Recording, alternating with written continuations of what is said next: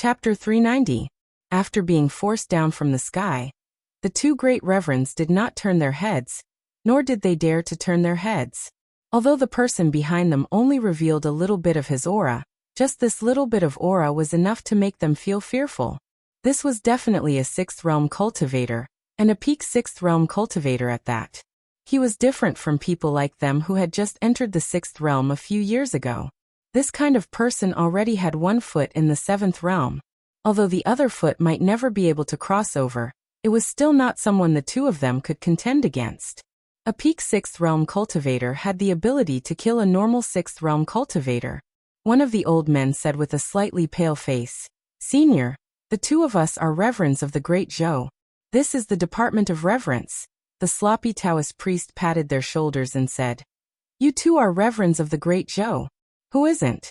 Don't use the imperial court to pressure me. That brat said we can't enter, so we can't enter. Don't cause trouble here. If something goes wrong with this old man's Tianji talisman, and my lifespan ends, I'll drag you two down with me." With that, his body floated up and flew back into the Department of Reverence.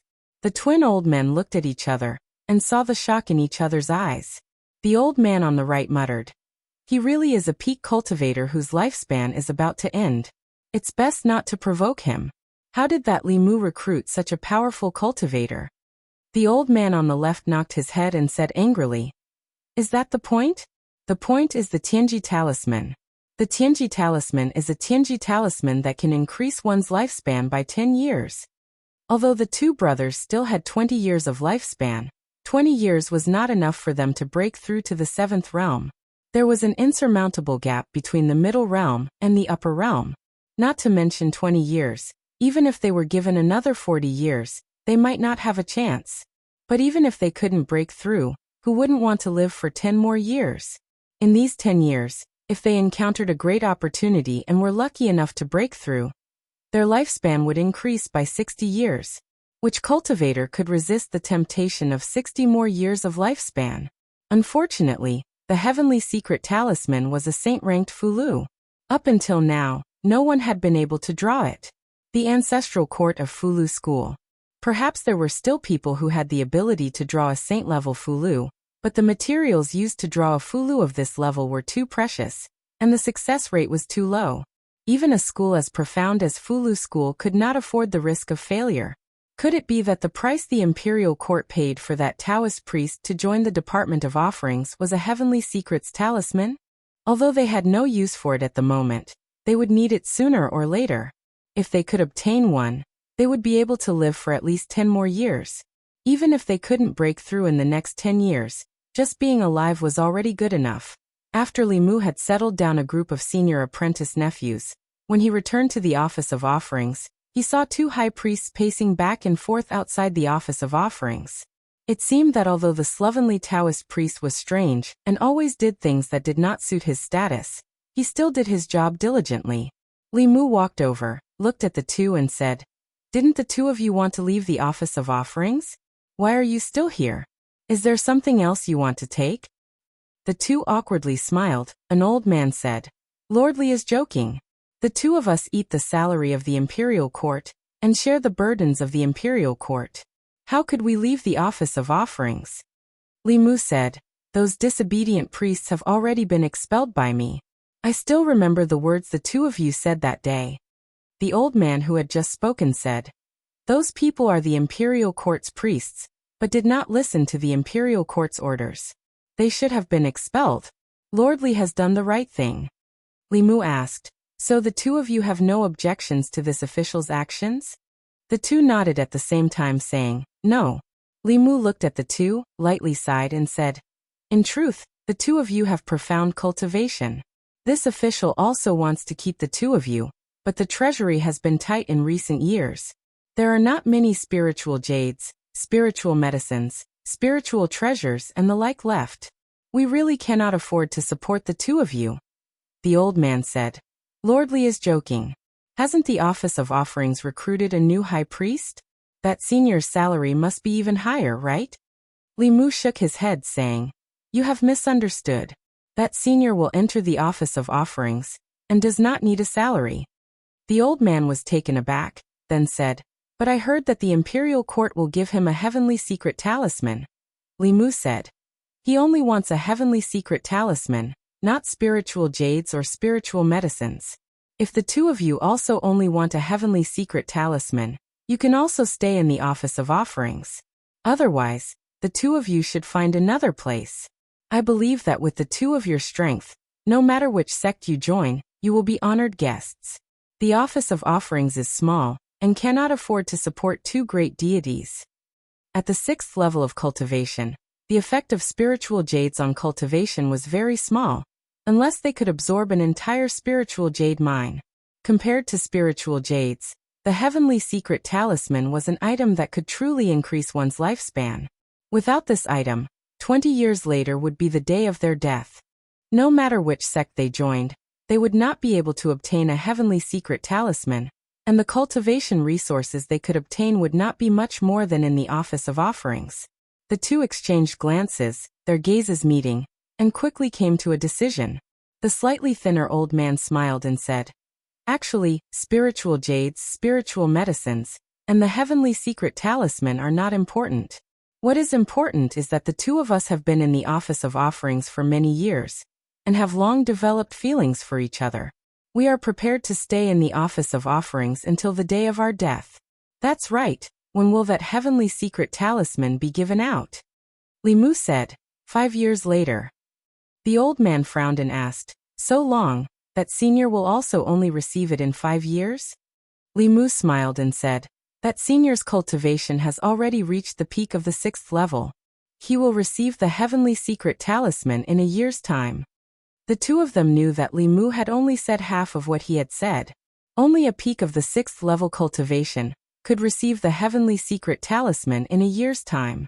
Their cultivation was far inferior to his, and they would also need to work for the imperial court for a longer period of time. The thin old man thought for a while, then said, "Can we take a look at the heavenly secret talisman first?" Li Mu stretched out his hand and lightly swiped at the air, and the image of the heavenly secret talisman appeared in front of the two. Li Mu looked at them and said, "The imperial court does not have a finished product for this talisman. We will first need to gather the materials, and this will also take some time." The two old men fell into deep thought for a long time, and then the thin old man said, "Allow us to consider it." Li Mu nonchalantly said, "The two of you can do as you please." The two old men left the office of offerings and returned to their residences to continue their discussion. The success rate of a saint-level Fulu talisman is extremely low. One may be able to draw one, but not a second one. But that Taoist priest also doesn't seem like someone who's so easily fooled. He doesn't have much lifespan left, so we can only choose to believe him. We still have to wait and see.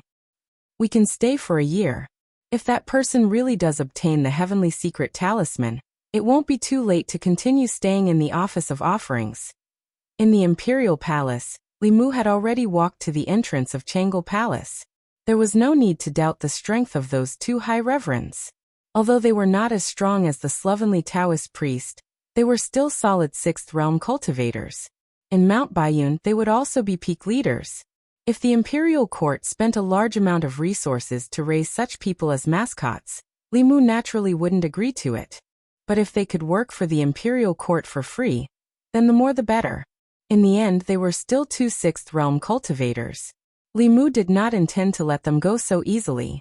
But these old monsters who had lived for a century were not so easily fooled. If he did not show some true ability, he might not be able to intimidate them. Thus he planned to draw a saint-level Fulu talisman right now. Before coming to the imperial palace, Li Mu specially made a trip home to tell Lu Hanyan and Li Qing that he might not return home for 3 or 4 days, and that they did not need to worry. Even for the current Li Mu, drawing a saint-level Fulu talisman was a very taxing task. Before officially drawing the talisman, he had to adjust himself to his best condition to ensure that the talisman could be successfully drawn on the first try. Just now, Li Mu used the spirit snail to inform the empress. She agreed almost without thinking. Li Mu walked to Changel Palace and said, "In these 3 to 4 days, I may have to stay in the palace and adjust myself to my best condition." Zhou Yi said, "Just stay in the back hall of Changel Palace. If you need anything, I will ask the apricot guards to prepare it." Li Mu said again. My own magic power is not enough to draw a saint-level Fulu talisman. When the time comes, I will have to trouble your majesty. Zhou Yi nodded and said, I understand. When the time comes, I will help you. Perhaps because they had been together for a long time, Li Mu still had some distance between him and Xianjizi. But with the Empress, there was none at all. With her by his side, Li Mu had no worries at all. Talisman drawing was a very ritualistic affair. Even more so when it came to high-level Fulu talismans. When the first seats of Mount Baiyun were drawing the saint-level Fulu talisman, they would burn incense and bathe half a month in advance in order to ensure the success rate. Then, they would lock themselves in a quiet room and adjust their magic power and mind to their best condition before starting to draw the talisman. This was the Empress's bedroom. Burning incense and bathing were unnecessary. What Li Mu needed to do was to draw the Tianji talisman's runes over and over again, until they formed muscle memory. This was the only way to ensure that he could fully control his magic power while drawing the talisman. The last time he drew the Tianji talisman was a few months ago. Now that he was going to do it again, everything had to be prepared again. In these 3 days, the only thing Li Mu had to do was practice. As for the materials used to draw the talisman, the Empress had already asked Mr. Mei to prepare them. Changle Palace, back hall. On the table, the materials used to draw the talisman were placed neatly. Li Mu stood behind the table, took a deep breath, closed his eyes and said, Your Majesty, I am ready. Zhou Yi sat cross-legged on the bed. A white light shot out from her body and entered Li Mu's body. Li Mu opened his eyes again. His gaze was deep, as if it contained the sun, moon, and stars. He picked up the talisman brush, wrapped it in talisman liquid, and slowly put it down. Shendu. 3 days passed without any disturbances. A few days ago, Li Mu took charge of the Department of Worship, and expelled more than half of the worship. It seemed that he had a bad relationship with the two great worship. Many people were waiting for his next move, but he disappeared without warning for 3 days. In these 3 days he did not go to the Department of Ministers, nor did he go to the Department of Worship. Even the people of Shendu did not see him on the streets. Other than that, there was another strange thing. Yesterday's morning court session was stopped for no reason. Since the Empress stabilized her power, the morning court session was held every 3 days. It was very regular, and there were almost no exceptions. Occasionally, it was stopped for some big sacrificial ceremonies. It had to be said that the Empress was much more diligent than the previous emperor in the morning court session. Among all the previous emperors, perhaps only Emperor One, who held morning court every day, was more diligent than the Empress. The Empress and Li Mu disappeared at the same time, which made people's imagination run wild. Especially 3 days ago, someone saw Li Mu walk into Changle Palace with their own eyes. Changle Palace was the Empress's bedroom. She usually gathered the ministers in Shangyang Palace. Among the foreign ministers, only Li Mu could freely enter and leave her bedroom. Li Mu had not come out for 3 whole days after entering Changle Palace. Although the people did not dare to talk about it, they had thought a lot in their hearts. Some people even suspected that the Empress had no intention of passing the throne to the Xiao clan or the Zhou clan, but wanted to have a son of her own. Li Mu looked like a favored minister, but he was actually a favored concubine, or the Empress had already chosen him as the Empress. As for Li Mu's wife, it was just a cover. Otherwise, how could they stay in Changle Palace for 3 days without coming out? And Li Mu's family did not have the slightest intention of looking for him. The Empress, who had always been diligent, had even stopped the morning court session for Li Mu. This was not a favored minister messing up the government, but a favored concubine messing up the government. Just as some of the officials were thinking this, they suddenly felt an inexplicable palpitation. Then, they realized that the sky had darkened without them noticing. An official was transcribing a dossier when the books on the table suddenly rustled in the wind. Just as he was about to close the window, he caught a glimpse of the sky outside the window. He could not help but stand up with a shocked expression and said in a panic, "What is this?" In the divine capital, all the officials in the palace walked out and looked at the sky. They saw that the originally cloudless sky was suddenly filled with dark clouds. The dark clouds covered the sky and covered the entire divine capital. It was as if the entire world had darkened. The dark clouds were extremely low. Everyone felt as if a huge rock was pressing on their chests, and they could not breathe at all. What's going on? Why is there suddenly such a phenomenon in the divine capital? I can't breathe. It's so uncomfortable. The citizens of the divine capital were also shocked by the sudden phenomenon. This doomsday-like scene made everyone uneasy. Dark clouds were still gathering in the sky. Soon they were as thick as ink. Lightning snakes danced in the dark clouds from time to time, adding a bit of fear to the scene. In the divine capital, the 4 academies, 4 figures floated up at the same time.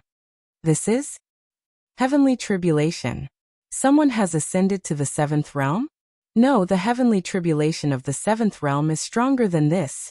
In the White Deer Academy, a middle-aged man pinched his fingers and murmured, "It's either someone ascending to the 7th realm or a precious treasure has appeared. I wonder what it is that caused this phenomenon." In the consecration department, the sloppy Taoist priest was dozing off. His eyes suddenly opened, and he instantly appeared in the courtyard. He looked at the phenomenon in the sky and was stunned for a moment. Then shock appeared on his face and he blurted out, "Motherf asterisk cur heavenly tribulation." Someone drew a saint-level Motherf asterisk cur. Oh my, there's really someone in the Great Zhou court who can draw something like this. In the Dawn Square, the 2 high consecrators had long been alarmed by the phenomenon. They stood in the courtyard and looked up in shock.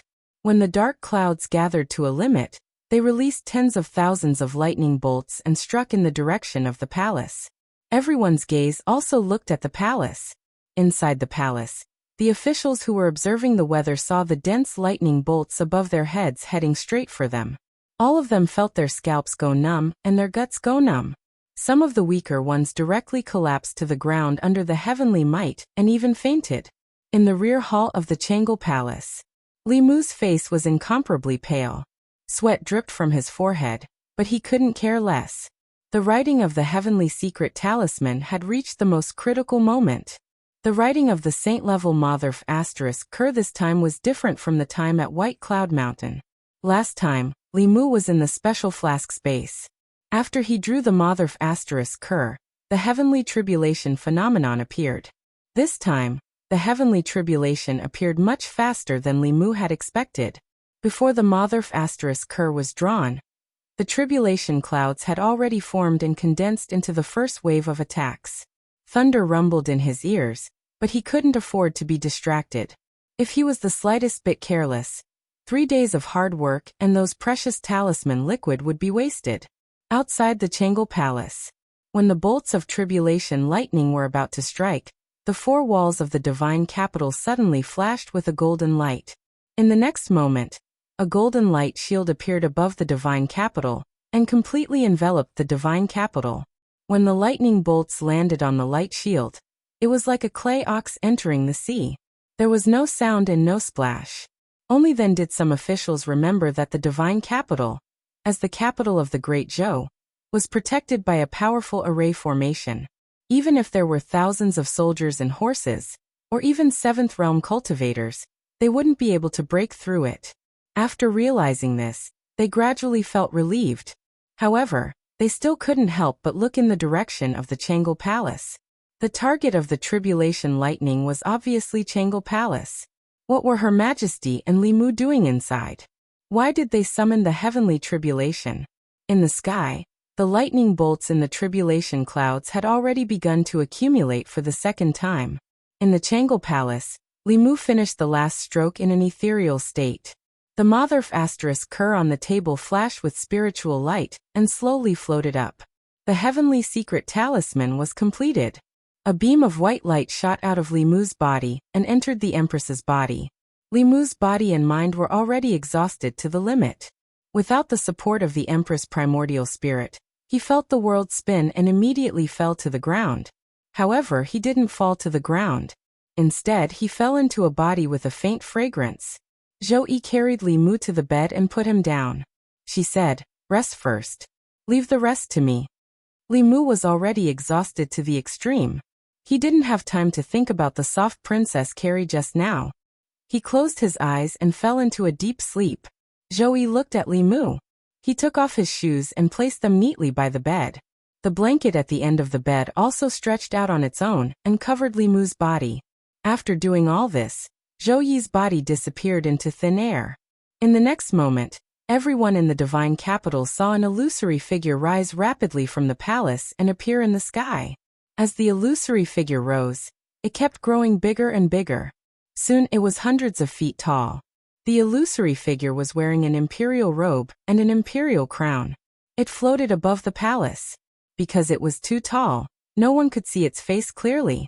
In the dark clouds, the second wave of tribulation lightning had already condensed and pressed down on the illusory figure. The illusory figure just pointed a finger, and the lightning immediately collapsed.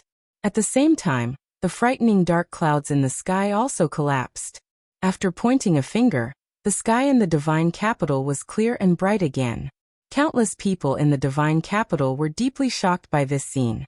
After they recovered from their shock, they immediately knelt on the ground and cheered loudly. "It's Her Majesty the Empress! Long live Her Majesty the Empress!" The scene just now had left an indelible memory in their hearts. Countless officials in the imperial court also couldn't recover from the shock for a long time. Although the Empress had always given them the impression that she was majestic and unapproachable, she rarely displayed her strength in front of the officials. As a result, they had almost forgotten that she was an ultimate powerhouse of the seventh realm. The heavenly tribulation that could destroy the entire divine capital was directly shattered by her pointing a finger. How powerful was this? At this moment, no matter if it was the officials of the new party or the old party, they could only submit to that indomitable figure in front of their hearts. After dispersing the tribulation clouds, the illusory figure quickly shrank and finally disappeared from the sky above the palace. Changel Palace. Li Mu didn't know how long he had slept. When he woke up again, he saw the Empress standing in front of the window. Zhou Yi looked at him and said indifferently, "Open your mouth." Li Mu opened his mouth. An ray of light flashed from her hand. A round thing appeared in Li Mu's mouth. It melted in an instant, and a pure medicinal power rushed to his limbs and bones. More than half of the magic power in his body was instantly recovered. Li Mu sat up on the bed and asked, "Your Majesty, how long have I slept?" Zhou Yi said, "About a day and a night." Including the time he had been unconscious, it was a little longer than he expected. Li Mu got off the bed and said, "I'll go home first," Zhou Yi said. "Your mind is seriously overdrawn. Rest for a while more." Li Mu shook his head and said, "No, I'll go home and rest. If I don't go back, my wife will be worried." Zhou Yi waved her hand and said, "Go, go." As soon as she finished speaking, Li Mu felt his vision blur. The next moment, he appeared in his own courtyard. Benefactor. Young master. Xiaobai and Wanwan were swinging in the courtyard out of boredom. When they saw Li Mu, they immediately rushed over. Wanwan hugged Li Mu's arm and said, "If you didn't come back, Miss would have gone to the palace to find you." Li Mu smiled embarrassedly at Lu Hanyan and Li Qing, who had just walked out of the room, and said, "I've made you worry." Li Qing was clearly relieved. Lu Hanyan walked up to him. Seeing his pale face, she whispered, "You're just a minor official, not the prime minister. Why do you have to work so hard?"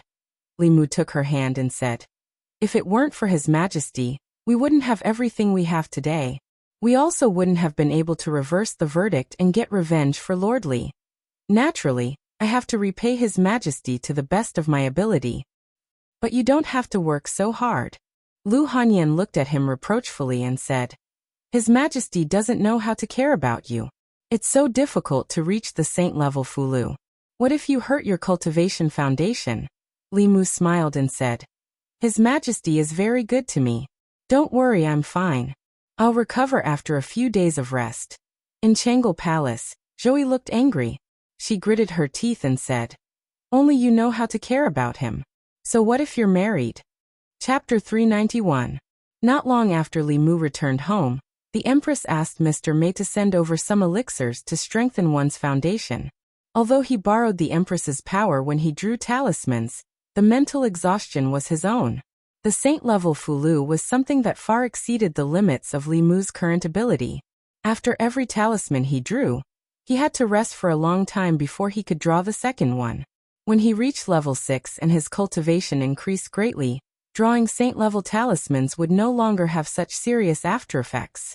But that would be a long time in the future. Due to various opportunities, his cultivation had increased rapidly in the past 2 years. He had completed a path that others would take a lifetime to complete.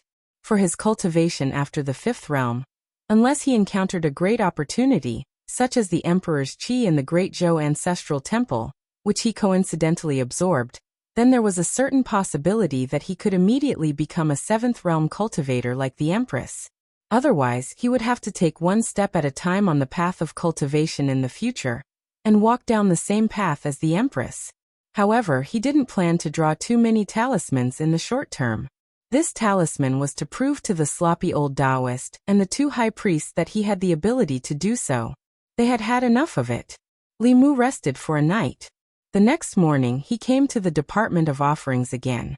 He walked in front of the sloppy Taoist priest and stretched out his hand. A fulu floated above his palm. The moment the fulu appeared, the space here seemed to distort. The talisman of divine secrets. The sloppy Taoist priest was shocked. Yesterday's vision was indeed caused by the birth of the saint-level fulu. He subconsciously reached out to take it, but the fulu disappeared in Li Mu's hand. Li Mu smiled and said, "As long as you stay in the Department of Offerings for a year, I will give you the talisman of divine secrets with both hands after a year." The sloppy Taoist priest glanced at him and didn't raise any objections.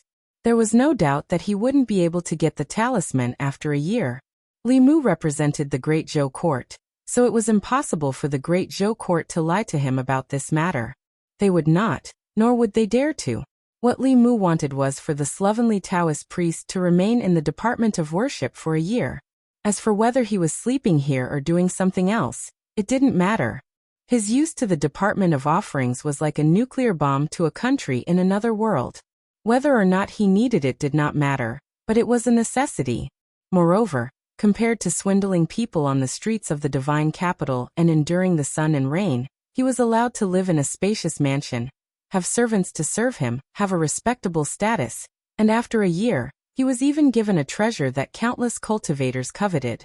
If he didn't contribute to the Department of Offerings, how could he feel at ease? To high-level cultivators, this was a great karma.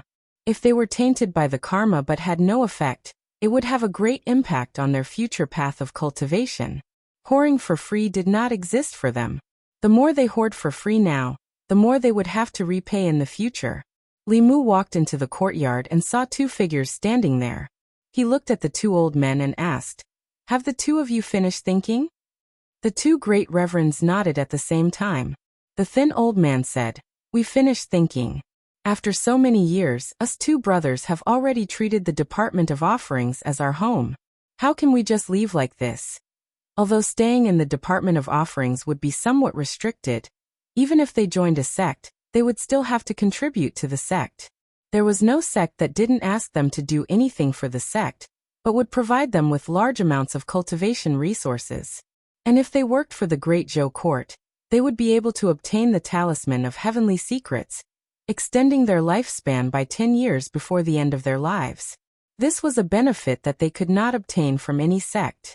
Just for this reason alone, they could not leave the Department of Offerings. Li Mu looked at the 2 and said awkwardly, "But the state treasury is tight. I'm afraid it can't provide you with as many cultivation resources as before." At the 6th realm, the resources that the Great Zhou court provided for them were not enough to accelerate their cultivation in the first place. If they ran out of resources, then so be it. Compared to that, the talisman of heavenly secrets was the most important. The thin old man said seriously, "Although the 2 of us were not born in the Great Zhou, in our hearts, we've already treated the Great Zhou as our second home. We hope to do something for the Great Zhou. We don't need any spiritual jade or spiritual herbs." Li Mu smiled and said, "The Department of Offerings welcomes the 2 great reverends back." Of course, Li Mu would not refuse a 6th realm expert who had delivered themselves to his door for free. The more experts there were in the Department of Offerings, the better. The more powerful the Department of Offerings would be, and he would be one step closer to his dream of subduing the demon nation, pacifying the ghost realm, and destroying the demon sect. After fulfilling his promise to the empress, he would be able to take his wives and entangle them to the ends of the earth. At present, Lu Hanyan had already become the head wife of the Li clan. He and Li Qing were still at the stage of holding hands and hugging each other. This was because compared to Li Qing, Lu Hanyan was more open and proactive. For the sake of dual cultivation, she climbed over Li Mu's window and climbed into his bed in the middle of the night. Before the two of them confirmed their relationship, Lu Hanyan was already capable of doing such things. If Li Qing was half as proactive as she might be the head wife of the Li clan now. However, this was due to the difference in their personalities. It could not be forced. Getting along with Li Qing had to be done step by step. If Lu Hanyan hadn't disturbed them yesterday, they might have already progressed from hugging each other to kissing and hugging each other. Li Mu suspected that Lu Hanyan was deliberately causing trouble, but he had no evidence. He had originally planned to continue what he hadn't finished yesterday with Li Qing tonight. However, when he returned home, he saw Hyun Jinko in the courtyard. After asking Hyun Jinko, Li Mu found out that he was here on the orders of the sect master to bring Li Qing and Lu Hanyan back to Mount Baiyun. Although the sect master had only taken Li Qing as his disciple as a temporary measure, this matter was already known to everyone. In everyone's hearts, Li Qing was the disciple of the Fulu school's sect master.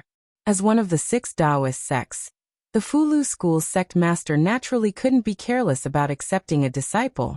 This time, Hyun Jinko was bringing Li Qing back to the mountain for the purpose of holding the disciple acceptance ceremony. At that time, apart from the sect masters and elders of the various sects of the Fulu school, the other 5 Taoist sects, such as the Danding sect, the Spirit Array sect, the Xuanzong sect, the South sect, and the North sect, would also send important figures to participate in the ceremony. Lu Hanyan would also participate in this ceremony. When Yu Zhenzi had taken her as his disciple, although he had extorted the Fulu school once, he hadn't held the disciple acceptance ceremony. This was because this kind of ceremony was only held by grand elders or first seats whose cultivation had reached the 7th realm. Yu Zhenzi's cultivation had originally been at the peak of the 6th realm. After returning to the mountain this time, and receiving Mount Baiyun's inheritance, he had already successfully advanced to the 7th realm. Her and Xianjizi's disciple acceptance ceremony would be held together. Hyun Jinko looked at Li Mu and asked, "Junior brother, do you want to return to the mountain with us? During this ceremony, Senior Brother Sect Master should introduce some experts from the other 5 sects to you." Li Mu thought for a moment and asked, "When will the ceremony be held?" Hyun Jinko said, "The ceremony needs to be prepared in the other 5 sects, including the South sect, the North sect, the Xuanzong sect, and the others will all need time. The soonest will be 3 months later." Li Mu asked, "Then why don't we pick them up 3 months later?" Hyun Jinko said, "Senior Brother Sect Master's intention is to take advantage of these 3 months to raise Martial Niece Li Qing's cultivation to the 5th realm as soon as possible. Senior Sister has just advanced. According to the rules, she has to visit the other 5 sects one by one. She plans to bring Martial Niece Lu to see the world." Lu Hanyan and Li Qing were both going to leave. In that case, Li Mu would have to stay in an empty room for at least the next 3 months. They both had important matters to attend to. Li Mu could not force them to stay by his side. Although Lu Hanyan and Li Qing had different personalities, they had the same desire to be strong. Li Mu and Lu Hanyan's cultivation were both at the 5th realm. Although Li Qing did not show it, Li Mu knew that she also had an urgent desire to improve her strength. As for Lu Hanyan, she would not be satisfied. In the future, her life would be to play the zither and cook. She also had her own cultivation. Li Mu looked at them and said, "Then you two go. I will return in a few days. The court has been busy recently. I can't leave."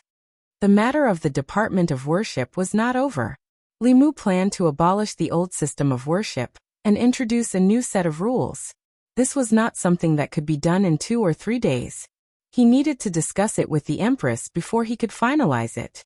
Lu Hanyan called Wanwan and Xiaobai into her room. No one knew what they said. Li Qing glanced at Li Mu and said, "I have something to say to you." Li Mu followed her into the room and asked, "What?" "Oh." Li Qing turned around, stood on her tiptoes, and kissed Li Mu on the lips. Their lips touched. Li Mu was stunned for a moment, then hugged her waist tightly. There were not many words. Their lips pressed together for a long time, and did not separate. It was as if they both wanted to melt into each other's bodies. It was not until Lu Hanyan snorted outside that Li Qing let go of Li Mu somewhat awkwardly, and ran out with a red face. Lu Hanyan extended a hand to Li Qing and said unhappily, "Look at you. You don't look like the Constable Li of the past. Let's go." Li Qing held her hand and turned around to look at Li Mu. Only then did she leave with her. This was not the first time that Li Mu had parted with Li Qing and Lu Hanyan. However, the two times they parted, his emotions were completely different. After parting with Li Qing in Yangqiu County, they had gone their separate ways. He did not know if they would meet again. The parting in Luoyang was only temporary. Li Mu knew very well that they would meet again very soon. The last time he parted with Lu Hanyan, it was because they were both weak and helpless. The incident where Li Mu faced off against Chu Jiang of Gozhouzian alone had left a huge shadow in Lu Hanyan's heart. It made her want to urgently improve her strength. Now the situation was completely different from that time. Whether it was Li Mu or her, if they were to face off against Chu Jiang of Gozhouzian again, the latter would definitely be the one in a difficult situation. These days, each of them had been working hard for their own futures. They had also completed their growth and transformation. After Lu Hanyan and Li Qing left, Li Mu looked at Wanwan and Xiaobai and asked, "What did she say to you just now?" Xiaobai immediately said, "Sister Lu said that when she and Sister Qing are not around, we should look after our benefactor and not let our benefactor provoke other little vixens in Luoyang." Wanwan covered Xiaobai's mouth and said, "Miss said that we can't tell young master." Li Mu spanked her butt and said unhappily, "Do you only have eyes for your miss?" Wanwan covered her butt and said with grievance, "Young master already has Xiaobai. Don't provoke other vixens." She blinked her big clear eyes. There was a pleading look in her eyes. Li Mu met her gaze and almost lost his mind. He covered Wanwan's eyes and pressed down on her, but a few more times. He said angrily, "How many times have I told you not to use your eye technique on me?" Chapter 392. With Lu Hanyan by her side, Wanwan's progress was also very fast. Although her cultivation level was still at the third realm, her ocular techniques were becoming more and more powerful. Even Li Mu couldn't control himself after looking at her pair of big, watery eyes for a long time. Lu Hanyan left, but Wanwan was left behind to act as Li Mu's spy. Fortunately, Li Mu had Xiaobai. In this family, she was the only one who was wholeheartedly loyal to him. Okay. Li Mu put Wanwan down and asked, "They're gone. There are only 3 of us. What are we eating tonight?" Wanwan became energized at the mention of food. She rubbed her butt as she hugged Li Mu's arm and said, "Let's eat barbecued meat." "No, let's eat hot pot again." "No, barbecued meat again." How about hot pot again?" Wanwan was very conflicted about whether to eat hot pot or barbecued meat. In the end, Li Mu decided to eat hot pot and barbecued meat at the same time. After eating and drinking to their fill, she and Xiaobai cleaned up and washed the dishes. Li Mu went to the backyard and continued to repair the law bell. A complete law bell was very important to him. The sooner he repaired it, the sooner his family's safety would be completely guaranteed. However, he knew that those small spells that had never appeared in this world were almost used up. If the law bell couldn't be completely repaired before they were used up, he could only wait for it to slowly repair itself. However, if that was the case, he didn't know how long he would have to wait. A year or even several years was very likely. And this was under the condition that Li Mu had already repaired most of the cracks. If it weren't for Li Mu's intervention, it would probably take dozens or even hundreds of years just by relying on its self-repairability. The next day, Li Mu went to the palace as usual. There wasn't much to do in the Imperial Secretariat recently. Li Mu handled his own business in the Imperial Secretariat in the morning.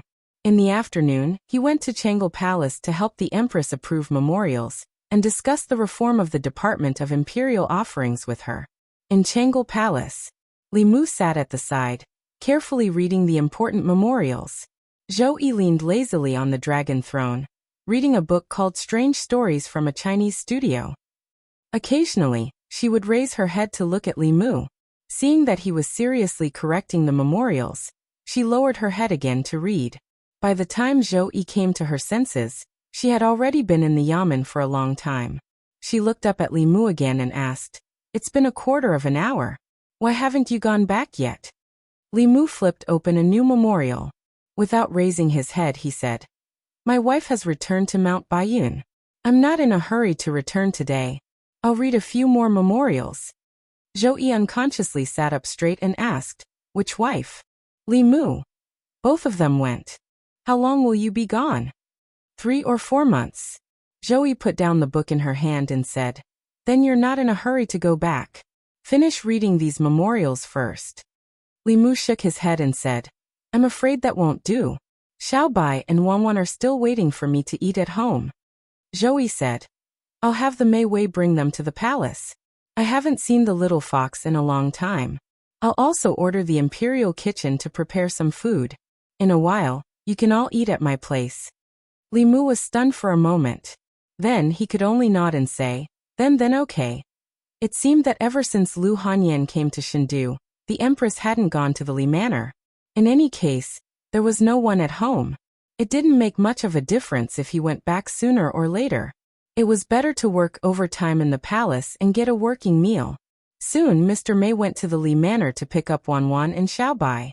It was Wanwan's first time entering the palace. At first, she was a little reserved. However, under the influence of Xiaobai, she soon became relaxed. The chatter of the two girls brought some liveliness to the usually lifeless Changel Palace. Li Mu noticed that when the Empress looked at Wanwan and Xiaobai, who were chasing each other in Changel Palace, there was a faint smile at the corner of her mouth. Li Mu's impression of the Empress was that she rarely smiled. At most, she was expressionless. Perhaps she saw her own teenage years in Wanwan and Xiaobai.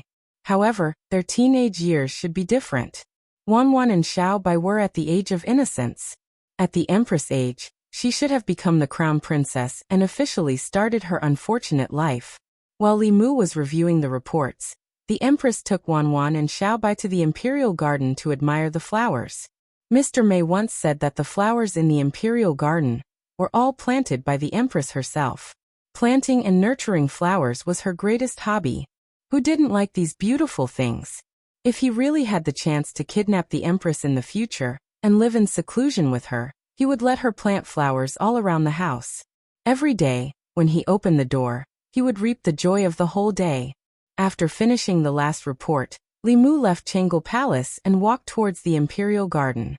Although he had been to Changel Palace more than 100 times, his fixed route was from the Secretariat to Changel Palace. He had never been to other places. Fortunately, Li Mu knew the direction of the Imperial Garden. After walking out of Changel Palace, he walked in a direction. After a few hundred steps, Li Mu suddenly sensed something and stopped in his tracks. He turned to look at a palace next to him. His heart was pounding. Suddenly, he had a strong urge to step into this palace. It seemed that there was something in this palace that was attracting him. Li Mu looked up at the top of the palace and saw the words Ancestral Temple. He subconsciously walked towards the palace, but before he could get close, a loud shout suddenly came from the palace. "Get lost!" At the same time, a strong aura swept out from the palace and pressed down on Li Mu. Li Mu took a few steps back. His hair fluttered behind him, and his clothes fluttered. However, he also condensed an extremely strong force on his body. The two forces collided and formed a powerful impact. In the sky, several floating clouds suddenly scattered. At the same time, Li Mu's telekinesis condensed into force. A dragon's roar came from the palace. Then a golden light suddenly flew out. It was a golden dragon. After flying out of the palace, it rushed towards Li Mu. The golden dragon was very fast. Li Mu had no time to dodge, nor did he try to. He did not feel any threat from the golden dragon. The golden dragon flew to Li Mu's side and instantly wrapped around his body. In the next moment, Li Mu's expression changed slightly. He felt that the telekinesis he had accumulated was quickly flowing into the golden dragon's body. Li Mu controlled his telekinesis so that it would not be taken away by the golden dragon. He grabbed the golden dragon's body with one hand, wanting to fling it away. However, his hand passed through the golden dragon's body. The dragon was actually an illusory object. It did not have a physical body at all. Seeing that the telekinesis he had painstakingly accumulated was about to be taken away by the dragon, Li Mu made up his mind and used the guiding technique to compete with it. The man and the dragon were evenly matched in the contest for the telekinesis. Neither could do anything to the other. At this moment, 3 figures walked out of the palace. The 3 of them were old men with white hair and beards. They wore crowns on their heads, which were different from the empress's crown. They wore black dragon robes, and the golden dragon embroidered on their banners only had 4 claws. What shocked Li Mu was that the powerful aura emitted from the 3 of them was not weaker than the scruffy Taoist priests. There were actually 3 peak 6th realm experts in the palace. Seeing the golden dragon coiling around Li Mu's body, an old man's face darkened. He said coldly, "Those who disturb the emperor's aura should be punished by death." He stretched out a withered finger and pointed at Li Mu from afar. A powerful force of heaven and earth quickly gathered. An illusory finger appeared in front of Li Mu's eyes. A terrifying aura was emitted from the finger. He was about to summon the Dao Bell to defend himself when a figure appeared in front of him. At this moment, the old man's right index finger had already pressed down. Crack! His outstretched finger was directly broken. He ignored his broken finger and looked at the figure in front of Li Mu in shock and anger. He gritted his teeth and said, "What are you doing?"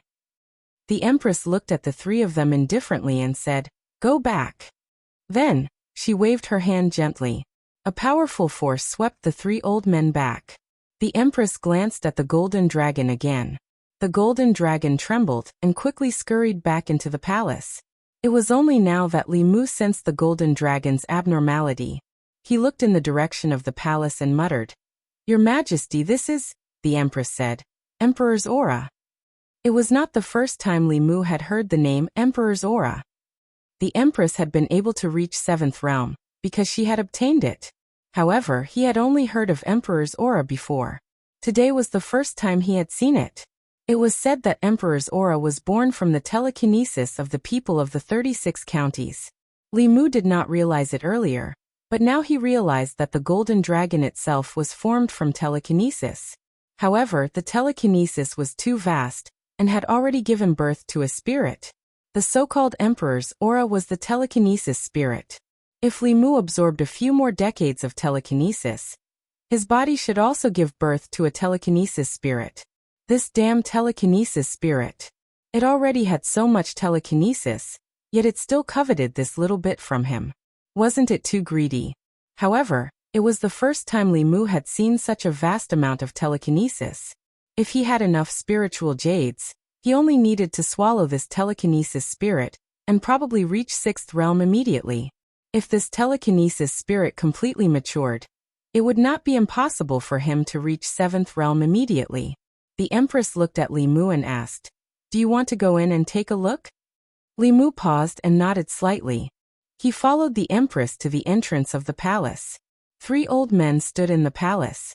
The leader said in a low voice, "This is the ancestral temple. Those who are not members of the royal family cannot enter." The empress looked at them calmly. "I let him in. Do you have any objections?" The old man said, "We are the guardians of the ancestral temple.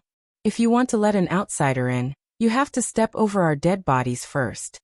The empress looked at Mr. Mei, who was waiting outside the palace, and said, "Mei Wei, arrange for someone to come and collect the body."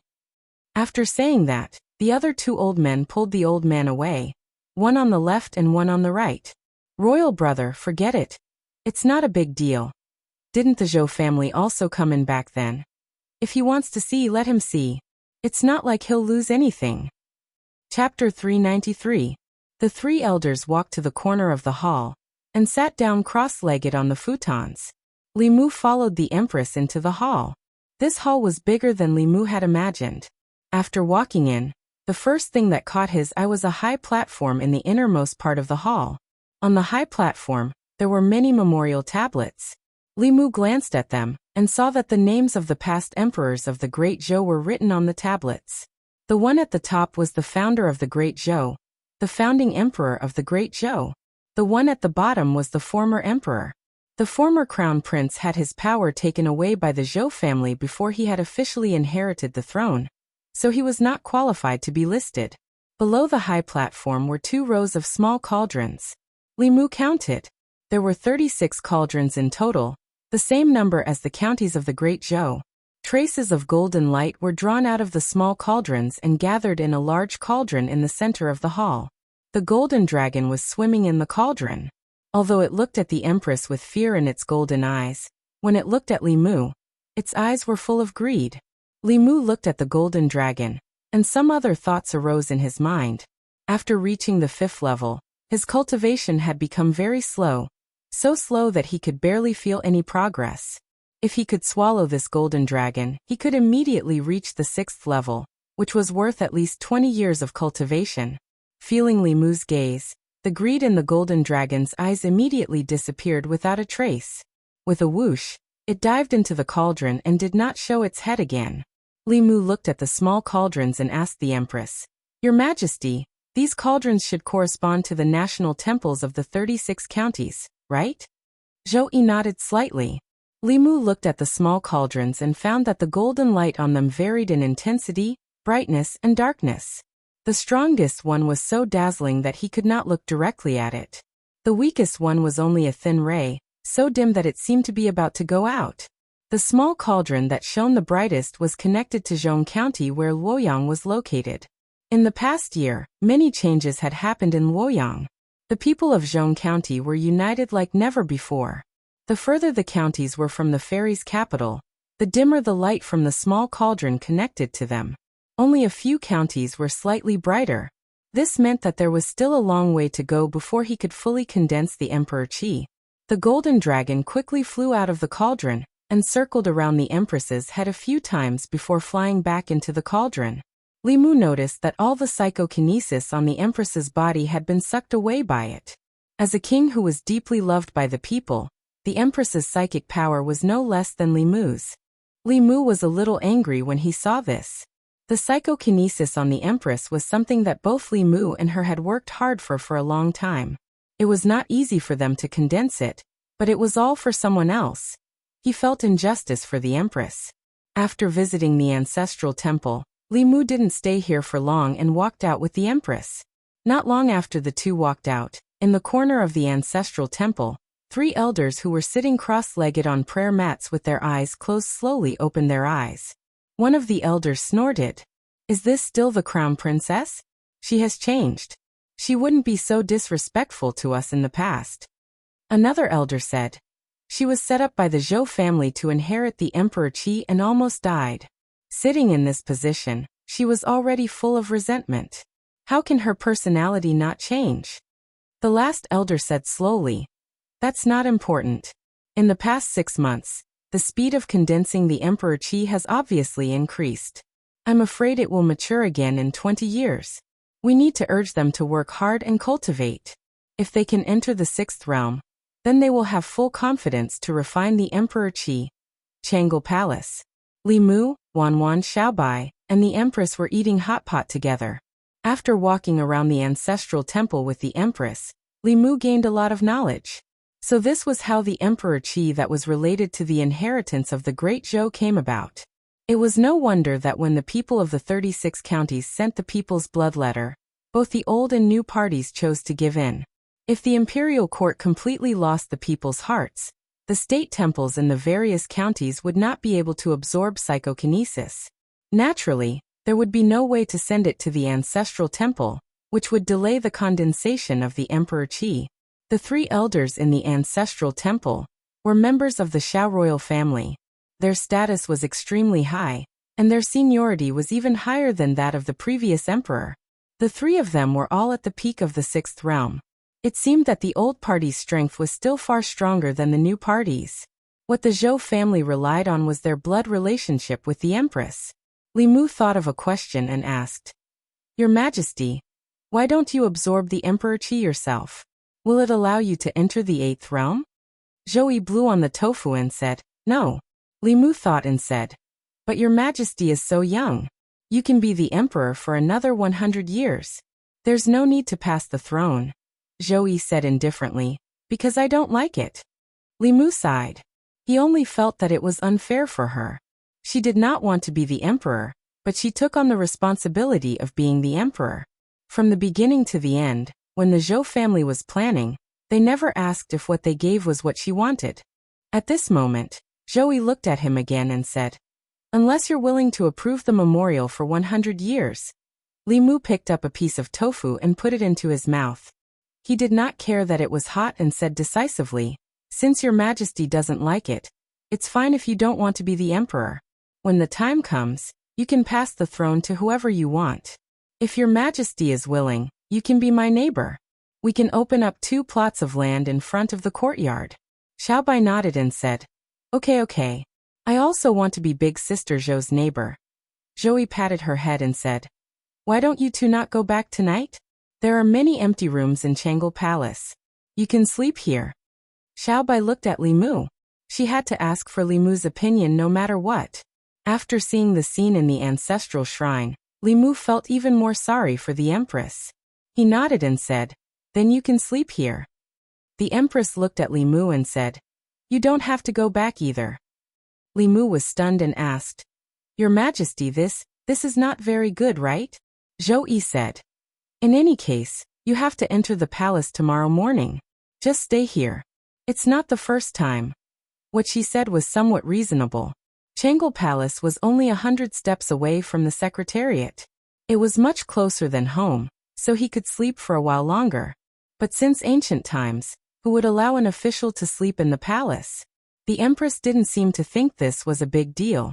She looked at Wanwan and said, "And this little girl, she can also stay in the palace." Wanwan looked hesitant and said, But Miss said that young master has to go home every night. He can't stay out all night," Xiaobai said. "But we're also with benefactor. We're staying at Big Sister Zhou's house.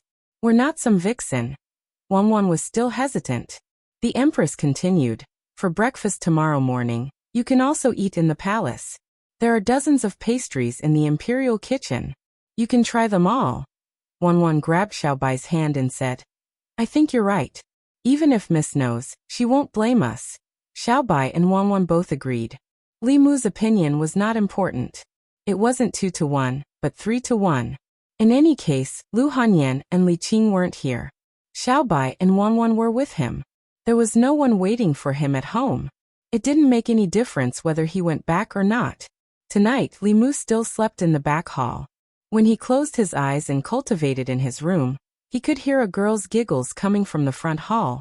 Li Mu had spent more time in Chang'e Palace than he had at home, so he knew very well that this palace was cold and lonely most of the time.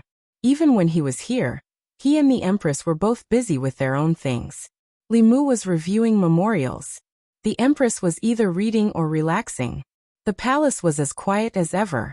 After Wanwan and Xiaobai arrived, it was no longer as lively as before.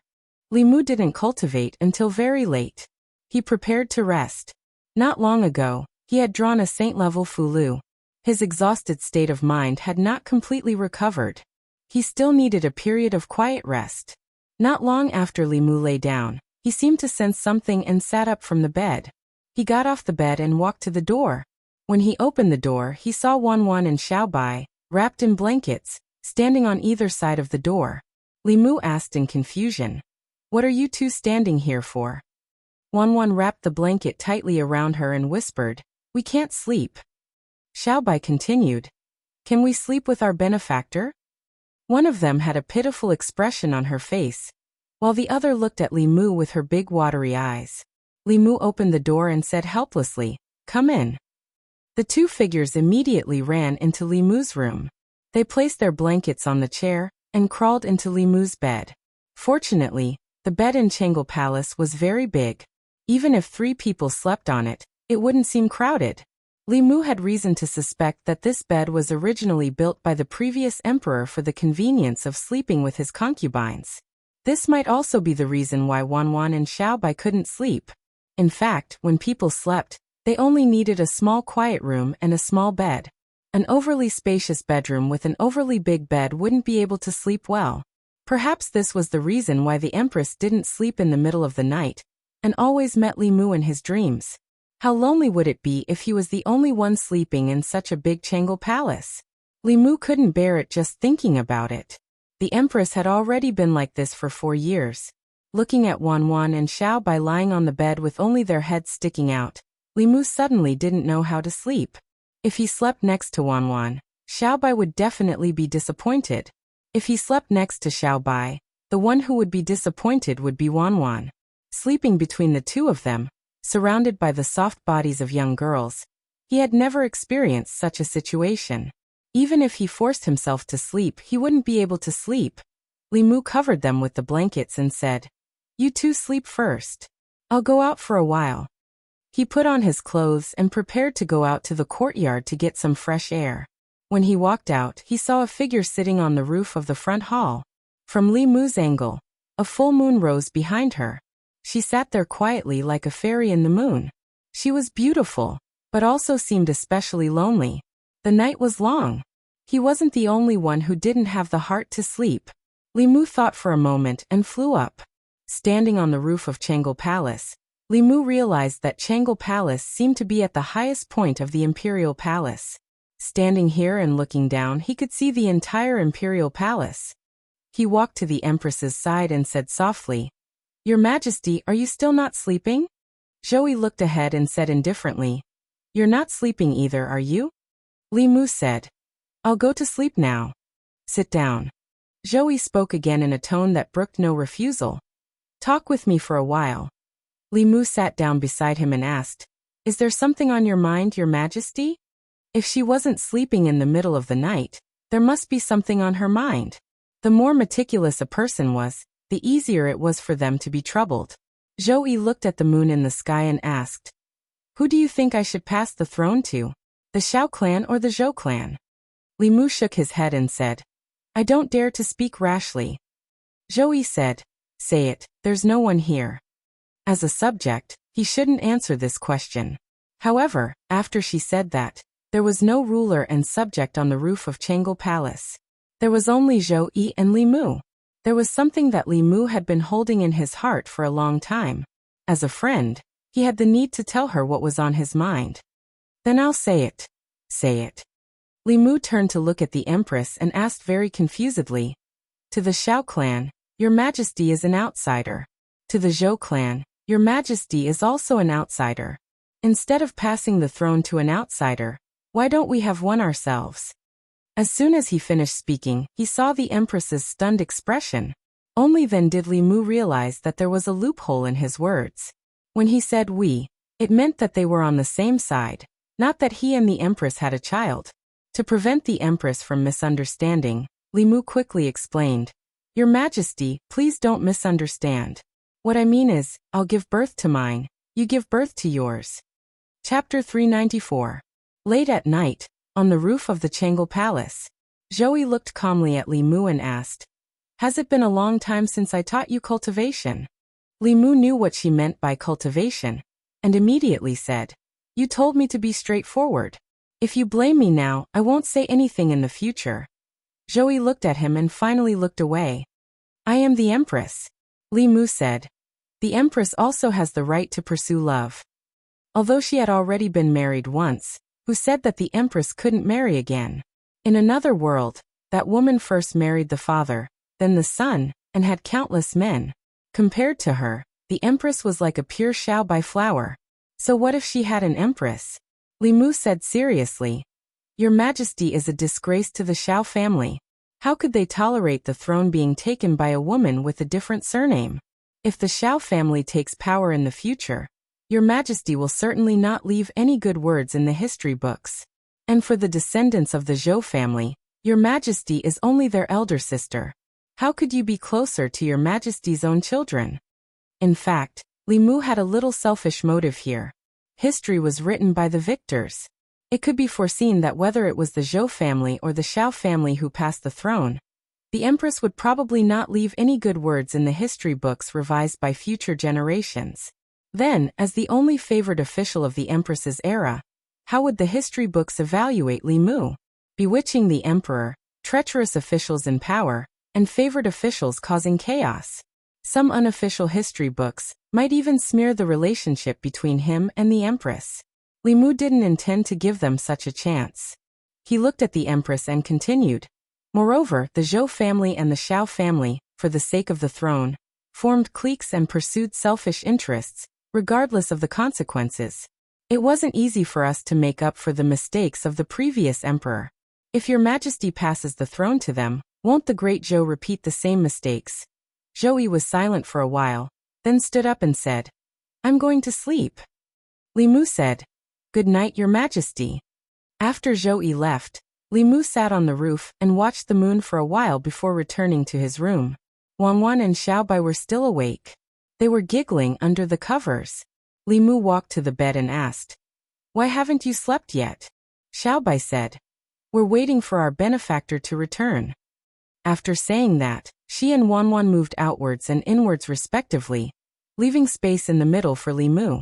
Li Mu waved his hand and said, You guys sleep. I'll sleep on the floor. Xiao Bai hugged Li Mu's arm and said, Then let's sleep on the floor too. Wan Wan also got up from the bed and said, Young master will sleep on the ground, and we will sleep on the bed.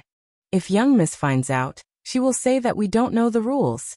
Li Mu didn't know how the empress slept that night, but he slept very soundly. Wan Wan was on his left, and Xiao Bai was on his right. The bed was soft and fragrant, but when he woke up in the morning, his arms were a little numb. The empress had already asked the kitchen to prepare pastries. Wan Wan was shocked by the variety of breakfast. She had never thought that someone could have such a rich breakfast. In the past, she would feel very happy if she could eat 2 buns and an egg in the morning. Before breakfast was finished, she asked Li Mu indirectly where they were going to sleep tonight. After breakfast, Li Mu didn't let them go back. After all, it was just the 2 of them at home. Changle Palace was much bigger than the Li Mansion, so they didn't feel bored here. With Shangguan Li and Mr. Mei accompanying them, Li Mu felt that they were too happy to miss home. He went to the secretariat. When he passed by the Zongjing Temple, Zhang Chun came out and asked in surprise, Where did you go last night? Li Mu naturally couldn't tell him that he stayed in Changle Palace last night, so he said, At home. Zhang Chun said, I went to your house last night, but you weren't there. Li Mu said, I went back very late last night. It was almost midnight. Then he asked, Why are you looking for me? Zhang Chun shook his head and said, I wanted to have a drink with you, but it's fine now. Zhang Chun also didn't tell Li Mu that he was chased out of the house by his wife last night. He originally wanted to find Li Mu to stay the night, but he didn't see Li Mu come back even when he waited at the entrance of the Li residence until midnight. Obviously he was lying. Li Mu said, If there's nothing else, I'm going back to the secretariat. Zhang Chun waved his hand and said, Let's go. Looking at Li Mu's back as he left, he thought about something in his heart. Yesterday he saw that Lu Hanyan and Li Qing left Chengdu, which was why he chose to stay in the Li mansion. But on the night his wife left, Li Mu didn't come back. What did he do? Could it be that he met another woman in private? No. As far as he knew, Li Mu couldn't be such a person. At a certain moment, a light suddenly flashed in Zhang Chun's mind. The Zongjing Temple was located behind the secretariat. If Li Mu came from the palace gate, it was impossible for him to pass by here, unless he came from another direction. Zhang Chun looked in the direction Li Mu came from. If he walked straight from here, he would reach Changle Palace. And Changle Palace was His Majesty's bedroom. He showed a look of realization on his face and said in shock, So fast. Prince Shou walked over from the direction of the palace gate and said, Old Zhang, why are you here so early today? Come, play a few rounds with me. Zhang Chun followed behind Prince Shou and walked into the Zongjing Temple.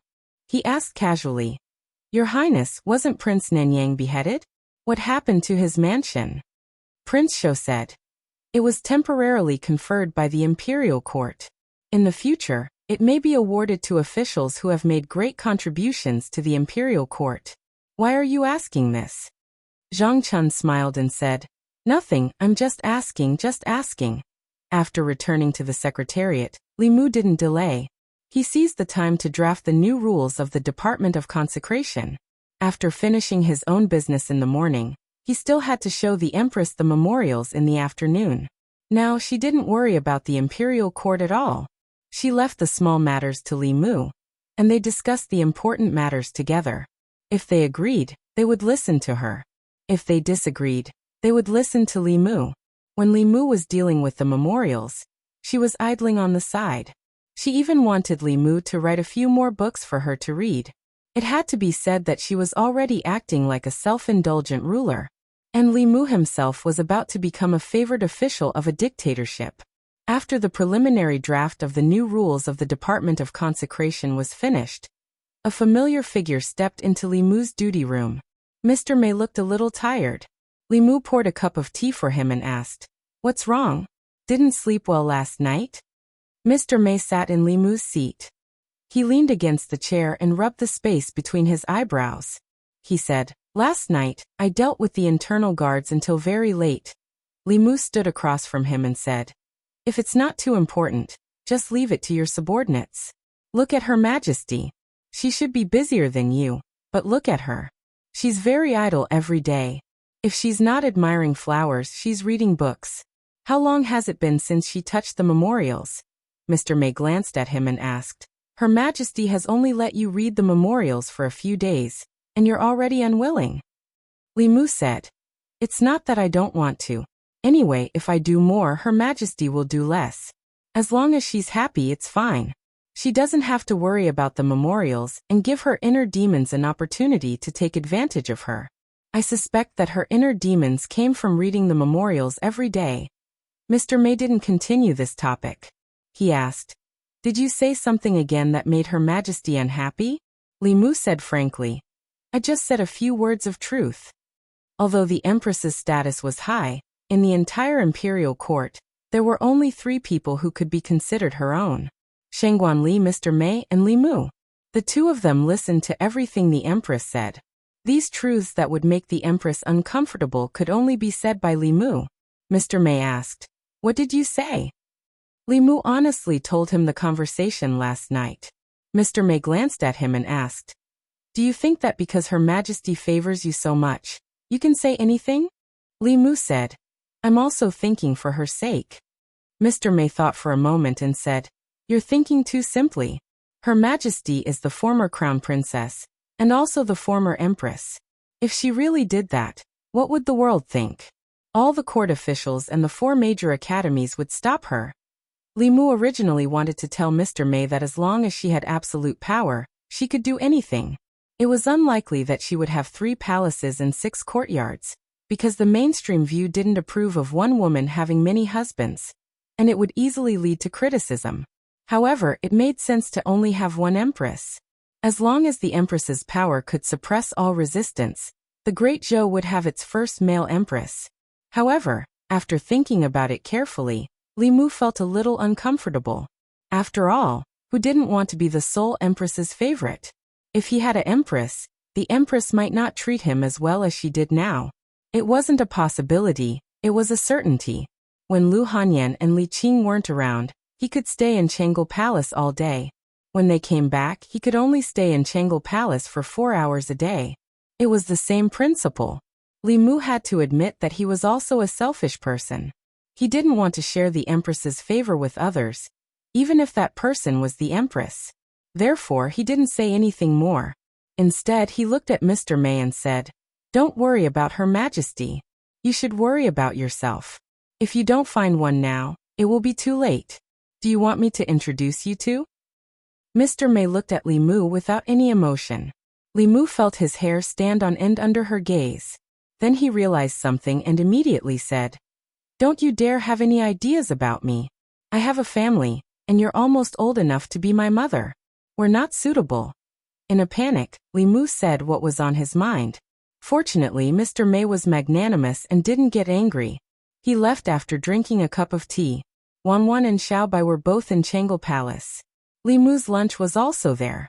In the afternoon, he stayed in Chang'an Palace to help the Empress deal with the memorials. He didn't return to the secretariat. He walked out of the secretariat and saw Mr. May standing not far ahead. She looked at Li Mu with an extremely unfriendly gaze, holding a stick in her hand. Chapter 395. You're saying I'm old. You're old enough to be your mother. Let me hear you call me mother. In Chang'an Palace, Li Mu was being chased up and down by Mr. May with a stick. He thought that after escaping to Chang'an Palace, Mr. May would restrain himself in front of the Empress. He didn't expect that the Empress would stand by and even eat melon seeds. Therefore, Changle Palace became even more lively.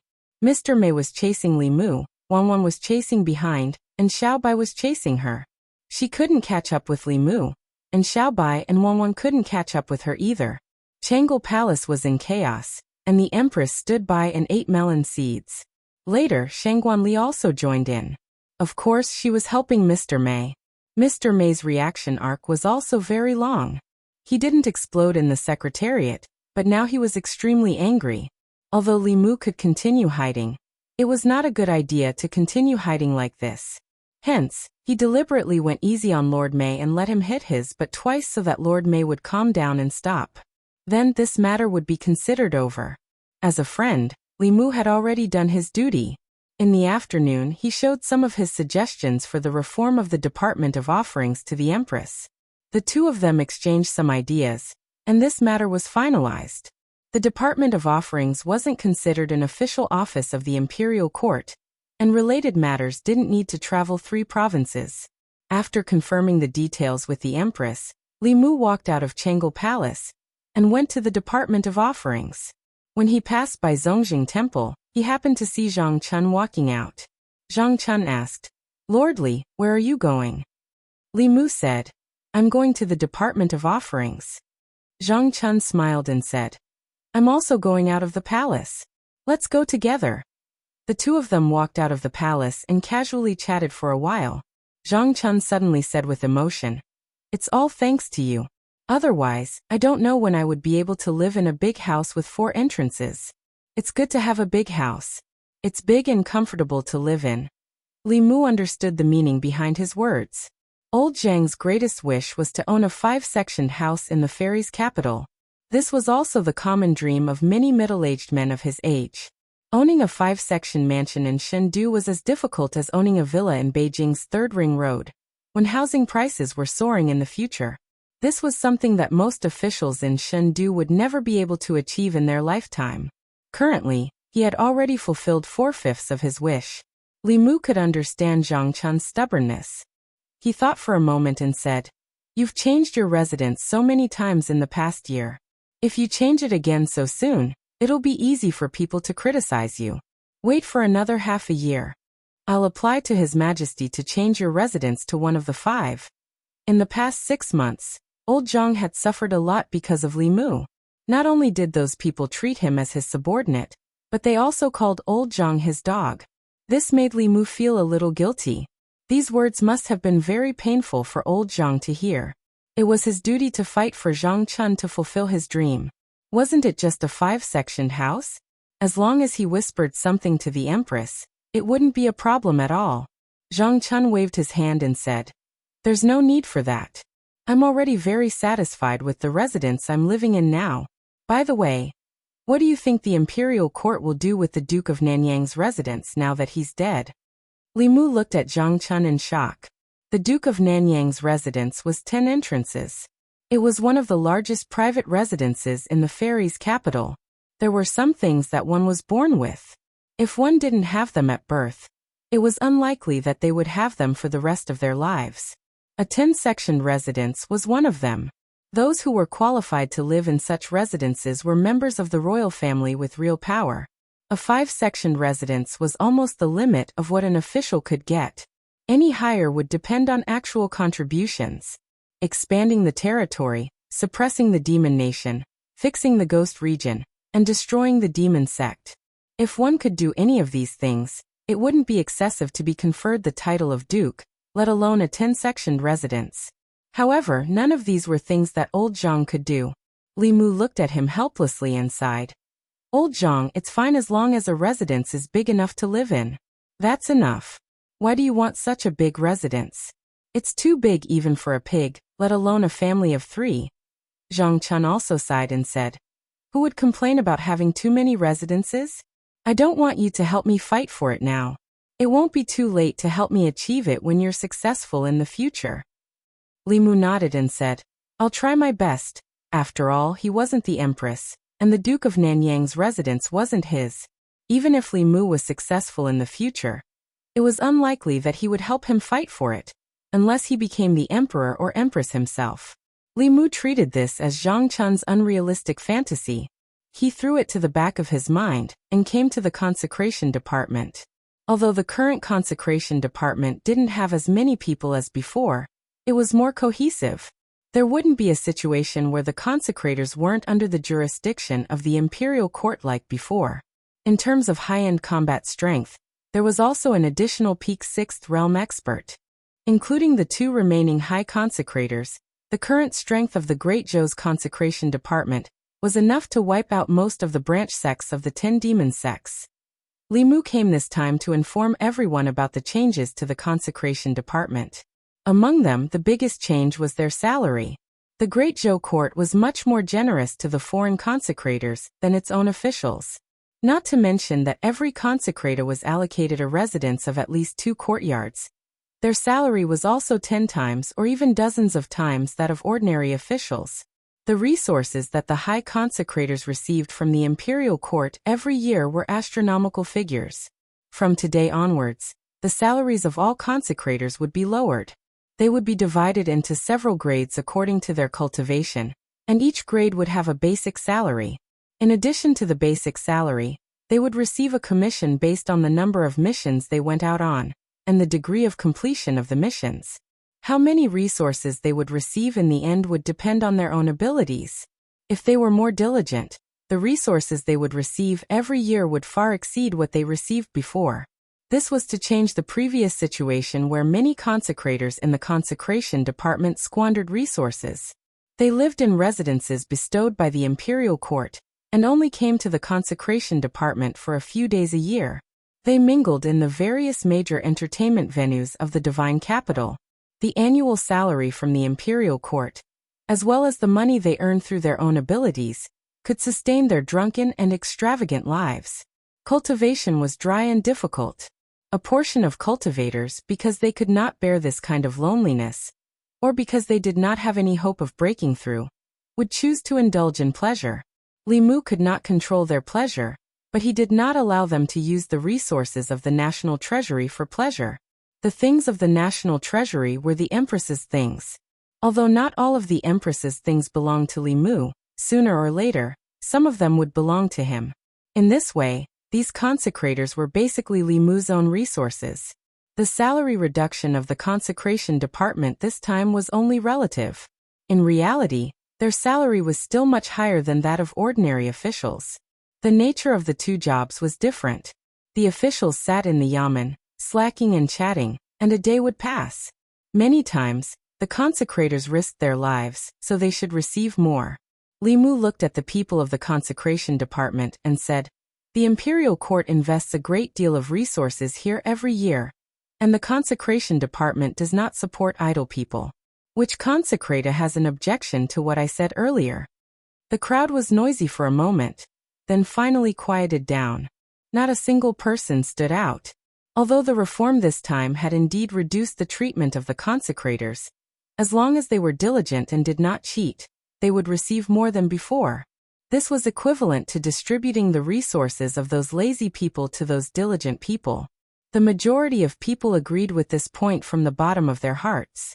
In the past, when they saw those people because they had made friends with the old party, dawdled in the consecration department, and were able to receive the same amount of cultivation resources as them, or even more than them, they felt somewhat indignant.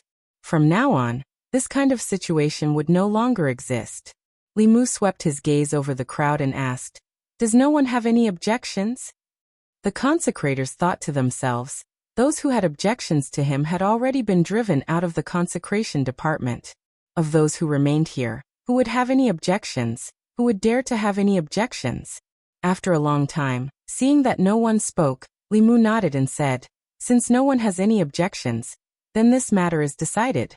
In the future, if you have any questions, you can communicate with the 2 great consecrators at any time." In the consecration department, the sloppy Taoist priest was only a mascot, and did not care about the specific affairs of the consecration department. The ones in charge of the consecration department were still the 2 great consecrators from before. One of them was called Chen Xian, and the other was called Chen Mo. They were a pair of twin brothers, and were not from the Great Zhou. They had been invited by the imperial court to become consecrators for many years when they traveled to the Great Zhou. Although these two were not as strong as the sloppy Taoist priest, they were still rare sixth realm experts. For the sake of those two heavenly secret talismans, Li Mu believed that they would change their usual style. After purging the old party's influence here and reforming the old system, the matter of the consecration department came to an end. What followed would gradually return to the right track, and Li Mu did not need to worry about it. After leaving the consecration department, he returned to Changel Palace. He had come to take Wanwan and Xiaobai back. For a foreign subject to bring two little girls to live in the Empress's chambers, it was ultimately improper. This time, Xiaobai did not express anything, but Wanwan was somewhat reluctant to part with him. The imperial kitchen had gathered all the delicacies of the 36 counties of the Great Zhou, and she had not even tasted 1% or 1,000th of them. To her, leaving here was no different from losing the entire world. In the Changel Palace, Zhou Qiong sat on the dragon throne and looked down at Li Mu. He said, "Before your wife comes back, you can live in the palace." Li Mu hesitated. "Your Majesty, this isn't very good, is it?" "What's not good about it?" Zhou Yi said indifferently. "This place is not far from the Secretariat, and it saves you the time of going to and from the Yamen every day. I will let the Imperial Kitchen arrange 3 meals a day, and it will also save you the time of cooking. With this time saved, how many reports can you handle and how many things can you do?" Li Mu stared at her in a daze. Zhou Yi indeed did not have the surname Bai. She was completely the Zhou Bapi of the Great Zhou. Even Zhou Bapi would cry if she heard of her exploitation of Li Mu. At this moment, Zhou Yi continued, "Wanwan and Xiaobai should also stay here. When I have time, I can also guide them in their cultivation. A few months' time is enough for Xiaobai to advance to the five-tailed realm, and Wanwan will also advance to the 4th realm very soon. At that time, her spirit eyes will be even more powerful." Looking at Wanwan and Xiaobai's expectant gazes, Li Mu could not bear to say no in the end. He did not dare to, because although the Empress looked at him calmly, there was also an unquestionable threat in her calmness. Of course, the reason why Li Mu did not refuse was that he also saw the anticipation in the depths of the Empress's eyes. Although the Empress had everything, she had also lost everything. What she had was power and strength. What she had lost was family, friendship, and all the beautiful emotions in the world. No one would have such feelings for the Empress, except for the naive Xiaobai and Wanwan. Xiaobai was naive and innocent because she had not seen much of the world. And to Wanwan, if she was not given good food, the Empress would be the Empress. If she was allowed to eat as much as she wanted in the Imperial Kitchen, she would be the dearest big sister Zhou. The Empress was too lonely. She needed companionship more than anyone else. The existence of Wanwan and Xiaobai brought endless liveliness to this dead Changel Palace. This liveliness was exactly what the Empress needed. Zhou Yi looked at Li Mu and asked, "Do you have any objections to what I said?" Li Mu bowed and said, "This subject obeys." Chapter 396.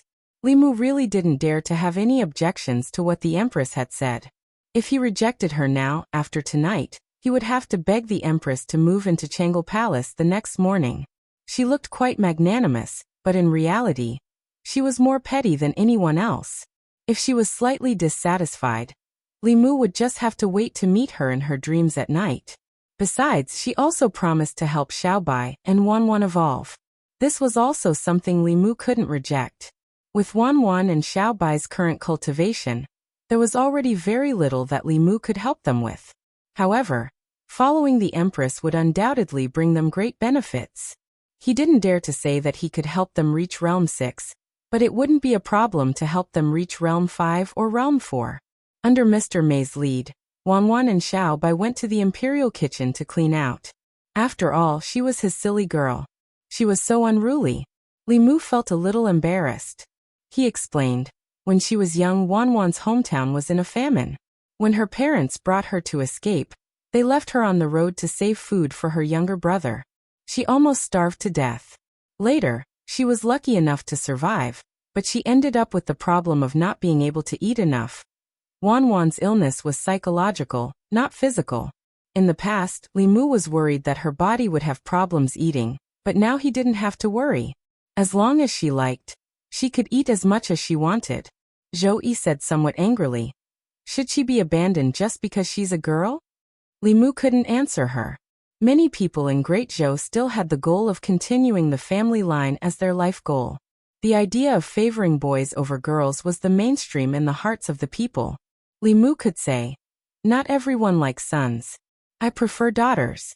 One of the most romantic things for a man is to have a cute daughter, buy her the most beautiful clothes, make her the most fun toys, and spoil her like a little princess." Joey looked at him and asked, "You want your daughter to become a princess?" Li Mu was stunned for a moment before he explained, "It's just a metaphor." If his daughter was a princess, the empress would have to give him the position of emperor. Joey thought about it and said, "Since you don't like sons so much, give your first son to me." Li Mu looked at her in a daze, his face full of confusion. "Why should I pass the throne to an outsider? The Xiao family is not united with me, and I am no longer a member of the Zhou Yi. Your first son was sent to my side when he was born, and he took my surname. I taught him to cultivate from a young age. And you taught him how to govern the country. I believe that when he grows up, he will definitely be a qualified emperor." Li Mu had thought that the empress had already exploited him enough. He had not thought that she could go even further. Not only did she have designs on him, but she also had plans for his unborn son's life. Li Mu flatly refused. "That won't do. Even if I agree, my wife won't." Joey said, "That might not be the case." Li Mu shook his head and said, "Even if they agree, I won't." Joey asked, "I want to raise your son as the future emperor. Why won't you agree?" Li Mu had no reason to agree. He was the future headmaster of the Fulu school. His son could be considered the second generation of an immortal. His status was not lower than that of the Great Zhou's crown prince. Moreover, in the history of the Great Zhou, none of the emperors had lived long. He knew how tiring it was to review memorials. How could he let his own son suffer like this? He did not answer directly. Instead, he looked at the empress and said, "If your majesty wants a son, why go through so much trouble?" The empress's eyes narrowed slightly. She looked at him and asked, "What did you say?" Li Mu looked back at Shangguan Li, who was standing at the door, and said, "Commander Shangguan is still young. She is also loyal to your majesty. She is not an outsider. If your majesty doesn't want to pass on the Xiao and Zhou families, you can let Commander Shangguan bear a son." Shangguan Li, who was eating melons, glared at Li Mu fiercely. She clasped her hands and said, "Your majesty, I don't like men." No wonder Li Mu always looked at her with anger. She didn't like men, so he couldn't force her. Li Mu said, "And Mr. Mei?" Mr. Mei walked in from outside and asked, "What's wrong with me?" Li Mu said, "I'm praising you for being loyal to your majesty. I'm a little hungry. I'll go to the kitchen to find something to eat. You guys talk." After saying this, he quickly walked out of the Changle Palace. Li Mu deeply experienced the empress's laziness again. Her laziness in the past was just to let Li Mu help her approve the memorials. Now she was so lazy that she didn't even want to have a child herself. Unfortunately, Li Mu couldn't do this for her. Besides, he and Lu Hanyan didn't plan to have a child so early. The empress's wishful thinking couldn't be realized so easily. In order to prevent the empress from having any ideas about him, he couldn't let her have a child, or help her have a child. In the following days, Li Mu didn't mention this matter again. Living in the imperial palace was far more boring than Li Mu imagined. In order not to be seen by the officials of the Shangya, he had to get up early every day and travel between the Changle Palace and the Secretariat. Occasionally, he would go to the kitchen to cook a bowl of noodles and a cup of soup for the empress. After a long time, Li Mu wasn't the only one who couldn't stand it. Even Wanwan and Xiao Bai weren't as lively as they were at the beginning. Although the imperial palace was good, and to Wanwan it was heaven. However, if she stayed here every day, heaven would become a prison. In the Changle Palace, Li Mu finished approving the memorials, and saw the two girls leaning on the table listlessly with one hand supporting their cheeks. He thought for a moment and said, "Why don't we go outside the palace to play tomorrow?" Okay. Wanwan and Xiao Bai's eyes lit up, and they immediately got up from the table. These days, they had been bored to death. It just so happened that there was no morning court tomorrow, and it was also a rest day. Li Mu turned to look at the empress, who was lying lazily on the chair reading a book, and asked, Your Majesty, do you want to go together? Zhou Yi's attention had been on Li Mu since just now. Hearing this, she said unhurriedly, You arrange it. It was just an ordinary trip, and there was nothing to arrange. As long as they could leave this cage-like imperial palace, even if it was just to find a place to enjoy the scenery, they would be in a much better mood. They left the imperial palace together the next day. Outside the divine capital, Li Mu chose a mountain with a nice view. He used magic to clear an empty space and spread out a clean blanket. Then he placed some pastries and preserved fruits that he had prepared from the imperial kitchen on top of it. Mr. Mei and Shangguanli set up a stove not far away, and they would barbecue meat later. After Wanwan and Xiaobai left the imperial palace, they went wild, chasing rabbits and catching pheasants. Li Mu lay on the stall with his hands behind his head. Everywhere he looked, there was only the blue sky. At this moment, the gloominess and depression in his heart were swept away. As expected, a place like the imperial palace couldn't be stayed for too long. Looking at the square sky all the time was not good for one's health. Zhou Yi sat on the blanket and looked at the barren hills around her. With a flick of her finger, a crystal light was flicked into the soil. As a result, green buds began to appear on the barren land around them. Soon, grass began to grow, and colorful wildflowers bloomed. The air soon emitted a refreshing fragrance. Zhou Yi lay beside Li Mu and looked up at the sky with him. After a while she said softly, It's almost the new year. If she didn't remind him, Li Mu wouldn't have realized that it was really the new year. Li Mu was forced to stay in Chang'e Palace by the Empress, and did the work she was supposed to do day and night. Apart from Chang'e Palace and the Secretariat, she didn't go out and didn't take a step out. She had already lost track of time. He didn't expect that he couldn't spend the first new year with Lu Hanyan and Li Qing. Cultivators didn't pay much attention to the new year. The old men of Mount Baiyun spent most of their time in seclusion. They could be said to have truly transcended the secular world. However, Li Mu couldn't. He hoped that on New Year's Eve, his family could gather together and have a New Year's Eve dinner. The Empress reminded him. Li Mu took out the sound transmission magic treasure that Xian Jizi gave him. After activating it, he said, Senior brother, help me find Qingqing. Zhou Yi glanced at Li Mu and closed her eyes. Her chest heaved slightly. As Li Mu's voice fell, Lu Hanyan's voice came from the magic treasure. Qingqing, Qingqing, do you only have Qingqing in your heart? She's in seclusion and doesn't have time to talk to you. Li Mu said awkwardly. Didn't you follow senior sister to visit other sects? Why are you still at Mount Baiyun? Lu Hanyan said. We haven't left yet. Why are you looking for Qingqing? Li Mu said without hesitation. I miss you guys. Lu Hanyan said sourly. You only have Qingqing in your heart. Li Mu took a while to coax her. Then he asked, It's New Year's Eve soon. Are you guys going back to Shindu for New Year's? Lu Hanyan said. She's in seclusion. I'm going to Xuanzong with Master soon. I can't go back. Li Mu was a little disappointed. He said, All right then. After putting away the sound transmission magic treasure, Li Mu looked at the Empress. Seeing her arms crossed, he asked in surprise, Your Majesty, what's wrong? Zhou Yi said lightly, Nothing, I just feel a little cold. Although the weather wasn't too warm, she wouldn't feel cold even if it was 100 degrees colder. Li Mu knew that she was probably choked by their public display of affection. He didn't dare to point it out. He said, They're not coming back this year. Why don't we make do at Chang'e Palace for New Year's Eve? Zhou Yi glanced at him and said, Why do you have to make do? If they can't come back, you can go to Mount Baiyun to find them. What she said made sense. Li Mu nodded and said, Then I'll take a leave first. After the 15th, I'll return to Shindu. Zhou Yi took a deep breath and asked, You're not going to attend the court assembly on the first day of the new year, right? Can I not attend? What do you think? Li Mu thought about it and decided not to. The court assembly only happened once a year. It wasn't good to miss it. Moreover, Li Qing would be in seclusion and Lu Hanyan wouldn't be in Beijun. If he went to Mount Baiyun, would he have to eat with those old men? He might as well stay in Chang'e Palace and make do with the Empress. Thinking of this, he shook his head and said, Then I won't invite you.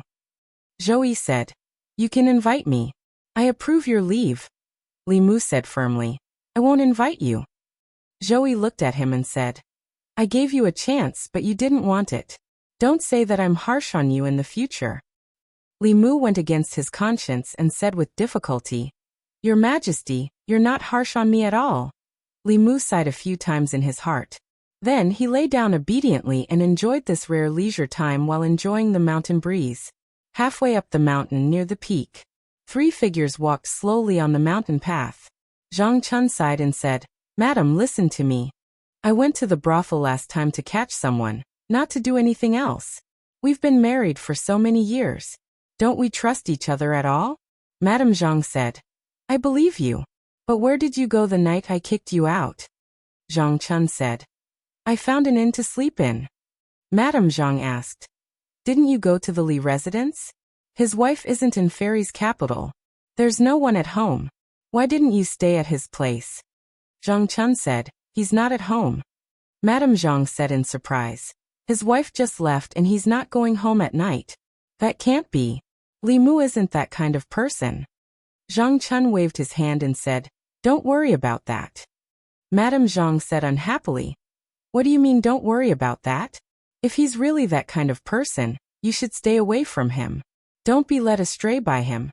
Zhang Chun shook his head and said, Don't interrupt if you don't understand. Enjoy the scenery. It's not easy to get a day off. The scenery here is not bad. At this time, the family of 3 had reached the peak. Zhang Yi looked up at the empty space in the distance and said, There's someone there. Zhang Chun looked over and happened to meet the eyes of a woman. Madam Zhang was shocked and said, Isn't that Li Mu? Who's the woman beside him? They're alone in broad daylight. What are they doing in the wilderness? I didn't expect him to really be that kind of. Before Madam Zhang could finish her words, Zhang Chun covered her mouth. After that, he held Madam Zhang in one hand and his daughter in the other, and flew down the mountain on a cloud. In the blink of an eye, they disappeared without a trace. Li Mu looked in the direction the Empress was looking and asked, Your Majesty, what's wrong? The Empress retracted her gaze and said, Nothing. A few deer ran past just now. Speaking of deer, Li Mu remembered that he brought half a deer leg from the imperial kitchen today. He put it in the space of the flask heaven and marinated it with honey. He stood up and said, Your Majesty, rest for a while. I'll go prepare the barbecue. He walked to a place not far away and took out the deer leg and some barbecue that he had prepared. He put them on the grill and put charcoal under it. Barbecue with charcoal was much better than barbecue with magic power. At the same time, on the main peak of Mount Baiyun, Li Qing looked at Lu Hanyan beside her and said helplessly, Why don't you tell him? Lu Hanyan snorted and said, Who knows what he's been doing after we left the divine capital? This time, we'll sneak back and catch him by surprise. If he's obedient, it'll be a surprise. If he's not obedient, humph. She looked at Li Qing and said, I know you care about him, but you can't tell him in advance. We have to stand on the same side. Otherwise, if there really is a 5th or 6th person in the future, it'll be too late for you to cry. Li Qing nodded and said, I'll listen to you. Outside the divine capital, on the top of a barren mountain with beautiful scenery, Zhou Yi took a small piece of deer meat that Li Mu cut with a knife and said, Left Assistant Minister Zhang Chun of the Ministry of Personnel. He's already a 4th-rank official.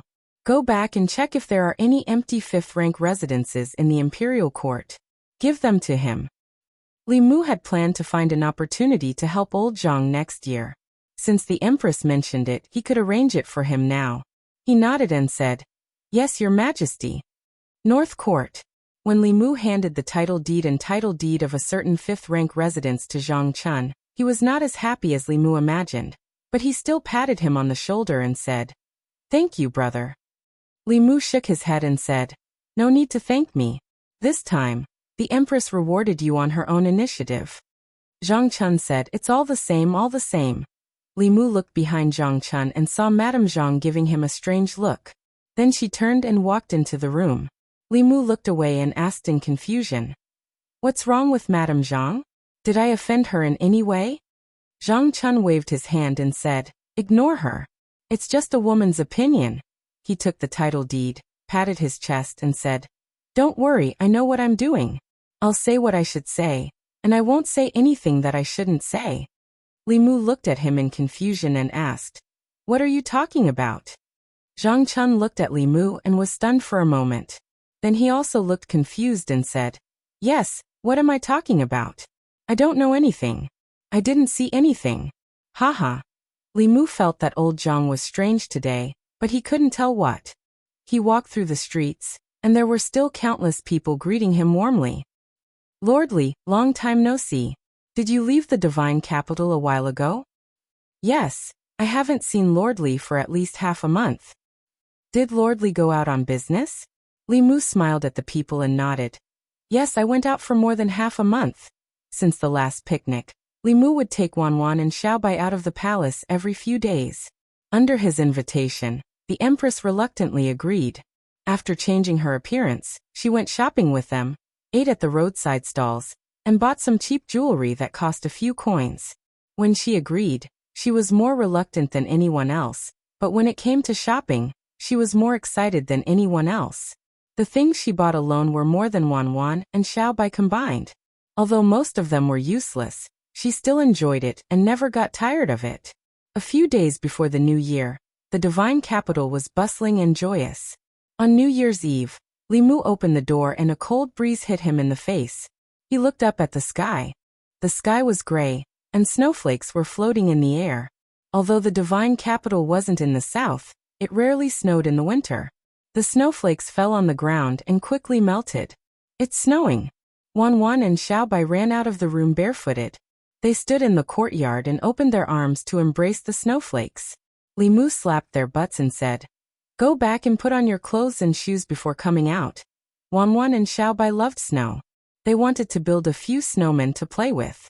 Unfortunately, the snow in the divine capital wasn't heavy. It melted as soon as it touched the ground. Li Mu tried to use his magic.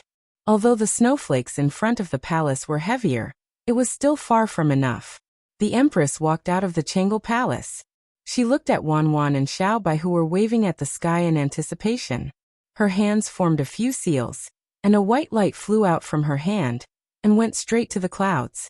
The snowflakes suddenly became heavier and fell down. Soon, a layer of snow accumulated on the ground. Outside the palace, the people of the divine capital also walked out of their houses. They looked at the snowflakes in the sky with satisfaction. It's been a long time since the divine capital snowed so heavily. Next year will be a good year. Ever since Her Majesty ascended the throne, the lives of the people have been getting better and better. In front of the Changel Palace, Xiaobai and Wan had already built a few snowmen. Although they were called snowmen, they were more like snow sculptures. The snowmen they built didn't have round heads and big bodies. Instead, they were as tall as a person and looked very lifelike. Xiaobai was carrying a little fox in her arms. Wan was carrying two buns on her head. The taller figure beside her was Li Mu. Beside Li Mu was the Empress, who was wearing an imperial robe and an imperial crown. The four snowmen stood in front of the palace like pieces of art. Not only did they have the same figure and appearance as the others, but even their auras were similar. Wan looked at her masterpiece with satisfaction. Then she scratched her head and said, "I think I forgot something." Soon she remembered. She slapped her head and said, "I forgot about Miss and Sister Qing." Soon, Lu Hanyan and Li Qing's snow sculptures also appeared in the square. Wan nodded in satisfaction and said, "This is what a family should be." Li Mu thought to himself, if Lu Hanyan didn't come back soon, her sweet little jacket would be taken away by the Empress. He walked to Wan and Xiaobai and asked, "Tonight, are we going home or staying here?" Wan said without hesitation, "Miss and Sister Qing aren't at home. Let's celebrate the new year here with Sister Zhou. There must be a lot of dishes for the New Year's Eve dinner in the palace." Zhou Yi said, "There are more than 100 delicious dishes for the New Year's Eve dinner in the palace." Wan tugged at Li Mu's sleeve and whispered, "Young master." Li Mu rubbed her head and said, "Then let's stay here." On New Year's Eve, the Empress dismissed all the guards on duty. Even Mr. Mei and Shangguan Li were driven home by her. There were only 4 people left in Changel Palace. In addition to the New Year's Eve dinner prepared by the Imperial Kitchen, the 4 of them also made dumplings together. From the skin to the filling of the dumplings, they prepared everything bit by bit. In Changel Palace, the dishes were all served. The four of them stood in front of the table and raised their wine glasses at the same time. At the same time. North Court. Li Mansion. On New Year's Eve, Lu Hanyan and Li Qing, who had rushed back to Chengdu, stood in the courtyard with confusion on their faces. Lu Hanyan scanned the entire Li Mansion with her mind. She didn't find Li Mu, Wanwan, or Xiaobai. She frowned slightly and asked in confusion, "Where are they?" On New Year's Eve, they wanted to give Li Mu a surprise. But they were the ones who were surprised. On New Year's Eve, when families reunited, where did Li Mu, Wanwan, and Xiaobai go? Lu Hanyan took out a sound-transmitting magic treasure. After activating it, she said in a bad mood, "Where are you?" In Changle Palace, Li Mu heard the voice from the sound-transmitting magic treasure in his hand and said in surprise, You're at home?" Chapter 397. Zhou put down her wine cup and asked Li Mu calmly, "Is your wife back?" Li Mu nodded and said, "They're at home now." Zhou said calmly, "Then let's go back." As soon as she said this, the scenery before Li Mu, Xiaobai, and Wanwan changed. When they appeared again, they were already in the courtyard of the Li residence. Lu Hanyan looked at the three people who suddenly appeared and asked, "What's the matter with you guys?" Li Mu said awkwardly, We were in the palace just now." Lu Hanyan frowned and asked, "What were you doing in the palace on New Year's Eve?" Li Mu explained, "Didn't you say that you guys weren't coming back? Only Wanwan, Xiaobai, and I were left at home? Only Her Majesty was in the palace. We thought that we could have dinner together tonight and have each other's company." Lu Hanyan looked at Wanwan and Xiaobai and asked, "Is that so?" Xiaobai and Wanwan nodded repeatedly. Lu Hanyan walked to the stone table in the courtyard and reached out her finger to gently wipe it. Looking at the dust on her hand, she asked Li Mu, "You guys have been eating this meal for at least half a month, right?" Li Mu said, "Let me explain first. If the imperial court was a company and the empress was the boss, Li Mu would be the employee that the boss valued the most. As a boss who cared about her employees, she understood that Li Mu had to travel a long way to and from work, so she let him stay near the company in her own villa. Wasn't this normal? On New Year's Eve his wife was at home. The boss was touched that he had worked overtime day and night, so it wasn't too much to treat him to a New Year's Eve dinner, right?" Lu Hanyan looked at Li Mu and asked, "So, for the past half a month, the three of you have been living in the palace?" Li Mu nodded. Lu Hanyan didn't make trouble for Li Mu, but Wanwan was called to her room. Li Mu didn't dare to follow her. He glanced at Li Qing, and Li Qing gave him a helpless look. Obviously, she was now on the same side as Lu Hanyan. Inside the room, Lu Hanyan tapped Wanwan's forehead and said, "What did I tell you before I left? I told you to keep an eye on him and make sure he doesn't come back at night. But you guys are good. You just don't come back with him." Wanwan lowered her head and looked at her feet. She sobbed a few times and tears dripped down her face. This made Lu Hanyan at a loss. She said in a panic, "Why are you crying? I haven't said anything yet." Wanwan wiped her tears and said in a muffled voice, "There were so many dishes. I haven't eaten a single bite yet." Lu Hanyan didn't hear what she said clearly. Seeing that she was crying sadly, she could only hug her and comfort her. Okay, I don't blame you. Don't cry." Fortunately, Li Mu didn't sleep in the palace alone. He had Wanwan and Xiaobai to accompany him. He didn't do anything to let her down. At most, there was a little more dust in the house. But to clean it up was just a small spell.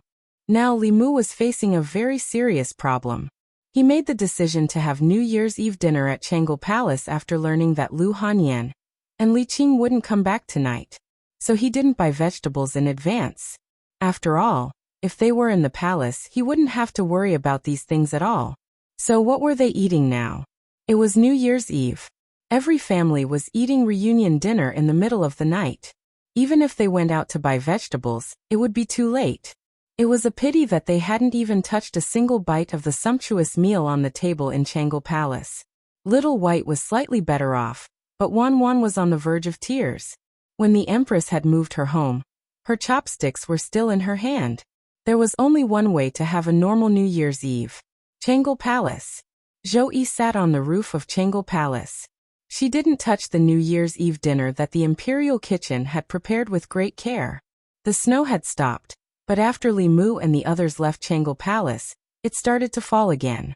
Moreover, it seemed to be falling more and more heavily. Zhou Yi allowed the snow to fall on her body. She silently looked at the lights of Shendu on New Year's Eve. It was the busiest night in Shendu, but Changle Palace was as cold and cheerless as usual. This was the liveliness of the common people. It had nothing to do with her. At a certain moment, she felt the spirit snail in the flask space vibrate. Zhou Yi stretched out her hand. The spirit snail floated in her palm. She looked at it for a while and put it away, ignoring it. A moment later, she took it out again and asked, "Why are you looking for me again?" Wan's aggrieved voice came from the spirit snail. "Sister Zhou, there's so much food. Can you finish it all by yourself?" Although Lu Hanyan often complained that the Empress was too harsh on Li Mu, when she really saw the Empress, she kept her head down. She didn't even dare to look at her. She didn't have the arrogance she had in front of Li Mu. In the hearts of the women of the Great Zhou, the Empress was like a god. It wasn't just the women of the Great Zhou. In the countries of Zhu Province, no matter if they were human, ghost, or demon, as long as they were female, they all admired the Empress. She was less than 30 years old, but she was sitting in the most powerful empire in Zhu Province. Her strength had also reached the upper three realms that cultivators dreamed of. She was the first person in history. This number one person included the man. People who weren't familiar with her were easily intimidated by her noble and powerful aura. Lu Hanyan was one of them. In Changle Palace, she even spoke much less than usual.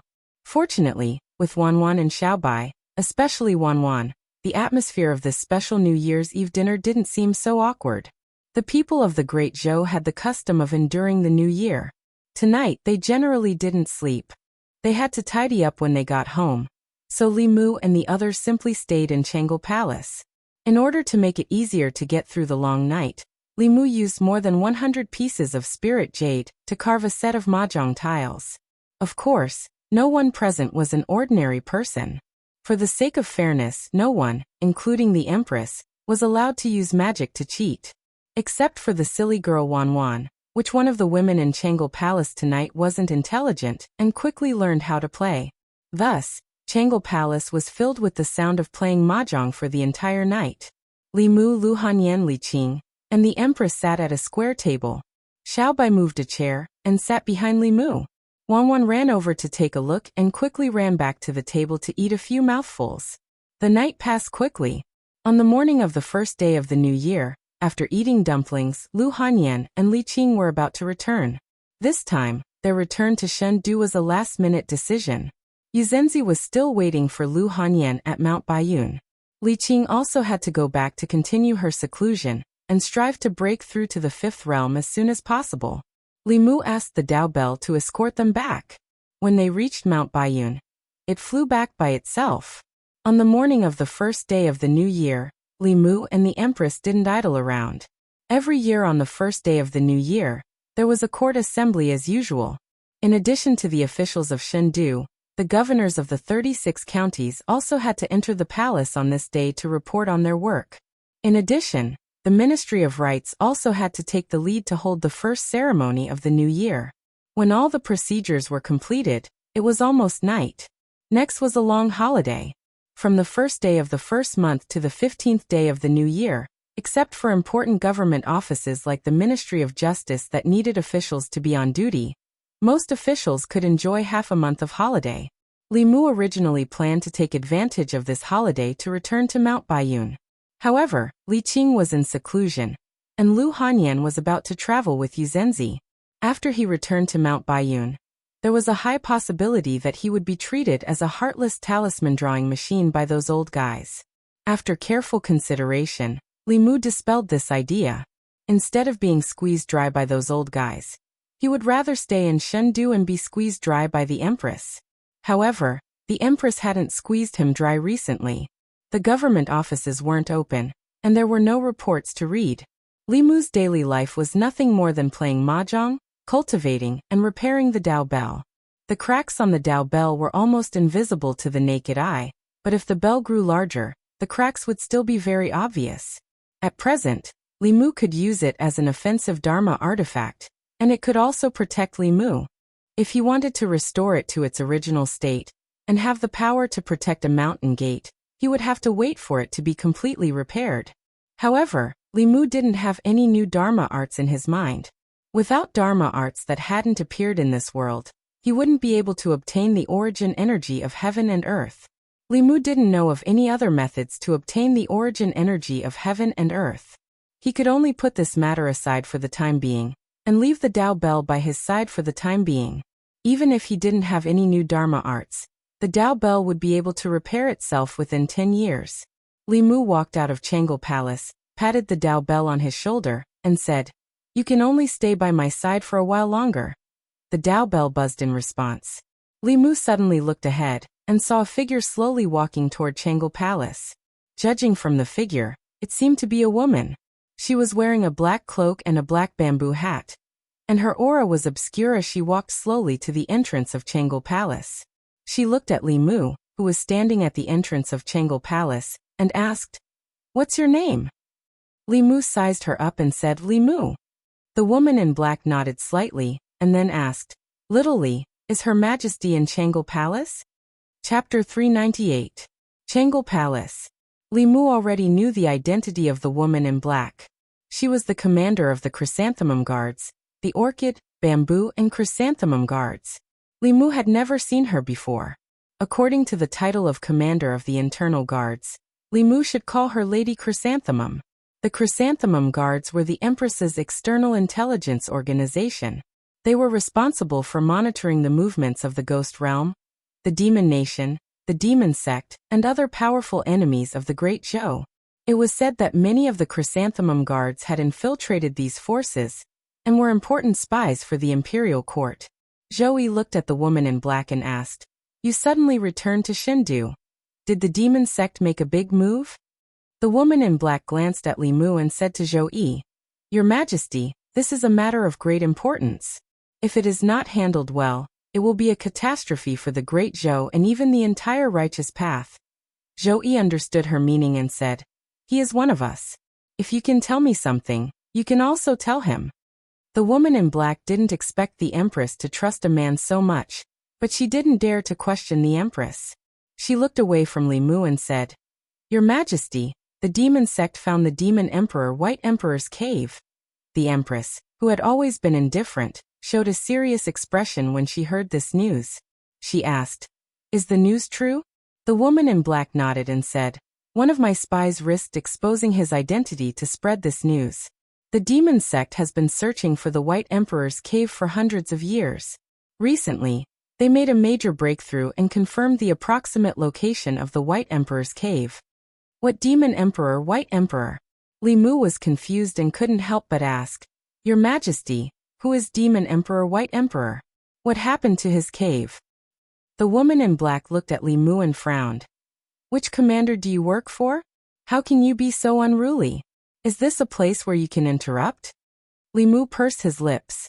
If it wasn't for the Empress's serious expression, he wouldn't have interrupted even if she asked him to. He said to the Empress, "Your Majesty, Lady Chrysanthemum and you have important matters to discuss.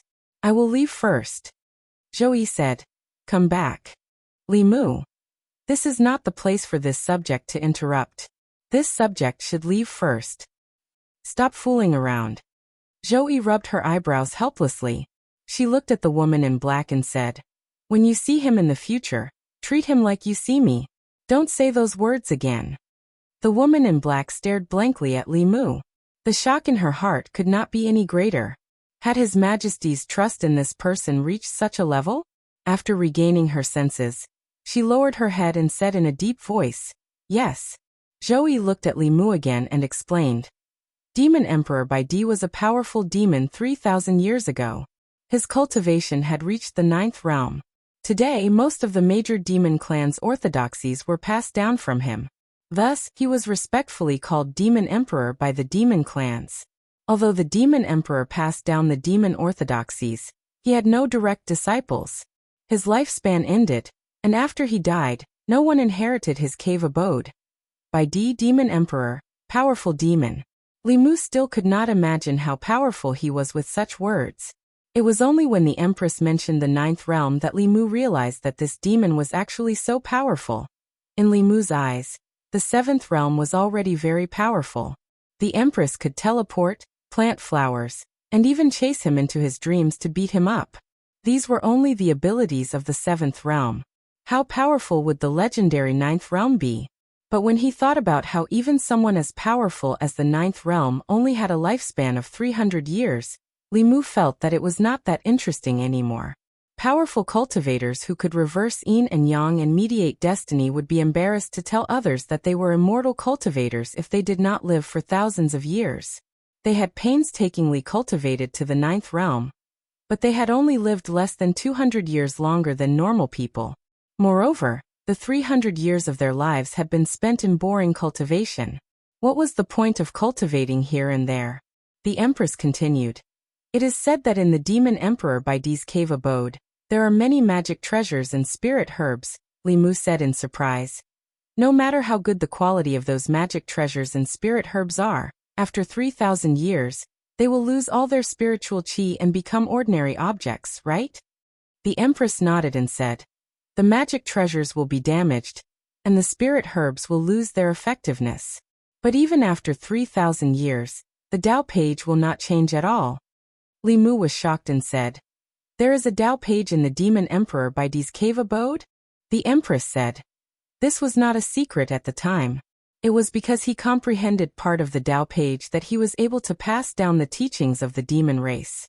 Later people guessed that the Tao page he had recorded the cultivation methods of the demon race in the world. In the current cultivation world, if there was any treasure that was the most precious, it would undoubtedly be the Tao page. Obtaining a Tao page would allow one to establish a sect and pass down their teachings. The 6 sects of Taoism and the various sects of the demon path all inherited their teachings from the Tao page.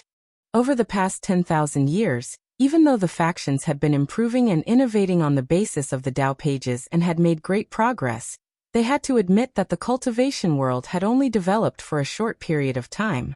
It was still a long way from reaching the peak of the previous era. The scene Li Mu saw from the Fulu School's Tao page had already proved this point. The cultivation of this era was temporarily behind the previous era. The Tao page was at least an item from the previous era. In other words, obtaining the Tao page would allow one to obtain an even more powerful inheritance. He finally understood why Lady Ju and the Empress were so nervous. If this Tao page was obtained by the righteous path, it would be fine. But if it was obtained by the demon path's demon sect, it would be disastrous. The demon path's demon sect was different from ordinary demons. Among the demons, there were good and kind demons like Xiaobai, Bai Yinxin and Bai Tingxin. But there were also evil demons that fed on the essence and blood of humans. The demon path's demon sect was established by these fallen demons.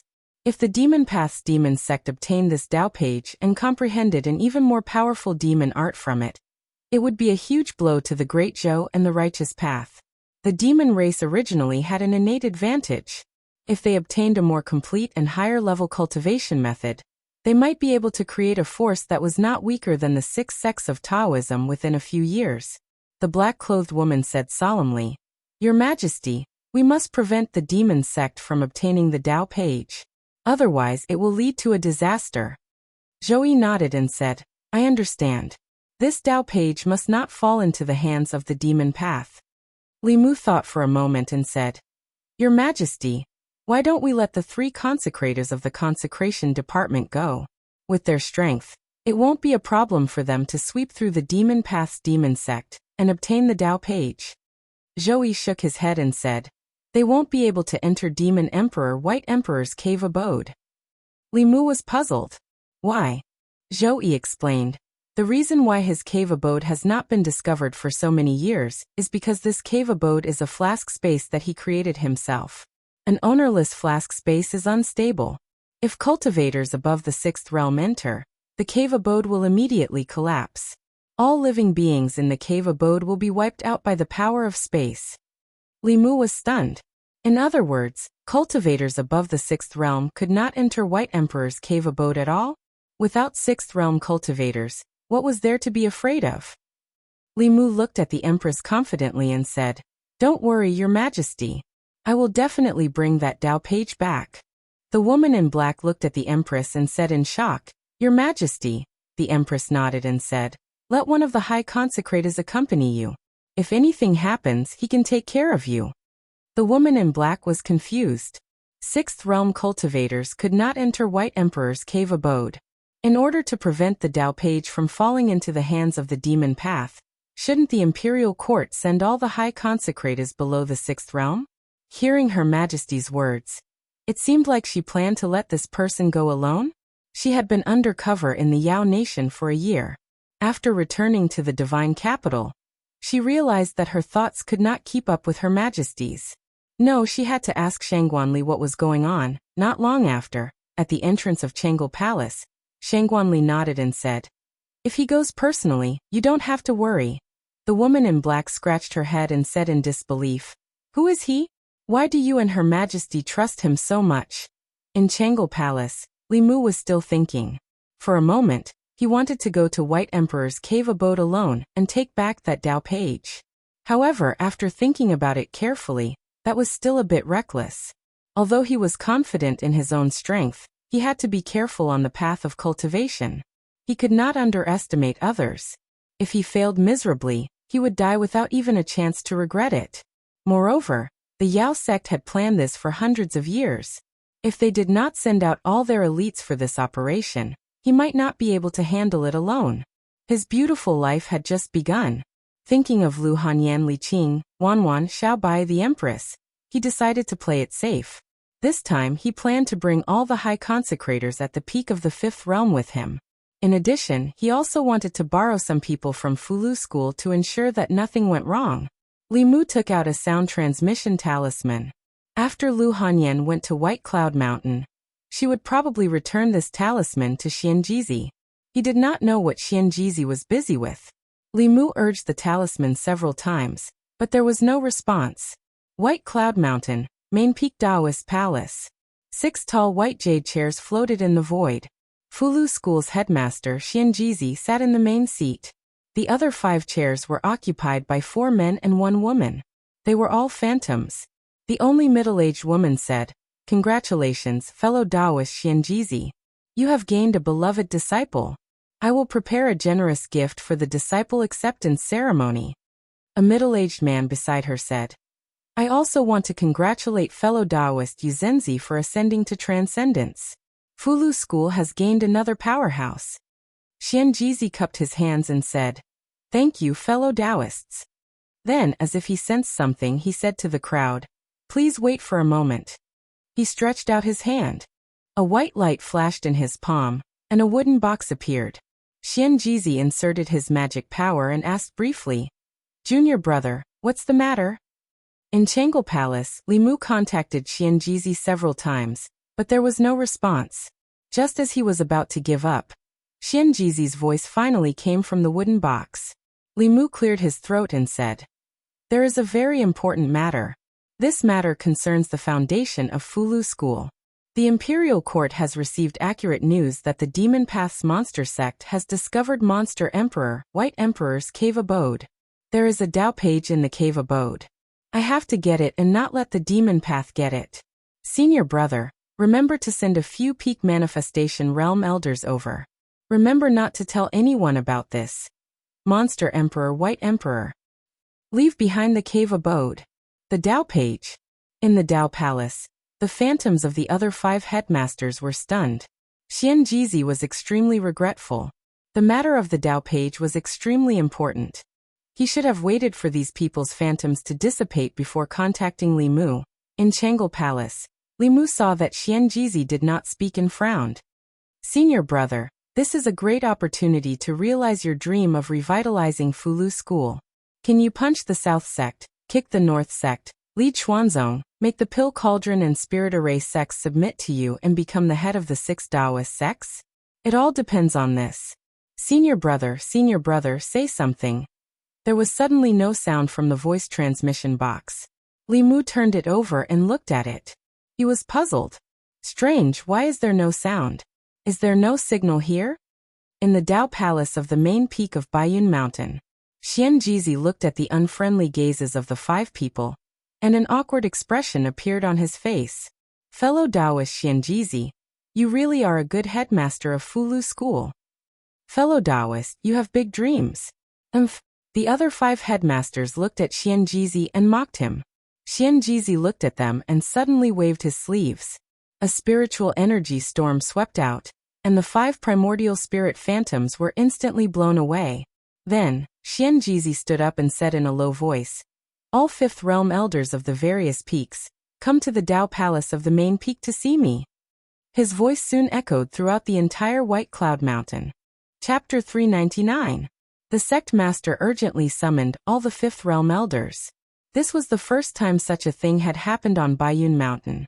For a moment, all the creation realm elders in the sect, whether they were writing talismans or cultivating in seclusion, immediately stopped what they were doing and left the various peaks to head to the main peak. At the same time, above the East Sea, in the Xuanzong Ancestral Court, there were dozens of streams of light flying towards the highest peak from several mountains that were hanging upside down in the air.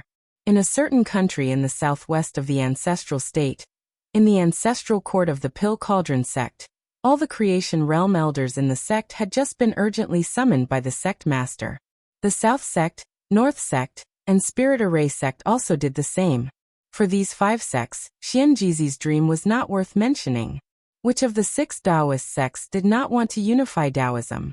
Everyone was polite on the surface, but in reality, everyone wanted to ride on the heads of others. In comparison, the Tao page that the demon emperor Bai Di once possessed was the most important thing. Although what was recorded on that page might only be the cultivation methods of the demon clan, all methods were one, and the great path was the same. Human cultivators might be able to comprehend something from it. Taking a step back, even if the Tao page was useless to human cultivators, it was a supreme treasure to the demon race. It could even be said that whoever obtained the Tao page would obtain the demon race. Even if they could not obtain it, they could not let the demon path obtain it. Changel Palace. Li Mu and Xianjizi were speechless for a long time after their second conversation. He originally wanted Xianjizi to keep it a secret. Now all the 6 Taoist sects knew that the demon path and the demon path had found clues to the White Emperor cave abode. These sects would definitely not stand by and watch. The competition suddenly increased by many times. Xianjizi was old and the sect master. Li Mu had to give him some face, and did not say anything. Although it was best for their own people to obtain the Tao page, it was more important that it did not fall into the hands of the demon path. If the 6 Taoist sects sent people to participate, the chances of snatching the Tao page from the demon path would be higher. There was no time to lose. In order to prevent the demon path from taking the initiative, Li Mu had to act immediately. Unfortunately, it was the Lantern Festival in 2 days. He had promised to accompany Xiaobai and Wanwan to the Lantern Festival, but now he had to break his promise. After making this decision as quickly as possible, Li Mu left the palace gates and strode toward the Department of Offerings. Life Continent, Country of Demons. In the 100,000 mountain range, the demons had their own territories. Every great demon had their own territory. Within their territories, they established their own kingdoms and called themselves kings. They recruited the demons and formed a powerful force. These forces had friction with each other, and occasionally, there would be annexation. Only those forces that were strong enough to intimidate others could survive for a long time. For example, the demon sect. The demon sect was not a country established by a certain demon race, and most of the members of the demon sect were not from the demon nation. Many of them had fled to the 100,000 mountain range after committing heinous crimes by feeding on human blood essence in the various countries in the ancestral state. The demon sect gathered these fallen demons together and formed a huge force. Even the top-ranked demon kings of the demon nation would not provoke them. This was because the demon sect was not only a single force, but also one of the 10 demon path sections. They had the support of the demon path behind them, allowing them to occupy a vast territory in the demon nation. The demon sect. Numerous mountain peaks were scattered all over the place. Each mountain peak was filled with dense demonic chi. Among them, demonic chi soared into the sky from several of the mountain peaks, piercing through the clouds. On the highest mountain peak, the pressure was extremely strong. Some of the lesser demons passing by would involuntarily lower their heads and feel panic in their hearts. On that mountain peak was the cave residence of the Grand Elder. The demon sect's Grand Elder was a late-stage core fragmentation expert. His strength was equivalent to a peak human cultivator in Dongxian. He was only one step away from stepping into the seventh realm and becoming a legendary spirit demon. On the mountain peak, in the most spacious cave residence, a strong man was sitting on a tall chair. His voice was as loud as a bell as he asked, "How is it?" Another figure knelt down and said, "Great Elder, we are 100% sure that the Demon King's cave is there. However, the Demon King has passed away and no one knows where the entrance to the space is. It will take some time to find the entrance to the cave." The strong man said in a deep voice, "Take your time. We have waited for hundreds of years. There is no need to rush." The figure kneeling on the ground said, "Grand Elder, why don't you look for it yourself?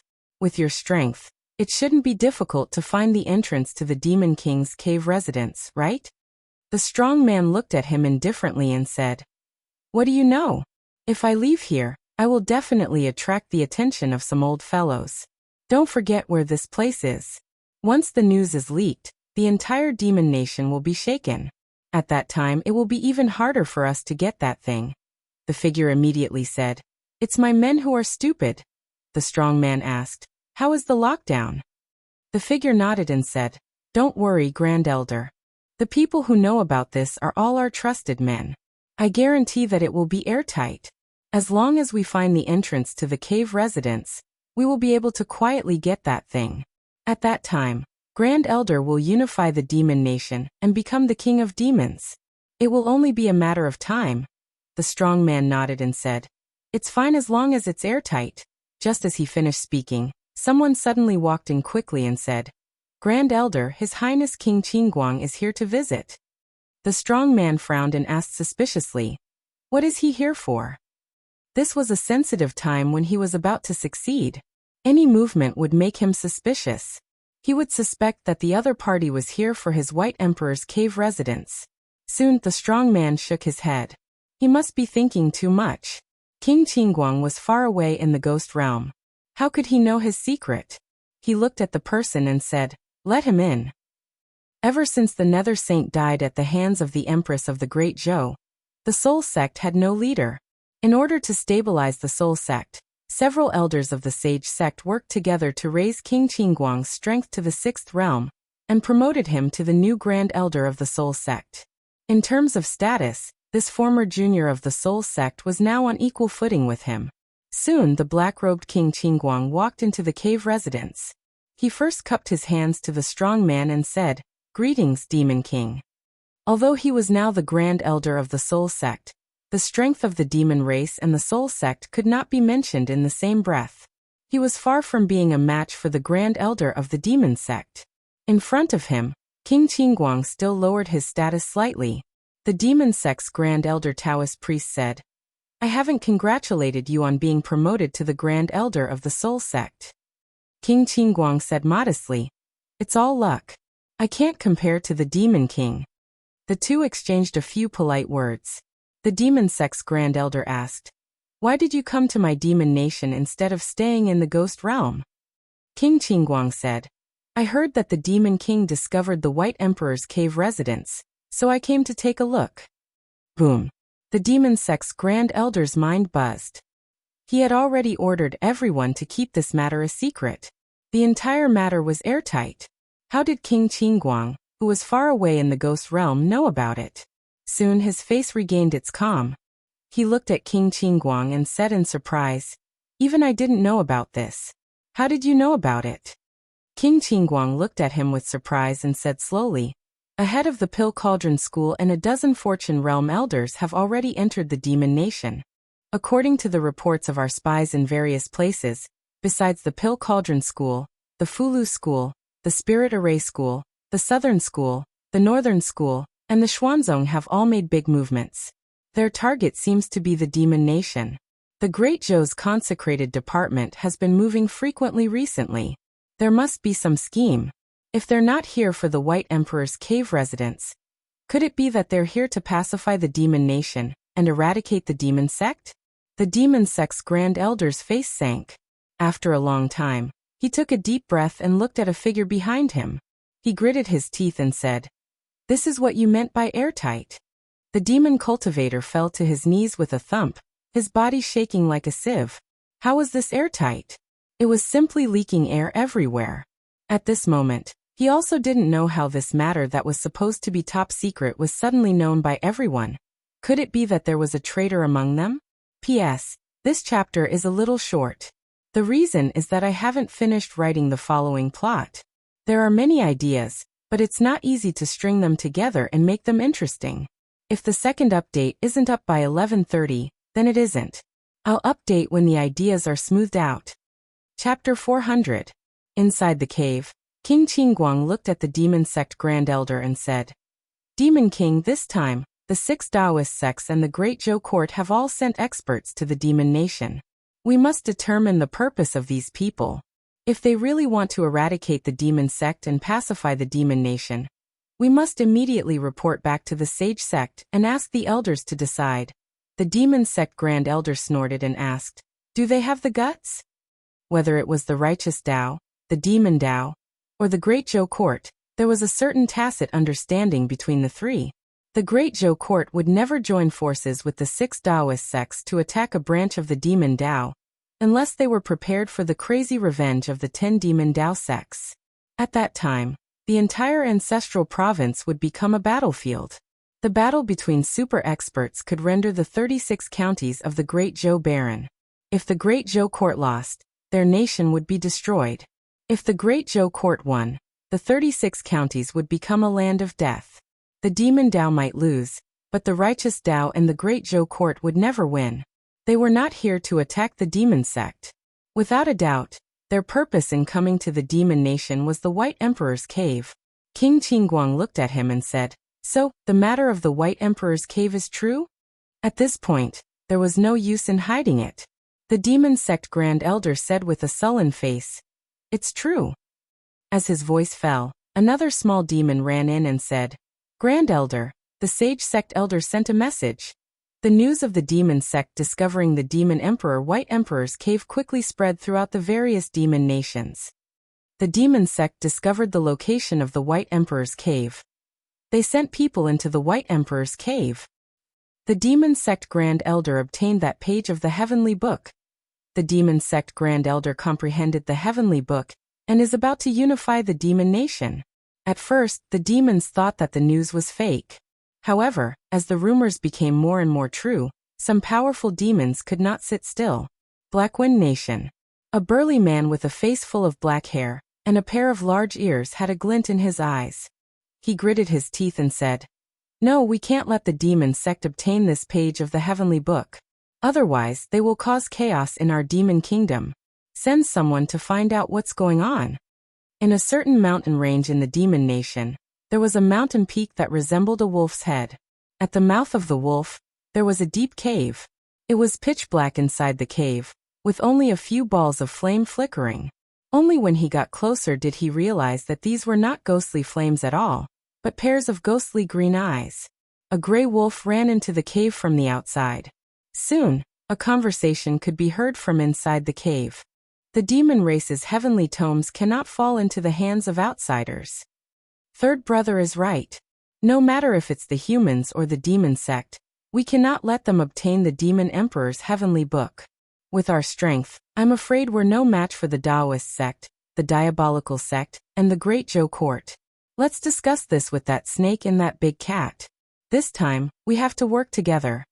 In the demon nation, above the lush mountain range, several figures flew past at high speed. Other than the 2 high reverends of the worship department and the sloppy Taoist priest, there were 5 reverends at the peak of the manifestation realm beside Li Mu. For the sake of this plan, all the elites of the worship department had been mobilized. Among them, the 5 reverends at the peak of the 5th realm had entered the White Emperor's cave abode with Li Mu. The sloppy Taoist priest and the 2 high reverends were there to protect their safety. The demon nation was not the Great Zhou. There were countless great demons in it, and it was also the lair of the diabolical sect and the demon sect. Danger lurked in every corner. Whether or not they could obtain the treasure was one matter.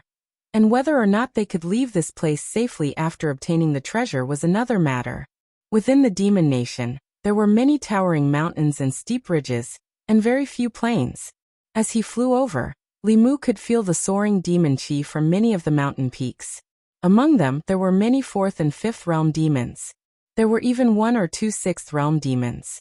In the Great Zhou, 5th realm demons could be called demon kings, and 6th realm demons could be called demon emperors.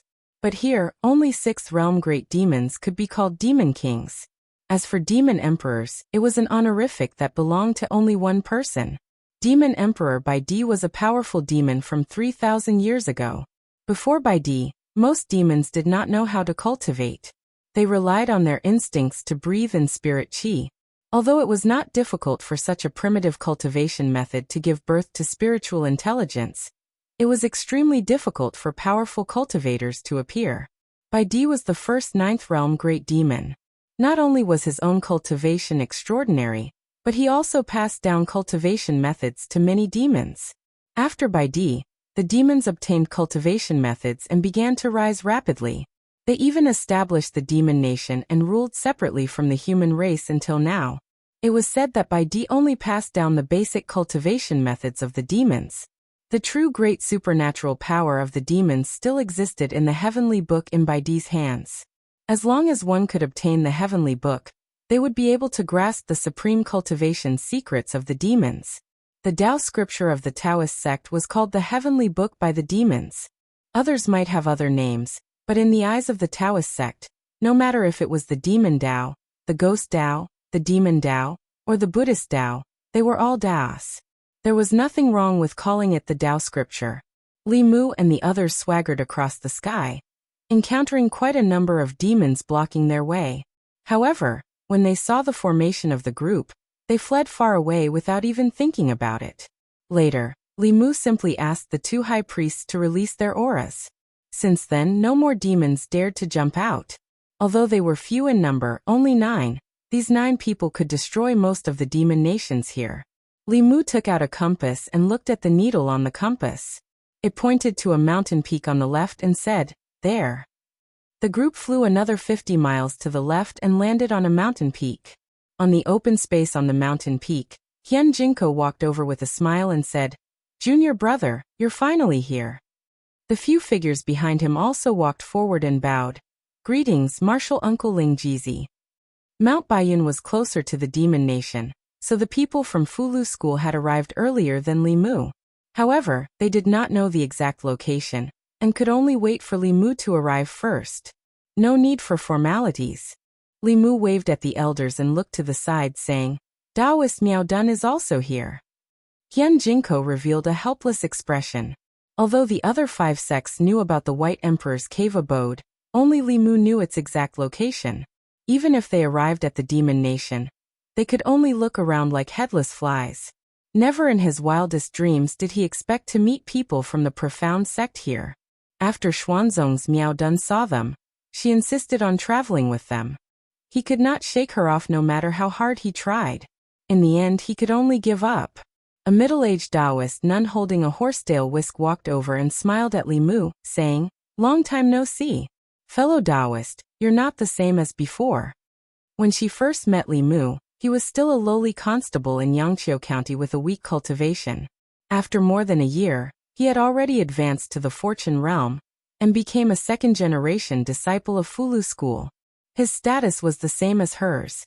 Li Mu smiled and said, "Taoist Miao Dun is still as elegant as ever."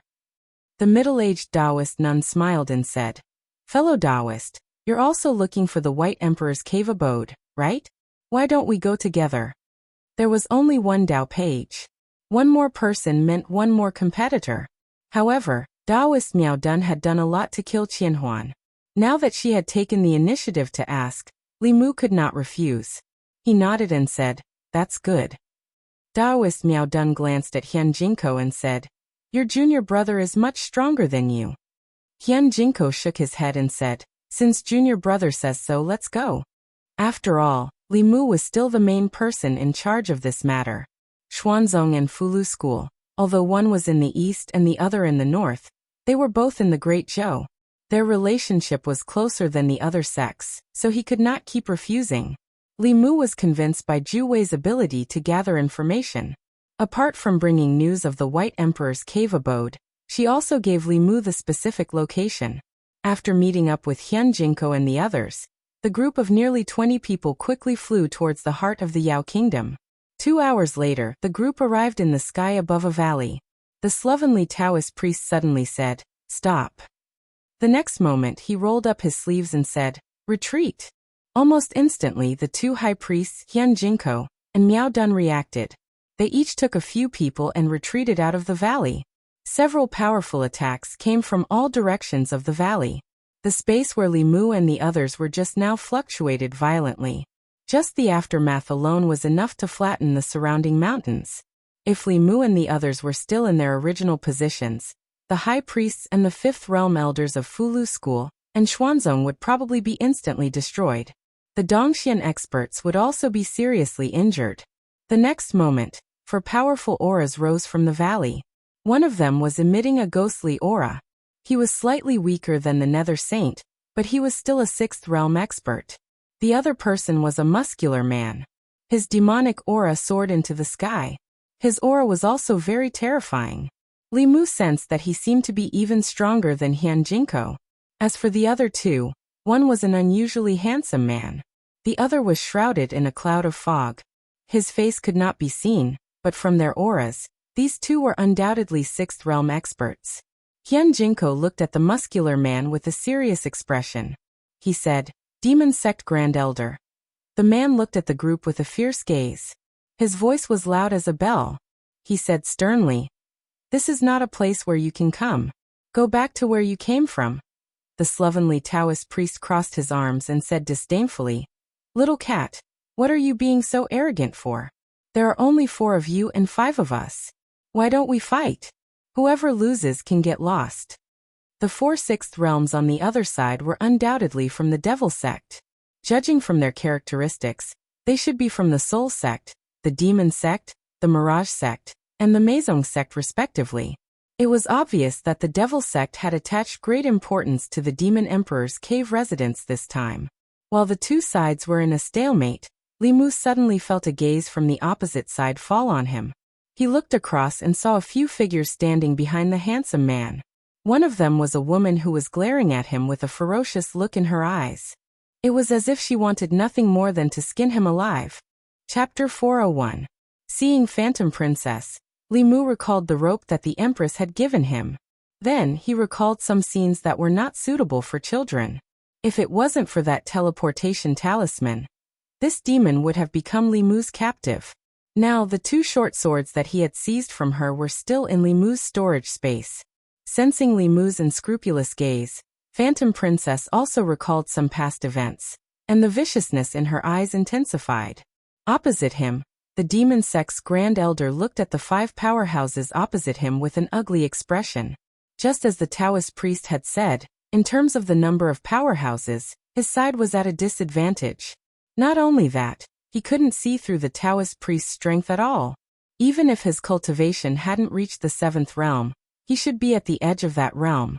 They didn't have the advantage in numbers, and their strength was also slightly inferior. They were at an absolute disadvantage. However, he wouldn't give up on the Demon Emperor's cave abode, and the things inside no matter what. Li Mu's side didn't retreat, and the Demon Sect's side didn't budge either. Just as both sides were in a deadlock, another 4 auras rapidly approached from afar.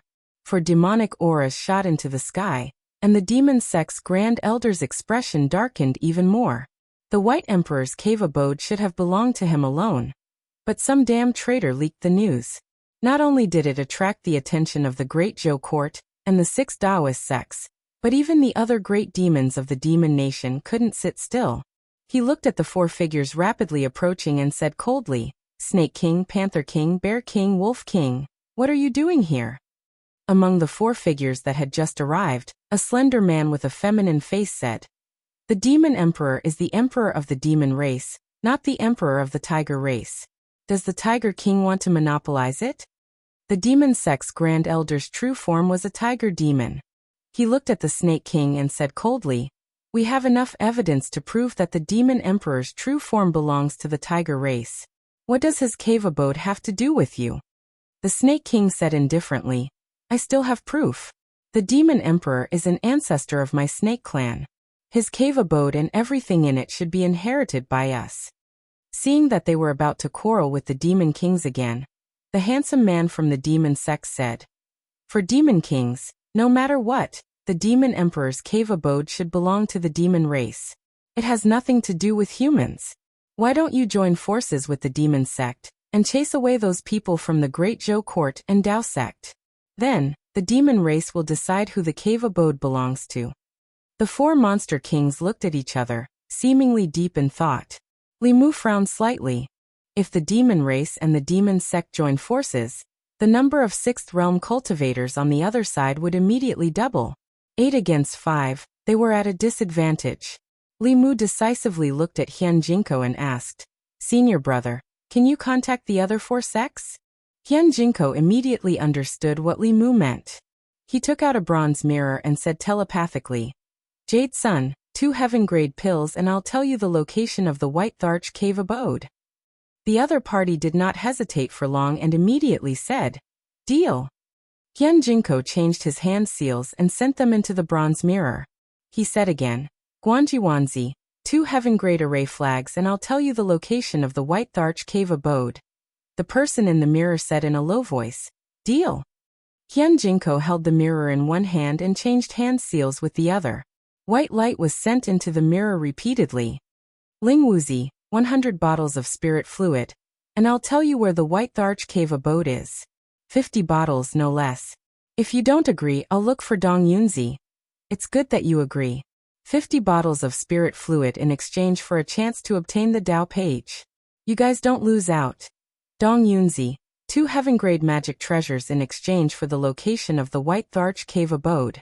Dan Qingzi and the rest have all agreed. You're the only one left. What? One? Come over quickly. Li Mu looked at Hyun Jinko in a daze. In his eyes, Hyun Jinko had always been an honest person with thick eyebrows and big eyes. Li Mu and Lu Hanyan had become disciples. He was the one who had been exploited the most by Yuzhen and Fu Daozi. He had been extorted of a lot of treasures, but he did not complain at all. He was so honest that it was embarrassing. He was completely not as shrewd as he was just now. Li Mu was dumbfounded when he heard the news and did 4 business deals. Sensing Li Mu's gaze, Hyun Jinko said embarrassedly, It's almost time for Senior Brother Sect Master's disciple recruitment ceremony. I understand. Li Mu nodded embarrassedly and said, I understand. First it was Lu Hanyan. Then it was Li Mu. The couple had already emptied Hyun Jinko. Until now, Li Mu was too embarrassed to take out the Qingxian sword in front of him. Now it was Li Qing's turn. He probably really did not have anything that he could take out. That was why he wanted to take this opportunity to extort a wave of money. By extorting 4 sects at the same time, other than giving Li Qing a meeting gift, he also made a lot of profit. Li Mu was truly somewhat guilty. Their family had forced an honest person to become a treacherous person. Opposite them, the eyes of the 4 demon kings flickered. Although the demon sect did not have good intentions, they definitely did not want the treasures of the demon race to be obtained by humans. Joining forces to chase them away first before fighting with the demon sect was the best decision. However, before they could respond, a sudden change occurred. The sky in front suddenly lit up. In the void, a golden door appeared out of nowhere. Several figures walked out of the door. The aura of the leader was obscure. He was obviously a 6th realm cultivator.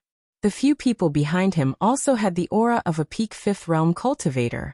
Li Mu looked at the golden door. From that position, he could feel the fluctuations of an array formation. They had directly built a teleportation array formation. The appearance of the spirit array sect was indeed extraordinary. Among the 4 sects, they were the first to arrive. Then a few more figures shot over from afar and arrived in an instant. A woman in a white robe and a few other figures appeared in everyone's line of sight. These people were all women. As they approached, Li Mu suddenly caught a whiff of a fragrant scent. This fragrance did not smell like the body fragrance of a woman. It was more like the fragrance of an elixir. Moreover, It was the fragrance of a supreme-grade elixir. Li Mu could not help but swallow a mouthful of saliva. For cultivators, this fragrance was really too alluring. Without a doubt, these people were the powerful cultivators of the elixir cauldron sect. Then, a few more figures descended from the sky. These people were all men. They wore Taoist robes, but they did not look elegant at all. Because their bodies were too strong, Li Mu could see the lines of their muscles through the Taoist robes.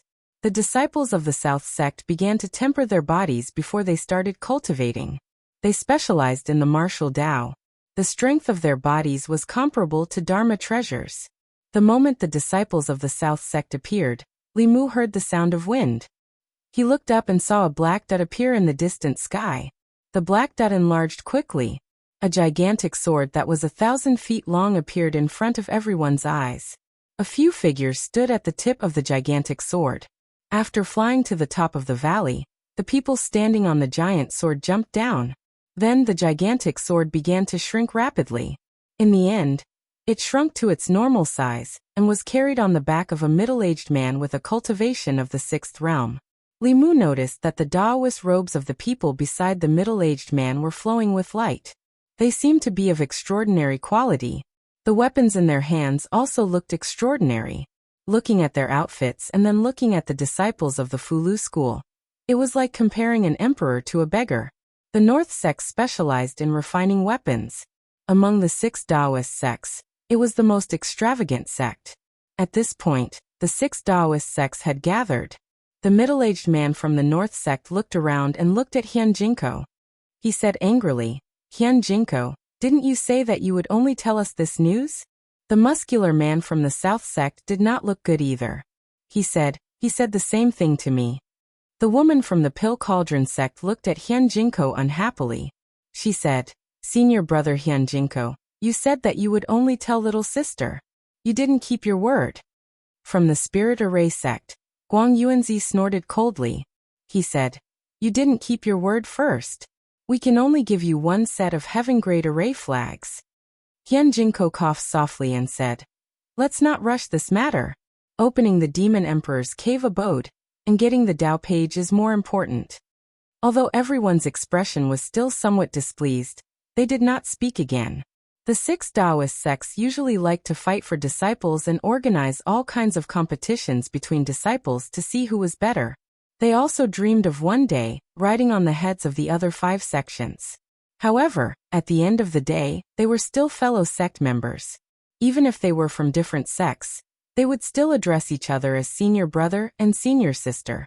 At this moment, they were united against the outside world. It was a tacit understanding that did not even need to be mentioned. Opposite them, the demon sect Grand Elder's expression was already indescribably ugly. The 6 Taoist sects and the Great Zhou court already had 9 sixth realm experts on their side.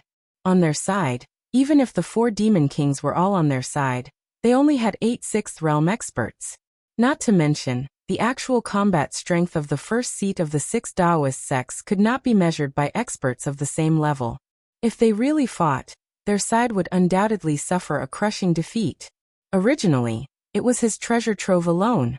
Now it had attracted more than 10 major factions to fight for it. Just the 6th realm experts alone numbered 16. And that was not counting himself. At the thought of this, he hated the spy who leaked the news even more. However, the spy seemed to have vanished from the face of the earth. No matter how he searched or calculated, he could not find any trace of the spy. After the people from the other 4 sects arrived, the atmosphere became awkward once more. Although the 6 Taoist sects and the Great Zhou court were the strongest among the factions, no matter whether they wanted to make a move against the demon sect or the 4 demon kings, the other factions would not stand by and watch. If they really fought, neither side would gain any advantage. The slovenly Taoist priest looked at the demon sect Grand Elder and asked, "Little Tabby Cat, what do you say now?"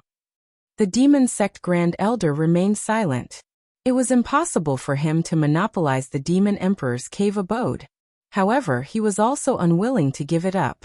The demon sect had searched for that cave abode for several generations of elders, spanning hundreds of years. How could he let others obtain it? At this moment, the Snake King spoke. "Now that things have come to this, I'm sure everyone will be unwilling to leave and stay. Why don't everyone rely on their own abilities? After entering the Demon Emperor's cave abode, the heavenly book will belong to whoever obtains it. Chapter 402. What the Snake King said was a solution within a solution. There were 3 major factions and more than 10 smaller factions. If no one gave in, then no one could enter the Demon Emperor's cave abode. Instead of continuing the stalemate, it was better to put aside the dispute and participate together. As for who could obtain that page of the heavenly book, it would depend on their own abilities. Even if they couldn't obtain it, they could only blame themselves for being inferior. After the Snake King made his suggestion, the sloppy Taoist priest looked at Li Mu. Li Mu nodded slightly. It was impossible to monopolize the Demon Emperor's cave abode now. If they competed fairly, they had a high chance of winning. It wasn't unacceptable. The sloppy Taoist priest said, "We agree. You can ask that little tabby cat if it agrees." The Demon Grand Elder didn't agree, but he didn't reject either. It was a tacit agreement.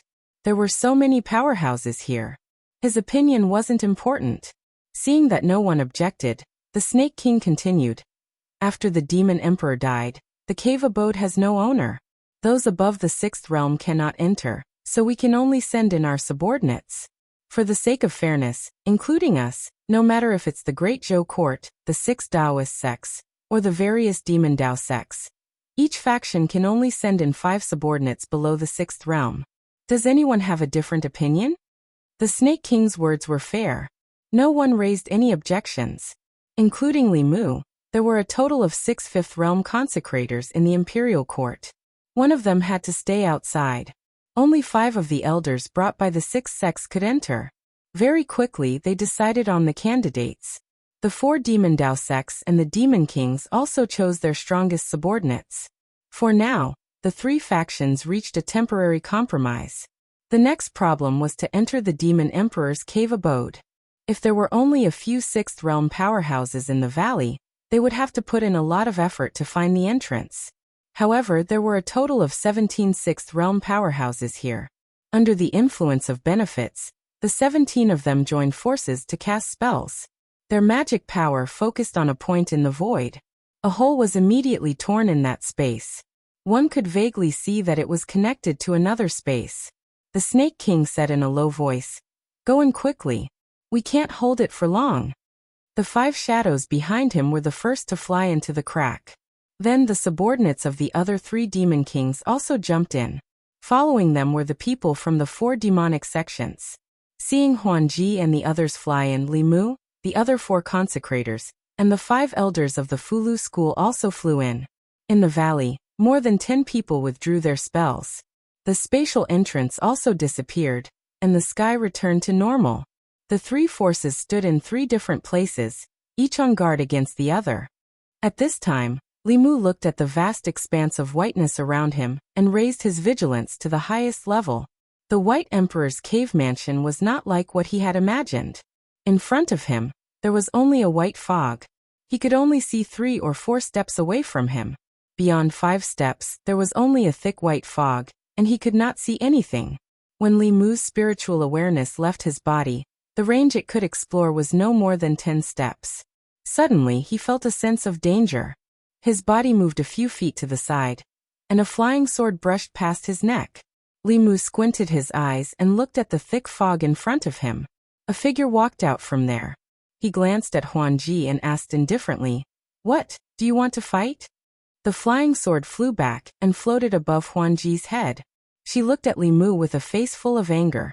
Just as she was about to activate the flying sword to attack again, the people beside her advised, "Lord Huanji, finding the heavenly book is more important." Huanji took a deep breath and glared fiercely at Li Mu again. Then, she turned and disappeared into the thick fog. The Fox clan clearly distinguished between kindness and hatred. They would not refuse to repay kindness, nor would they not take revenge. It was not easy for her to persuade her father to leave the demon country and complete the mission alone. At that time, she was heroic and heroic. She vowed to prove her ability to her father. Then she met Li Mu. Li Mu gave her the first setback in her demon life, and it was during her first mission. This kind of blow made her depressed for a few months, and she couldn't recover from it. Towards this human who ended her first mission and humiliated her. If she did not return the humiliation 100 times over, she would live in humiliation for the rest of her life. However, for now, finding the heavenly book was more important. 3 days later, the experts outside would open this space again. As long as she found the heavenly book, she would have enough time to take revenge. Huan Ji had just provoked him to fight, but she left irresponsibly. The situation in the thick fog ahead was unknown, so Li Mu could not chase after her. The demon path people who came in first, the demon king's subordinates, were nowhere to be found. Beside Li Mu, the leading elders of the other 5 sects cupped their hands and said, "Martial Uncle Ling Jizi, we will also go elsewhere to search." Although the 6 sects were close, they each represented their own interests. After entering the demon emperor's cave, they scattered and searched on their own. Li Mu finally looked at the 5 people from the Fulu school and asked, "What about you?" The leading Taoist priest said, "Before we came, the sect master said that we will listen to Martial Uncle Ling Jizi's command in this operation." Li Mu nodded and said, "That's good. The situation here is unknown.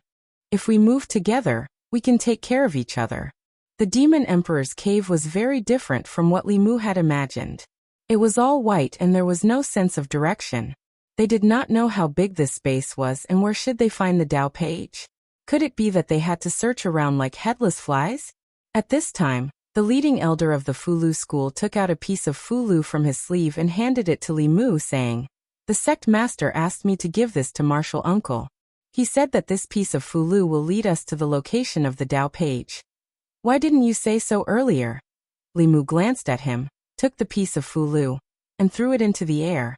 The piece of Fulu turned into a paper crane and slowly flapped its wings, flying to the left. Li Mu and the others followed the paper crane. While being vigilant of their surroundings, they slowly moved forward. In the thick fog not far ahead, an elder of the North sect took out a compass from his chest. After inserting his Fa Li, the compass needle spun rapidly and stopped after a while. At this time, the compass needle was pointing in the same direction as Li Mu and the others. In another direction, the 5 people of the Spirit Array sect followed behind a small flag in the air and silently moved forward.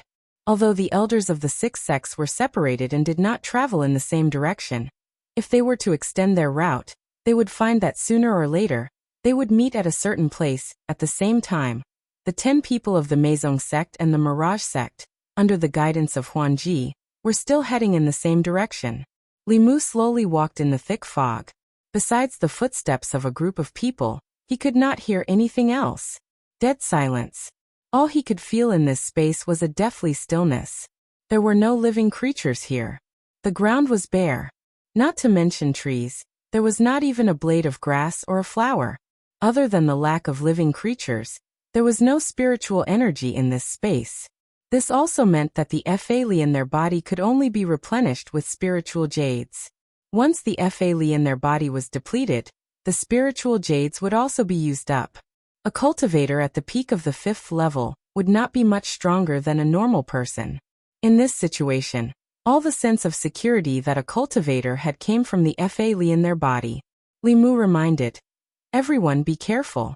Try to conserve your Fa Li as much as possible and avoid any unnecessary consumption of Fa Li."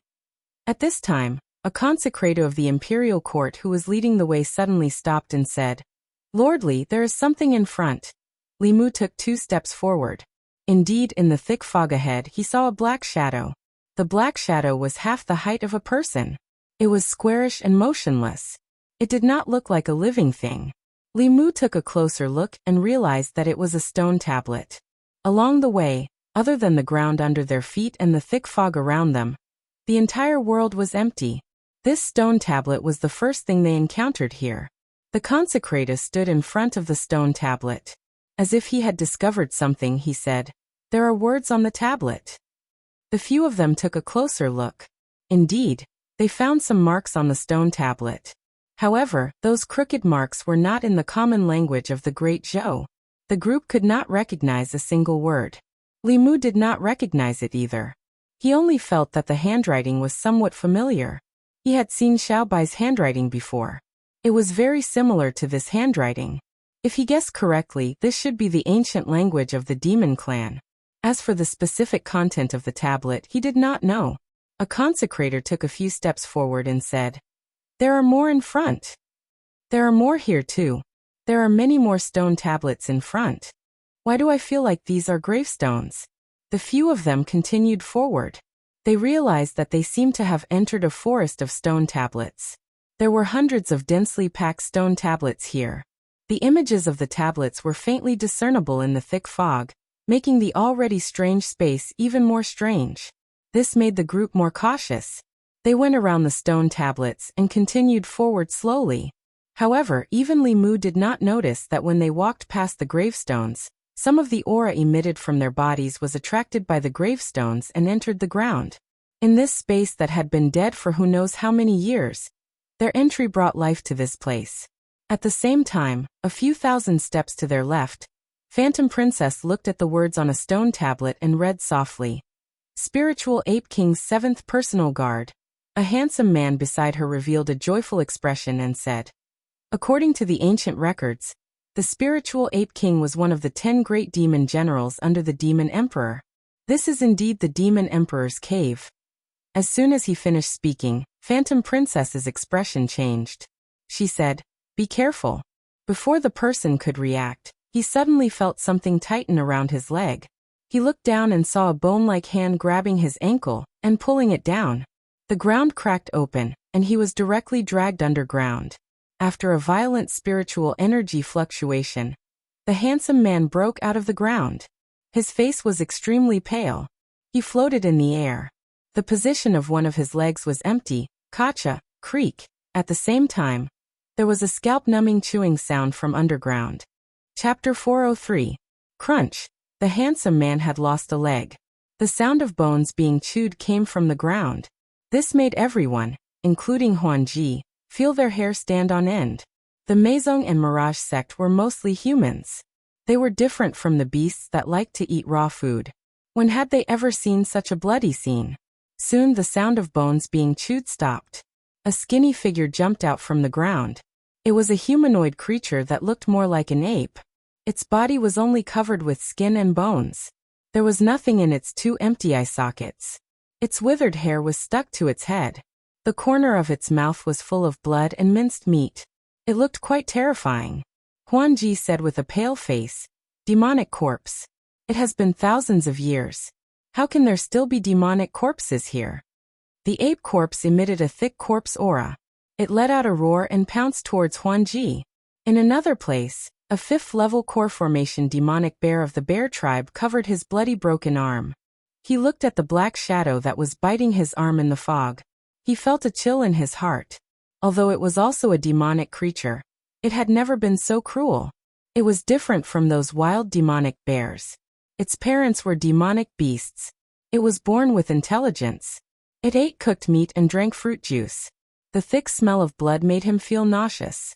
At this time, the black shadow had finished biting his arm and pounced towards him from the fog. 100 steps behind him, several people from the demonic Dao and demon sect were attacking a demonic corpse that came out from the ground. In other places, the elders of the 6 Dao sects were also in a similar situation. A female elder of the Pill Cauldron sect looked at the wolf corpse that was pouncing towards her. She waved her hand and threw a pill into the wolf corpse's mouth. Sizzle, green smoke came out of the wolf corpse's mouth. Soon, its entire body turned into a pile of powder. In another place, a bear corpse was pouncing towards the elder of the South sect. It was punched in the head and the bear corpse's head exploded.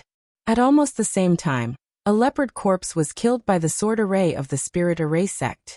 At the place where Xuanzong was, lightning suddenly struck down from the fog and killed the 2 black shadows, on the northern sect's side. A demonic corpse stretched out its sharp claws and stabbed at a northern sect elder. With a few crisp sounds, its claws broke. At the same time, its head was easily cut off by the northern sect elder's sword. Somewhere in the cave dwelling, Li Mu watched as the 2 monster corpses turned to ashes beneath the fulu, a thoughtful expression on his face. Why would there be a strange demon corpse here? Although zombies lived longer than most races, it was impossible for them to live for more than 3,000 years. From the moment a corpse gained sentience, It had to re-enter the cycle of life and death.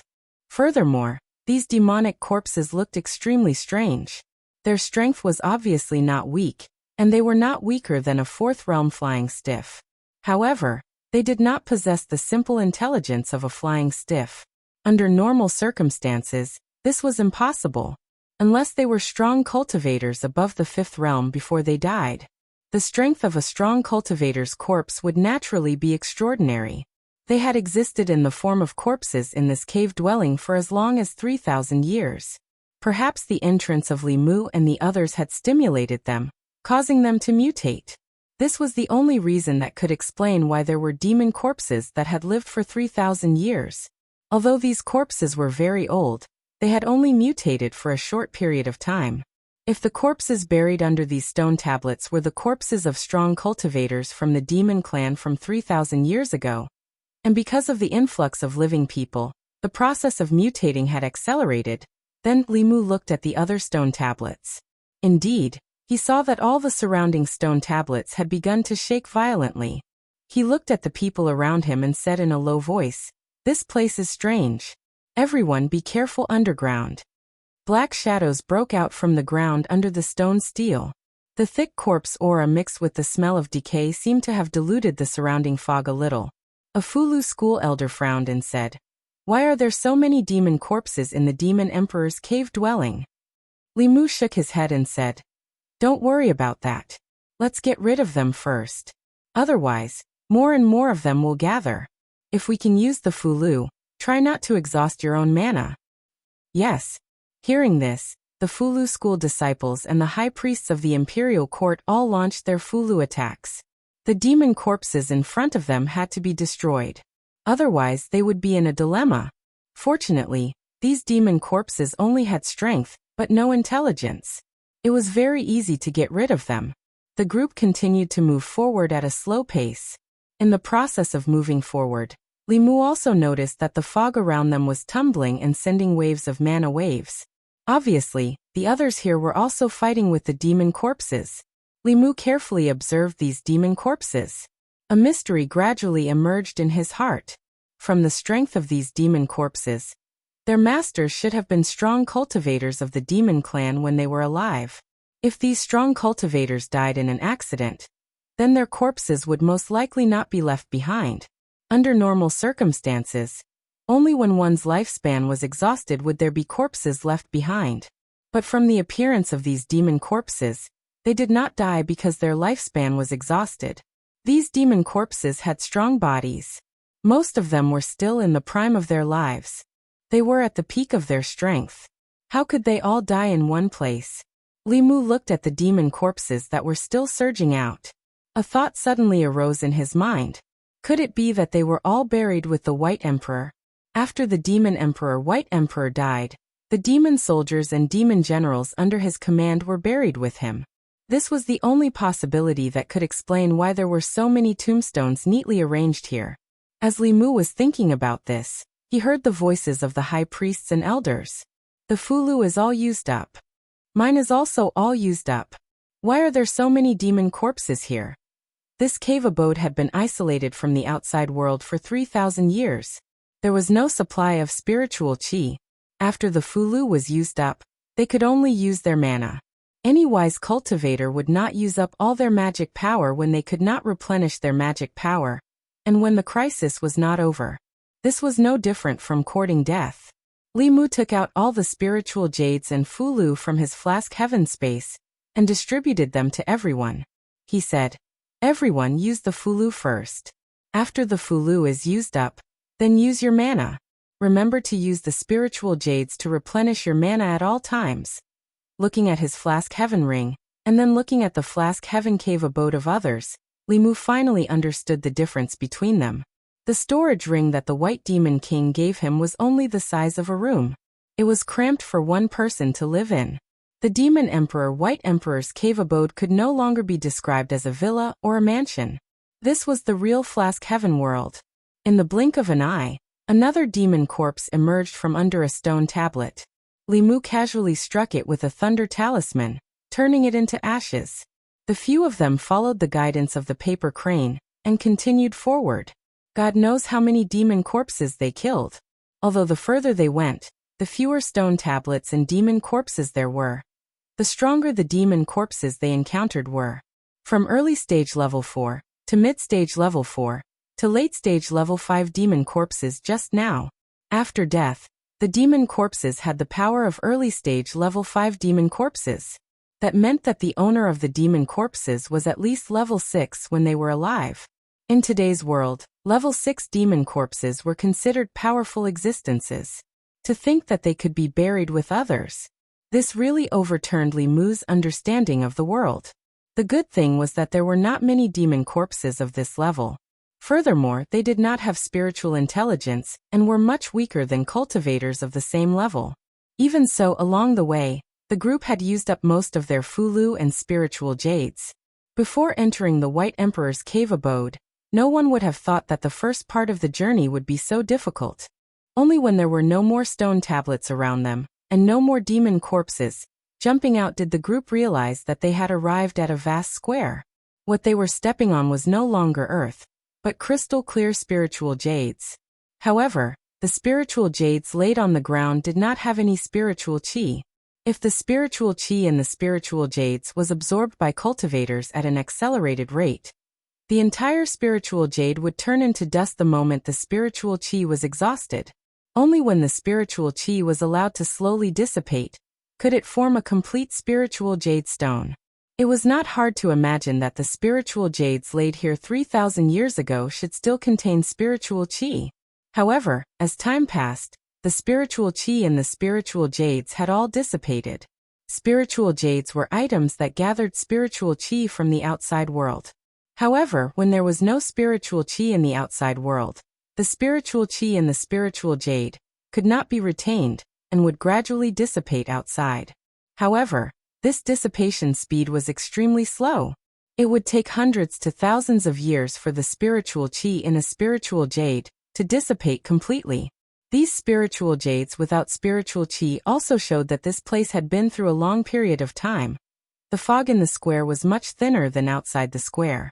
The group could already see the situation 100 steps away. In a certain direction, the fog rolled and several figures walked out. Huan Ji's group of 10 people seemed to be in a sorry state. Their faces were all pale, and their bodies were covered with injuries. One of the handsome men had even lost a leg, and he looked rather miserable. Huan Ji did not expect Li Mu to arrive here before them. After her expression changed slightly, she maintained a certain distance from them and sat cross-legged on the ground. She took out 2 spiritual jades and held them in her hands as she meditated. Not long after, more figures walked out from the fog. After Xuanzong's group of 5 walked to the square, they smiled at Li Mu and the others. They also found a place and held spiritual jades in their hands to recover their spiritual chi. Shortly after, the elders of the South Sect, North Sect, Pill Cauldron Sect, and Spirit Array Sect also arrived at the square. Following closely behind them were the Ghost Sect and the Demon Sect. 5 people from the Demon Sect entered, but only 4 arrived. Among them, 1 had a broken arm and 1 had a broken leg. Although the Ghost Sect did not have fewer people, their bodies were much more illusory than when they entered.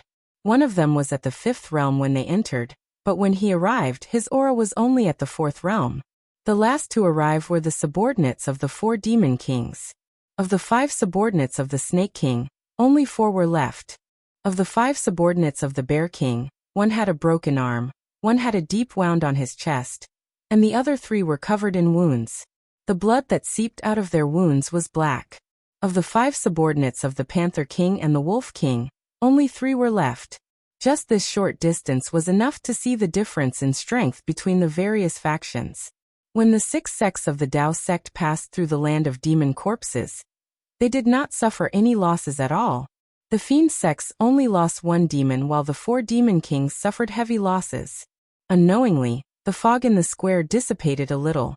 Everyone's gazes were focused ahead. In the thin fog, an incomparably majestic palace stood in the middle of the square. Chapter 404. Only now did everyone realize that they were in a square in front of a palace. Huan Ji looked at the palace and muttered, "Demon Emperor Palace." Above Li Mu's head, the paper crane flapped its wings and slowly flew towards the palace, finally landing on the stone steps in front of the palace. All the Tao pages in this world came from the Tao scripture. The fulu that Xianjizi gave him contained the aura of the Tao pages, and could sense the location of the other Tao pages. Obviously, the Tao page that Demon Emperor Bai Di once had was in this palace. The compass in the hands of an elder of the northern sect trembled a few times and pointed towards the palace. The people of the demon sect, as well as the subordinates of the various demon kings, looked at the palace shrouded in mist, a strange light flashing in their eyes. Everyone knew very well that their target this time was inside the palace. But no one acted rashly. In the short time that they had walked to the square, they had already suffered heavy losses. Who knew if there were any other dangers in this Demon Emperor palace? No one was willing to take the first step. The first to move was the Spirit Array sect. Although the elders of the 6 Taoist sects had expended a lot of energy in the battle with the monster corpses, their overall strength had been preserved. This was also the foundation of the 6 Taoist sects that was different from the Demon Kings and the Demon sects. In fact, any one of the 6 sects could easily destroy a branch of the Demon sects. But compared to the entire demon sects, it was far inferior. Although the 6 sects combined could suppress the demon sects, they could not bear the losses of destroying them. The role of a 7th realm expert was no different from a nuclear bomb. The demon sects, the Taoist sects, the imperial court, and the Buddhist sects were all nuclear powers. No matter how deep the hatred between them was, they would not easily interfere in the war of the upper realms. If they could not control or destroy all the 7th realm experts in one go, they would have to be prepared to be destroyed together. Following the actions of the Spirit Array sect, after some consideration, the other forces followed behind them and slowly approached the palace. Although no one was willing to take the lead, if they stood here, the treasures would not fly out of the Demon Emperor palace. When the time came, the Spirit Array sect would eat the meat, and they would not even be able to drink the soup. The fact that the Spirit Array sect didn't have any scruples meant that there was no array formation here. They didn't want to be trapped in an array formation after escaping from the monster corpse. Li Mu led the Imperial Court Guardians and Fulu school students, but they did not walk at the front. He felt that something was not quite right. Whether it was the mist in the Demon Emperor's cave abode, the neat rows of stone steels around the Demon Emperor's palace, or the unnatural deaths of the ancient demon clan experts under the stone steels, everything was strange. As the group approached the demonic Emperor Palace, the thin layer of fog in the plaza gradually did not affect their vision. The full view of the Demon Imperial Palace appeared before everyone's eyes. This was a magnificent palace. In terms of size, it couldn't compare to the Great Zhou Imperial Palace, but this palace alone was more luxurious than any other palace in the Imperial Palace. Outside the palace, there were several white jade pillars carved with many reliefs. The reliefs depicted scenes of hundreds of Fae worshipping the Fae Imperial Palace. 3,000 years ago, the Demon Emperor Bai Di was a true demon sovereign. He had countless Fae soldiers under his command, and he had 10 great Fae kings, each of whom was a powerhouse in the upper realm. That was the time when the demon clan was the most powerful in the last 10,000 years. They were so powerful that even the human clan had to avoid them. In front of the Demon Emperor Palace, there was a huge statue. The statue was about 3 feet tall, and it was a mighty middle-aged man. He stood in front of the Demon Emperor Palace, overlooking the entire plaza. His body was full of an aura of disdain for the world. It was just a statue, but it made people want to submit to him from the bottom of their hearts. The elders of the 6 sects and the people of the demon path were better off. The subordinates of the 4 great Fae kings were all pale. They lowered their heads, and a look of submission appeared on their faces. In front of the former demon emperor, they couldn't bring up any thoughts of resistance. Li Mu looked at the statue of the demon emperor, and only sighed in his heart. No matter how powerful his master was, he couldn't resist the invasion of time. 3,000 years had passed, and no matter how powerful his existence was, it was inevitable for him to return to dust. Li Mu always subconsciously felt that 3,000 years was very short, but thinking about it carefully, the Chinese civilization was only 5,000 years old. 3,000 years ago, the land of China was still the Western Zhou dynasty. At that time, King Wu had just conquered the Zhou dynasty. Suddenly, Li Mu felt that the Demon Emperor Palace in front of him was filled with an ancient aura. The Demon Emperor Palace's gate was wide open. Everyone finally stopped in front of the gate, and didn't rush to go in. If the gate of the Demon Emperor Palace was closed, they might break in without hesitation. But as everyone knew, before the Demon Emperor's lifespan ended, he opened up his own cave and treated it as a tomb. Who would open their own tomb and welcome others in? Until they noticed that there was a stone tablet in front of the Demon Emperor Palace. After 3,000 years, spirit jades will lose their spiritual chi, pills will lose their medicinal efficacy, and magic weapons will also lose their spirituality. But a stone is still a stone. There were words engraved on the stone tablet, but they were still written in the demon clan's language, which Li Mu didn't understand. Huanji glanced at those words and joy appeared in her eyes, but she didn't say anything. A bear demon couldn't help but murmur. I cultivated for more than 300 years and traveled to the 10 continents and 3 islands. I obtained the heavenly tomes and spirit veins, and became a heavenly demon. I unified the demon clan, and competed with the 6 sects. There were few who could match me, but in the end, I couldn't defeat the heavenly Tao and couldn't cultivate immortality. The elders of the 6 sects stood in front of the magnificent Demon Emperor Palace, and listened to the last words of a powerful cultivator. Their faces were filled with confusion. Even the most powerful cultivators in the 9th realm only had a lifespan of about 300 years. They were now only at the 5th realm. If they couldn't advance to the 7th realm in a few decades, they would be like ordinary mortals and only be left with a pile of dirt in the end. Even the most powerful cultivators in the 9th realm were like this. What were they cultivating for? They were far away from the secular world and cultivated in seclusion. What was the point? It wasn't just the elders of the 6 sections. Even the demonic cultivators and Yao cultivators present were at a loss after hearing these words. To Li Mu, immortality was good, but if he couldn't live forever, it would still be a perfect life to be with the person he loved and grow old together. To an adult who couldn't cultivate, this was a realization that everyone had to have. Feeling the elders of the 6 sects suddenly become depressed, Li Mu said in a low voice, "Cultivate your Tao. Why do you care about others?" With the help of his dermic powers, this low voice directly exploded in everyone's ears. The elders of the 6 sects trembled, and their eyes quickly became clear. After regaining their senses, they felt a lingering fear in their hearts. Just now, they were almost confused by the White Emperor's lamentation before his death. The most difficult part of cultivation was the cultivation of the heart. Once their Tao heart was lost, it was easy for the inner demon to take advantage of it. At that time, stagnation or regression of cultivation would be the least of it. Once controlled by the inner demon, it was very likely that they would lose their minds and become the inner demon's puppet. At that time, their only outcome would be to be dealt with by their peers to prevent them from bringing disaster to the world. Including the disciples of the Fulu school. The elders of the 6 sects bowed to him and said gratefully, "Thank you, martial uncle."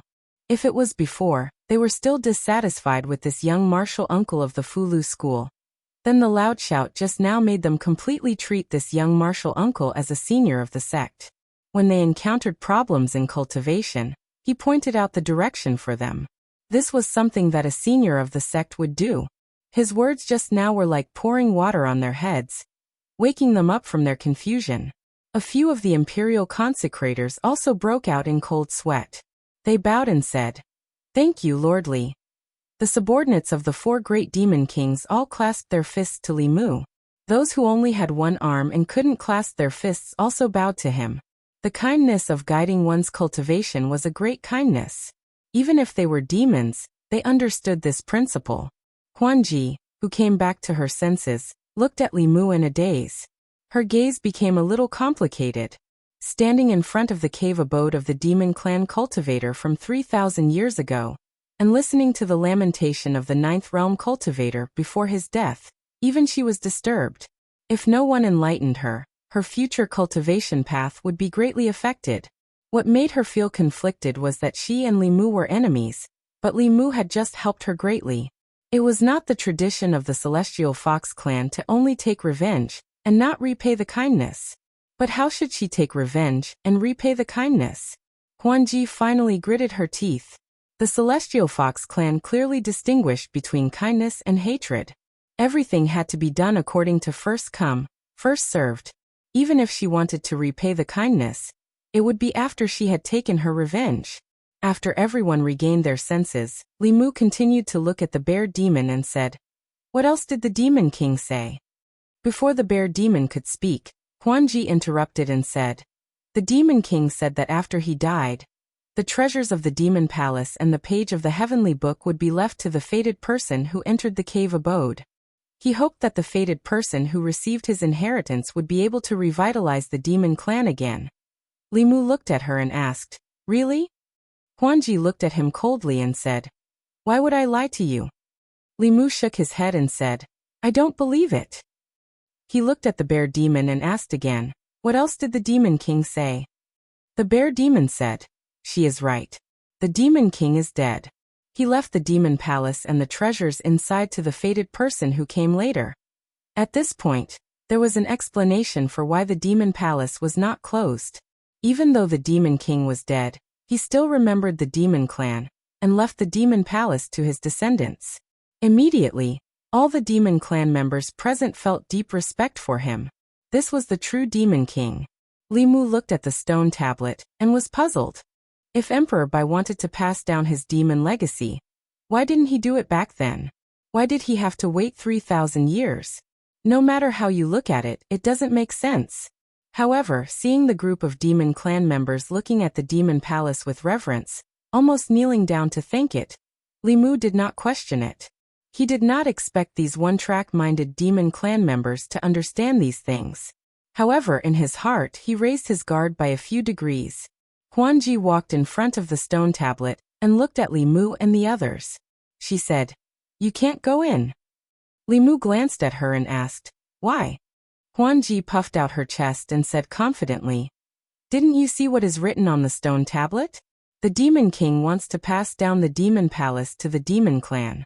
Why are you humans here?" Li Mu crossed his arms and said, "Anyway, we don't know the demon language. Maybe you all colluded to lie to us. Also, humans and demons are both creatures of the world. Humans are born by their mothers. Demons are also born by their mothers. No one is more noble than the other. Why can you all enter but we can't?"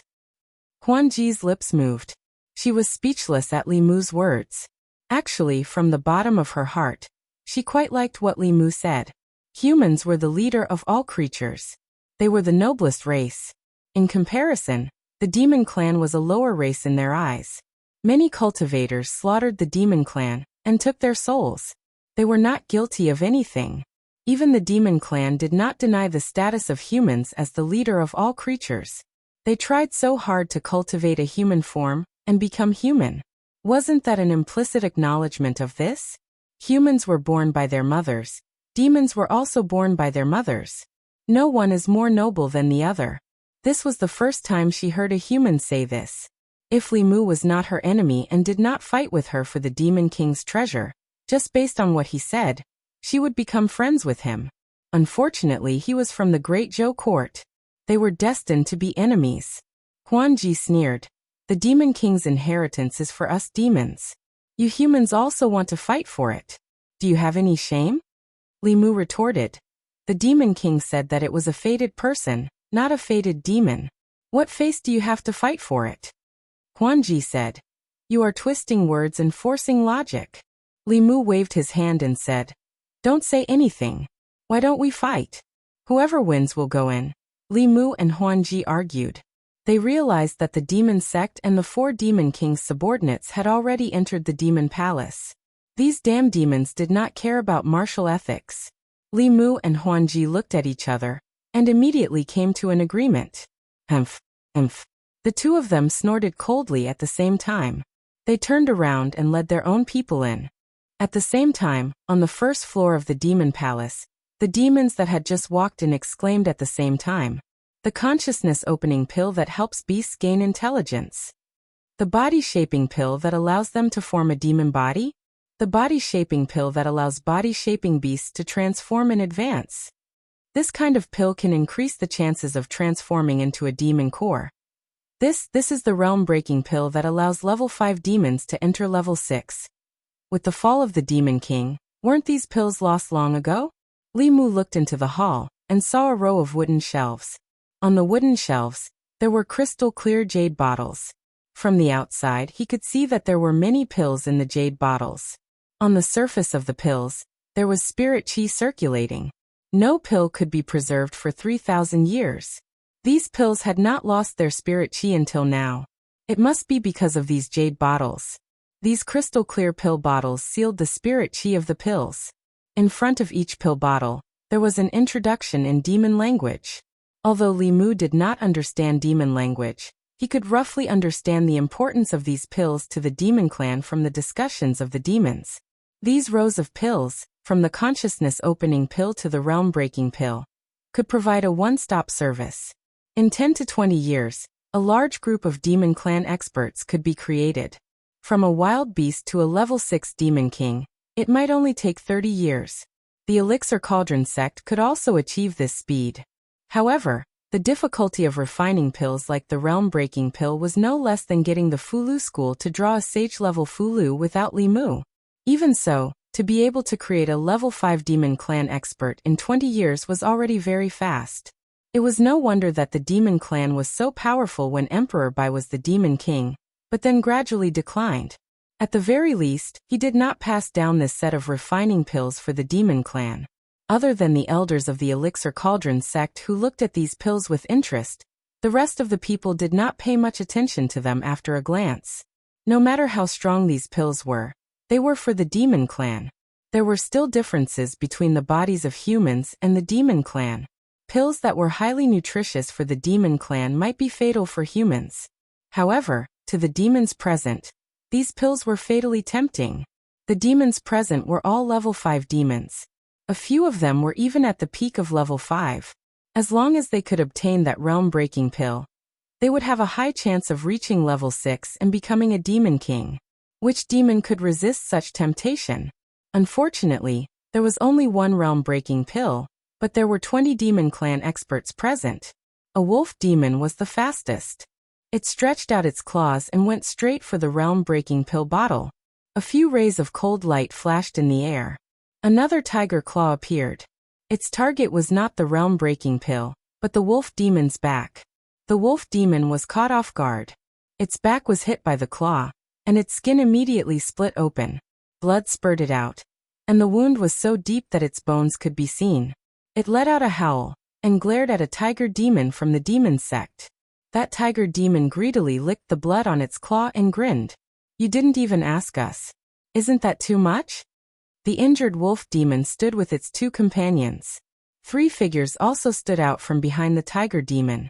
After passing through the land of demon corpses, the wolf demon had lost 2 while the demon sect had lost 1. They did not have the upper hand against the demon sect.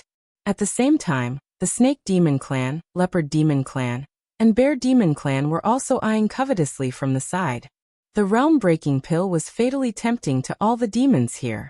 The tiger demon scanned the demons and said coldly, "Whoever dares to touch this pill will be going against the demon sect and the demon sect."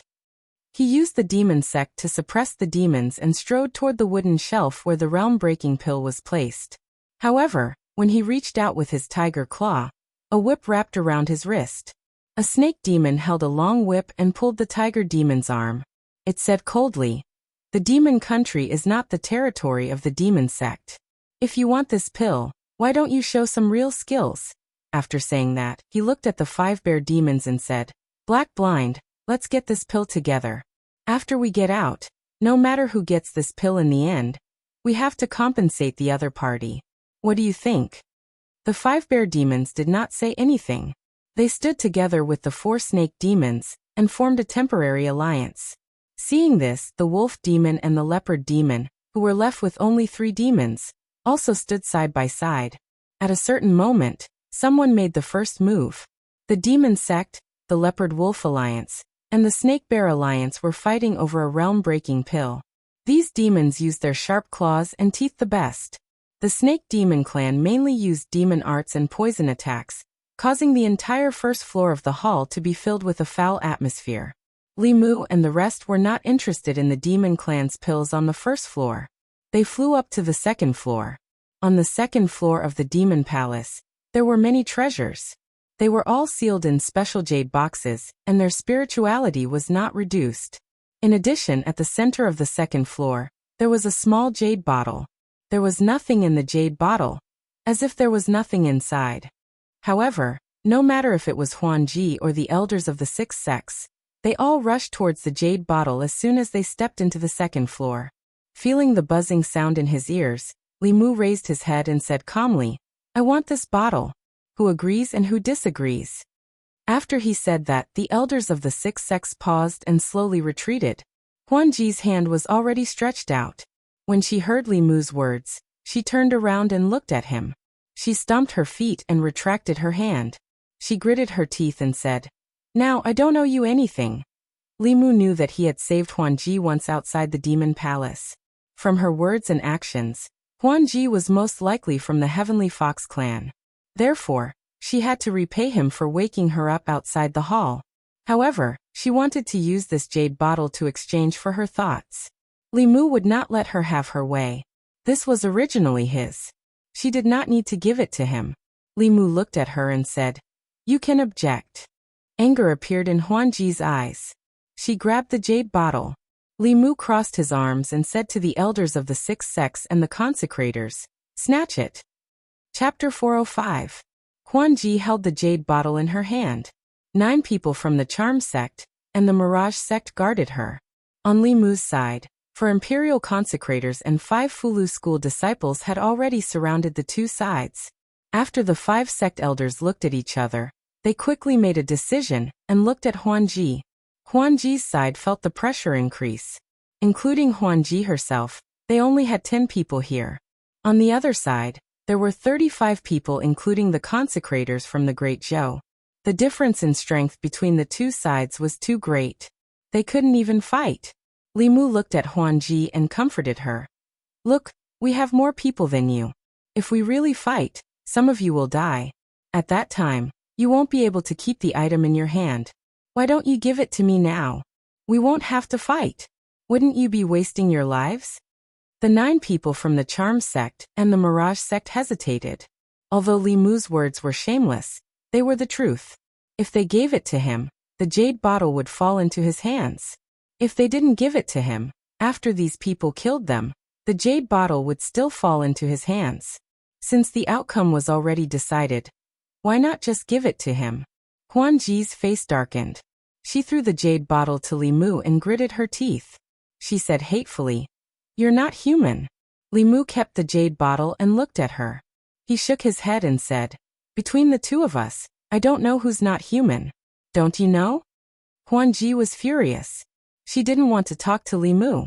She gritted her teeth and said, "Call those brainless people up." The 2 went down the first level. Soon, the Demon Sect and Demon King's subordinates flew up. When they saw the Realm Breaker pill, they were like cats that smelled blood. They forgot their real purpose in entering the Demon Emperor's cave. That one page of the Heavenly Book was much more important than the Realm Breaker pill. At this moment, they were in a worse state than when they were attacked by the demon corpse. One of the 3 demon wolves had lost its body. Only its demon soul was left. One of the 3 demon leopards had lost its body. Unlike humans who cultivated their primordial spirit, demons' strength would be greatly reduced if they lost their physical bodies. They were basically crippled. Of the 4 snake demons, 2 of them were beaten back to their original forms. Their tails couldn't transform into legs. Of the 5 bear demons, 2 of them could only exist as giant bears. As for the 4 demons of the demon sect, one of them had turned into a white tiger. The other 3 were covered in wounds and their auras were weak. All the demons told themselves in their hearts that the heavenly tomes were more important than the Realm Breaker pill. When they looked around and saw the Dharma treasures on the 2nd level of the Demon Imperial Palace, their eyes lit up and they were eager to try. Li Mu shook his head. No wonder the monster sect was the one that was looked down upon the most amongst the 10 demonic path sections. After all, they weren't humans. Sometimes, when they did things, they had to rely on their beastly instincts. If he interacted more with humans, this situation might change. If he stayed in the demon kingdom and lived with the thoughts of beasts and demons, compared to a cunning fox like Phantom Princess, he was indeed lacking in wisdom. Phantom Princess looked at the green eyes of the demons with a helpless expression. She then said, "Stop looking, let's go to the third level." If not for Li Mu and the 6 sects of Taoism, it would be easy to obtain the treasures from these demons. Now, she had to borrow their strength to fight against Li Mu and the 6 sects of Taoism. Her words awakened the demons in their dreams. All the demons were awakened by Phantom Princess and followed her to the third level of the Demon Imperial Palace. The third level was the top level of the Demon Imperial Palace. This should be the place that Fu Lu was referring to. Different from the first 2 levels, the third level of the Demon Imperial Palace only had a platform made of white jade. The jade platform was half the height of a person. A page that Li Mu was familiar with floated on top of the jade platform. The moment they saw the page, many of them revealed a look of desire. However, none of them made a move. Everyone's goal was this page of the heavenly tomes. The first to make a move would definitely become the target of everyone. Therefore, the moment they saw the treasure, everyone quietened down. After a short moment of silence, Phantom Princess suddenly looked at the demons and said, "Everyone, this is the Demon Emperor's cave residence. This heavenly tomes are also the heavenly tomes of the demons. We cannot let it fall into the hands of humans. After we obtain this page of the heavenly tomes, we can comprehend it together." After Phantom Princess finished speaking, the demons fell into deep thought. With the 6 sects of Taoism around, it was impossible for them to obtain the heavenly tomes. If the demon sect obtained it, they might have a chance to comprehend it. If it fell into the hands of humans, they would lose this page of the heavenly tomes forever. At this moment, the forces that represented different interests came to an agreement without any discussion. From then on, the Demon Imperial Palace was completely divided into 2 forces. One was the 6 sects of Taoism led by Li Mu. The other was the alliance of the 4 sects of demonic Tao and the 4 great demon kings. Originally, the 2 forces were evenly matched. The elders of the 6 sects of Taoism were individually strong while the alliance of the demonic Tao and the demon kings had more people. However, after the attacks of the demonic corpses, their strength was greatly reduced. If they were to fight to the death, they might not be a match for Li Mu. However, at this point, they had no other choice. The fact that these demons would form an alliance was not out of Li Mu's expectations. After all, the Demon Emperor was the emperor of the demon race. What was recorded on the Tao page was also the cultivation path of the demon race. To them, the imperial court and the Taoist sects were robbers who came to snatch what belonged to the demon race. However, this time Li Mu did not want to be a robber. He had no choice.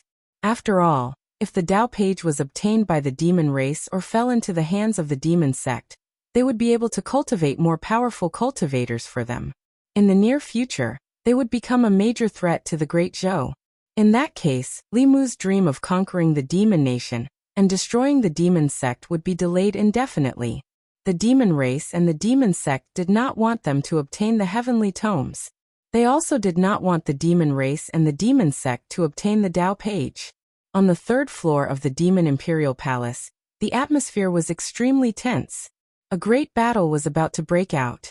After a long period of silence, a figure shot out from the demon sect's position and headed in the direction of the heavenly tomes. At the south sect's position, an elder's body turned into an afterimage as he tried to stop the demon. In the next moment, everyone moved. The entire 3rd floor of the Demon Imperial Palace erupted with dozens of waves of dermic power at the same time. After dealing with the countless demon corpses, the fulu, elixirs, formation flags, and one-time used dermic treasures in everyone's hands were all used up.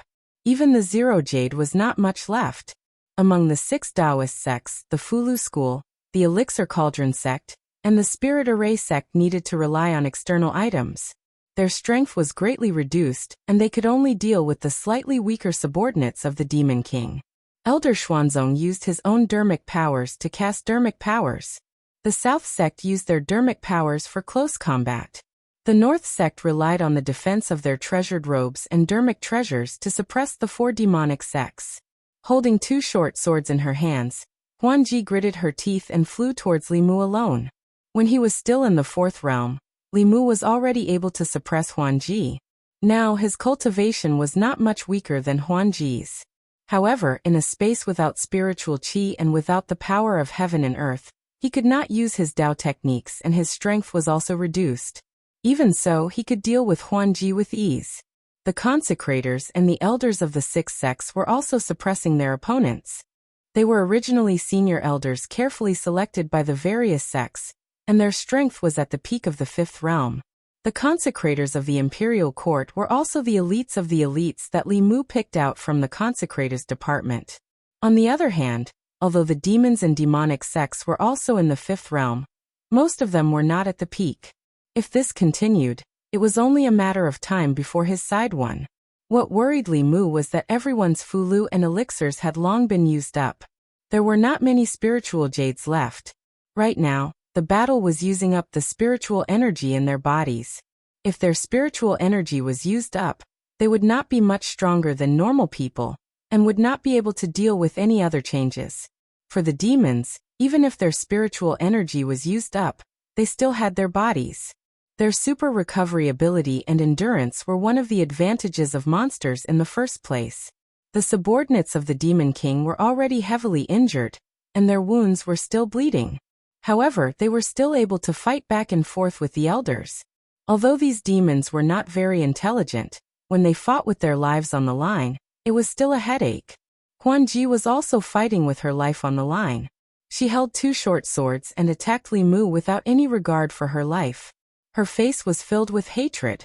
Those who did not know would think that Li Mu had abandoned her. Although Li Mu could easily deal with Huanji, he could not withstand her desperate attacks and his spiritual energy was quickly depleting. This could not go on. Li Mu was thinking of a solution. He looked around and when he saw a battle, his eyes narrowed. It was this moment of absent-mindedness that allowed Huanji to find his weakness. She stabbed her sword towards Li Mu's chest. However, she hesitated for a moment before stabbing towards his shoulder. Li Mu came back to his senses and stretched out his right hand. He grabbed her wrist that was holding the sword and frowned. Something is wrong. Huanji flung his hand away and stabbed her sword again. She said angrily, "You can get distracted during a battle. Damn it, you actually looked down on me." Li Mu grabbed her wrist again and used his other hand to hit her head. He said in a low voice, "Stupid fox, haven't you noticed that something is wrong?" Huanji's other hand held her sword and slashed towards Li Mu's neck. She was extremely angry. "You dare to call me a stupid fox, I will kill you." Li Mu grabbed her other wrist and said in a low voice, "Look." Huanji's face was filled with anger. She struggled a few times and inadvertently looked into Li Mu's eyes. She saw the seriousness in his eyes and was shocked. She asked, "What are you looking at?"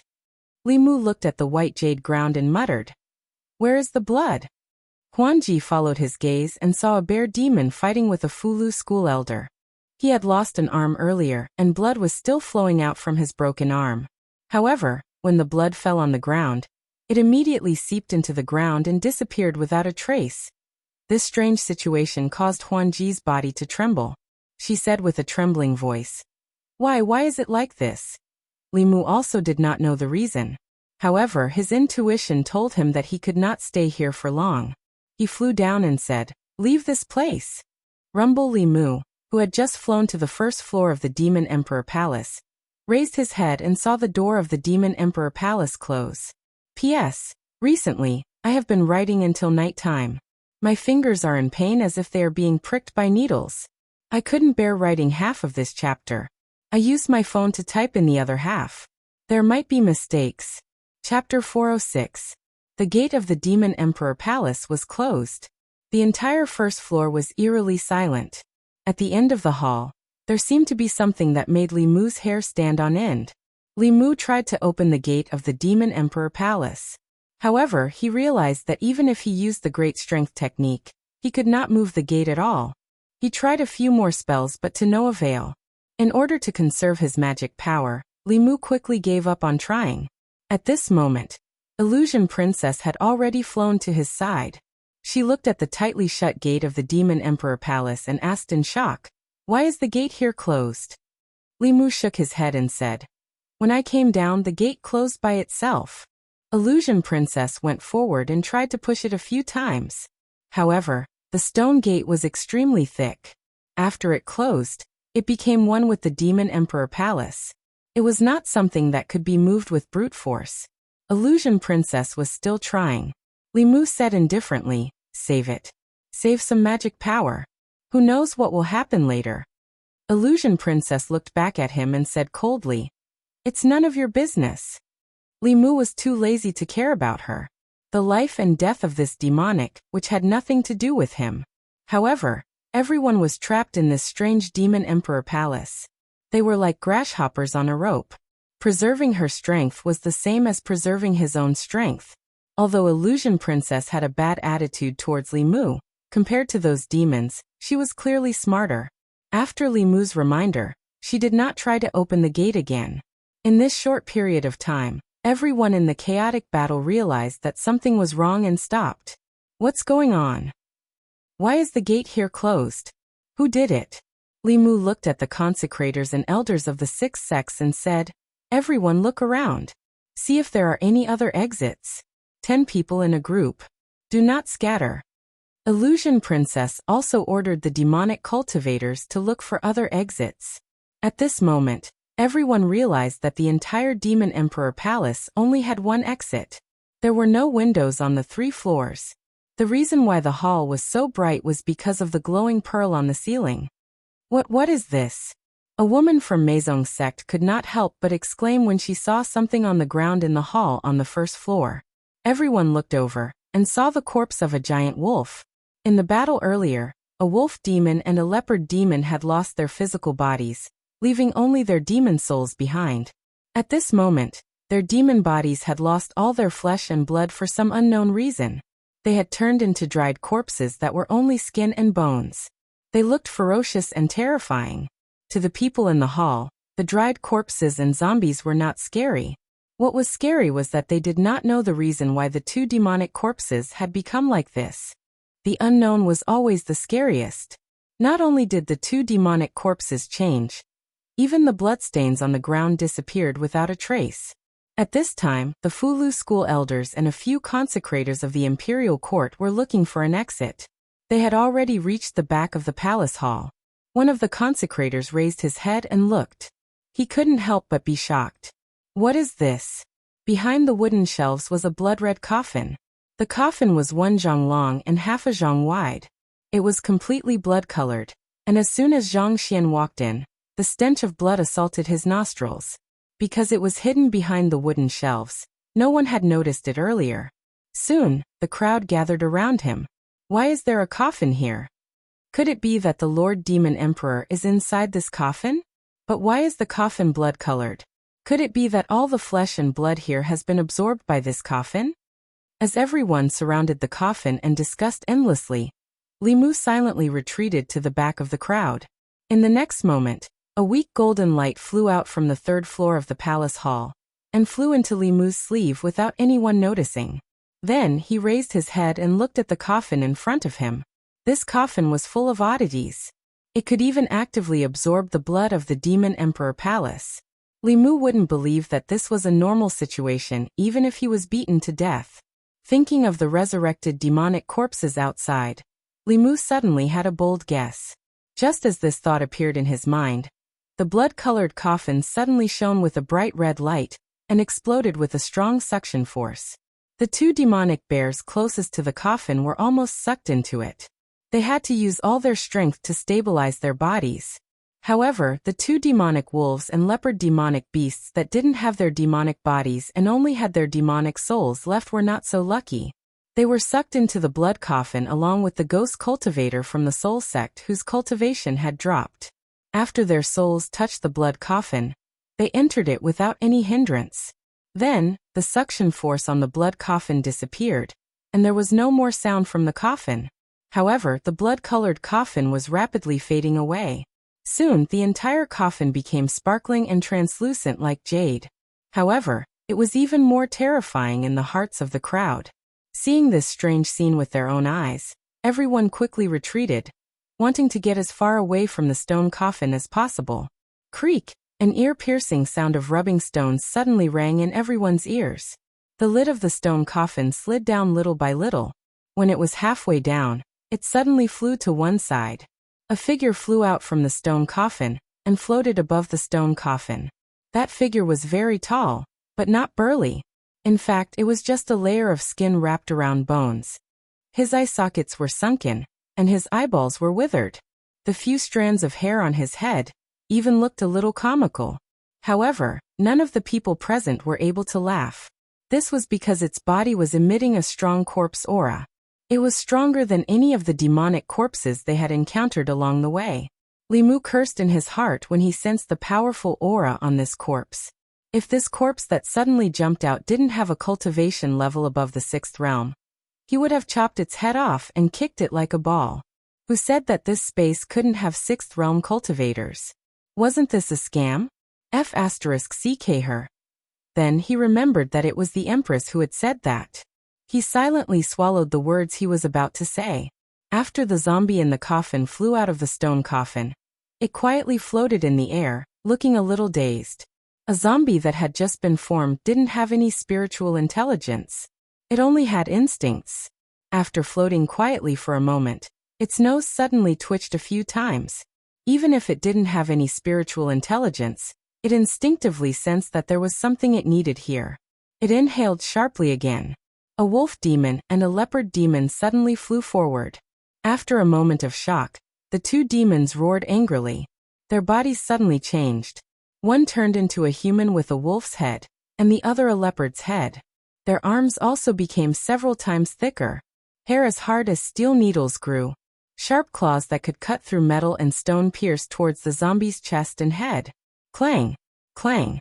Their claws collided with the zombie's body. Immediately, sparks flew. After two crisp sounds, the two demons' sharp nails broke and their claws bent. The zombie grabbed their necks and flew back into the coffin. The coffin lid automatically flew up and closed.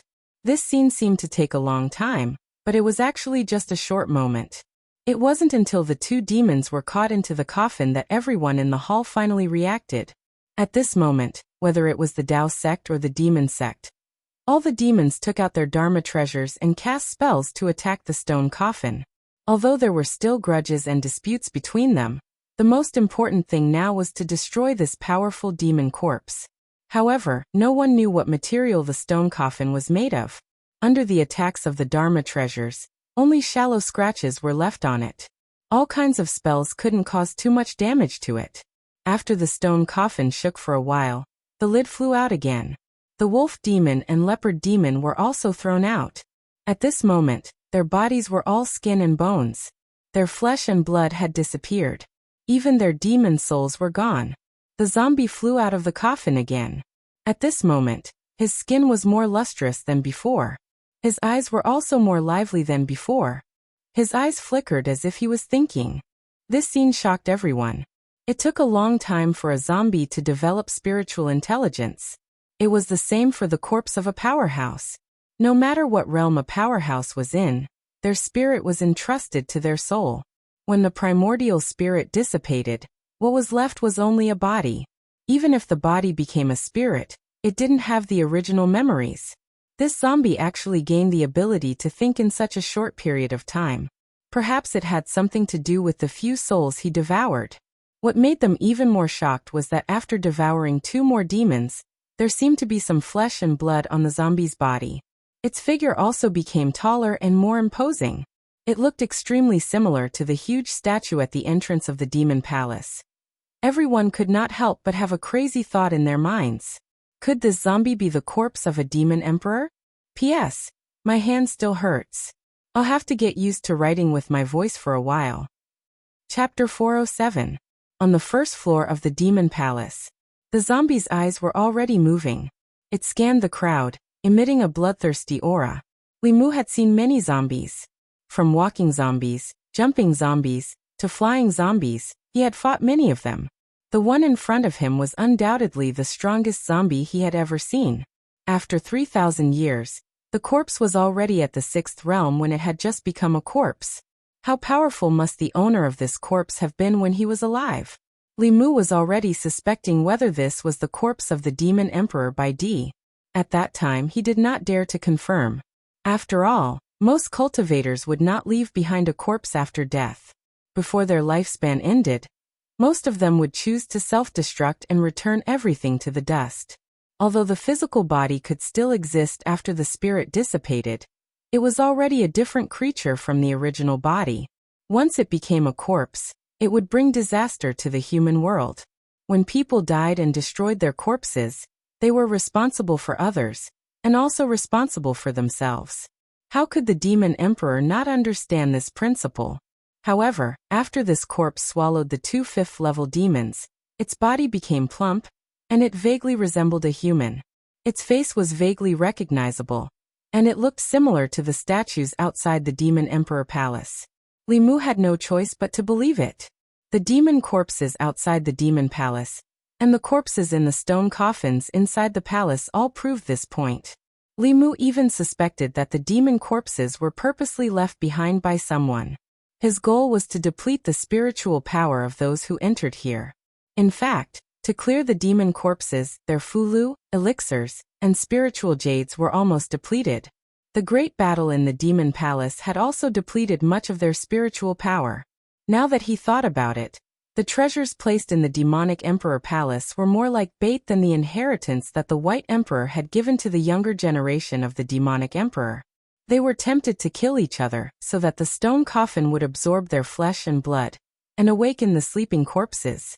If everything was as Li Mu guessed, then Emperor Bai was not a great demon with a demon heart, but an old silver coin from 3,000 years ago. Li Mu could not understand what Emperor Bai was after. Even if his corpse was resurrected, it wouldn't be him anymore. He had sacrificed so many of his subordinates to set up such a trap. What good would it do him? The demon race respected him as the demon emperor. For the past 3,000 years they had been searching for his cave. However, after they went through all kinds of hardships and entered the demon emperor's cave, they met a group of dumplings the moment they landed. In the demon emperor's palace, there was even a super invincible dumpling waiting for them. This was a method of harming others without benefiting oneself. Anyone with a little bit of humanity and demonic nature would not do such a thing. All kinds of evidence proved that Demon Emperor Bai Di was most likely a lunatic with an antisocial personality. No matter how powerful he was when he was alive, he was now just a corpse without any humanity. After tasting flesh and blood, his ferocious nature was aroused. He let out a low roar and disappeared on the spot. Bang! A bear demon lowered his head and looked at his chest. A skinny claw reached out from his chest and grabbed a beating heart. The corpse only took a light breath, and this bear demon's blood essence and demon soul were sucked into his mouth. The remaining demons and demon sect members started to attack the gate of the demon emperor's palace frantically. In this small demon emperor's palace, they were like turtles in a jar. Sooner or later, they would become food for this demon corpse. This corpse was too powerful. Fifth realm demons could not fight back at all in his hands and had their souls and blood essence sucked away. If they continued to be trapped here, they would soon meet the same end. A few of the imperial court's high priests and disciples of the sixth sects gathered around Li Mu. Although a sixth realm demon was powerful, he was just a corpse and could not be a match for everyone here. However, this demon emperor's palace was too small and could not be used fully. It would be easy for this corpse to kill them one by one. If he hid in the coffin again, so many people could not do anything to him. They had to think of a way to escape first. Li Mu said decisively to everyone, "Everyone, attack this gate with all your might." Although everyone had tried to attack together just now, they were not forced to such an extent. Everyone was scheming against each other, and did not want to expend too much of their magic power. Once their magic power was exhausted, all their previous efforts would easily go to others. However, things were different now. If they did not do their best now, they would lose their lives later. Regardless of whether it was the demons or the demon sect, they were all attacking this gate with all their might. Rumble. Under the full attack of dozens of fifth realm powerhouses, the tightly shut gate of the demon emperor's palace finally shook. Dozens of brilliant spells flashed. A golden light flew out from Li Mu's sleeve and crashed into the gate of the demon emperor's palace. Rumble. The The two gates of the demon emperor's palace collapsed. As if they had seen the dawn of hope, everyone in the palace flew out of the palace and came to the square in front of the demon emperor's palace. At this moment, the zombie in the demon emperor's palace had also finished absorbing the blood essence and soul of the bear demon. At this moment, his skin was even more lustrous. He no longer looked like a bag of bones, and his body had also become more plump. He licked his white fangs, and the bloodthirst in his eyes became even more intense. He slowly flew out of the palace. On the square, the various forces did not have a prior agreement. However, they all had a tacit understanding to work together to kill this zombie. As soon as the zombie flew out, dozens of magical lights landed on its body. At this moment, regardless of whether it was the Sixth Sex, the demon sect, or the subordinates of the demon kings, they all only had one goal: kill this zombie. Unfortunately, along the way, their fulu, elixirs, formation flags, and other powerful one-time use treasures had long been used up on those demon corpses. After the battle in the demon emperor's palace and the destruction of the gate, most of the magic power in their bodies had been used up. The power of the spells that they could use now was also weakened by more than half. Even so, the simultaneous attack of dozens of Fifth Realm powerhouses had the power to destroy heaven and earth. The zombie's body was instantly covered by the light of the dozens of spells. Even if everyone's dermic powers were almost depleted, even if the power of their dermic spells was not as strong as before, even if the demonic corpse had the strength of a Sixth Realm cultivator, when dozens of Fifth Realm cultivators joined forces, even a true Sixth Realm cultivator would have to retreat. Boom. The ground shook violently.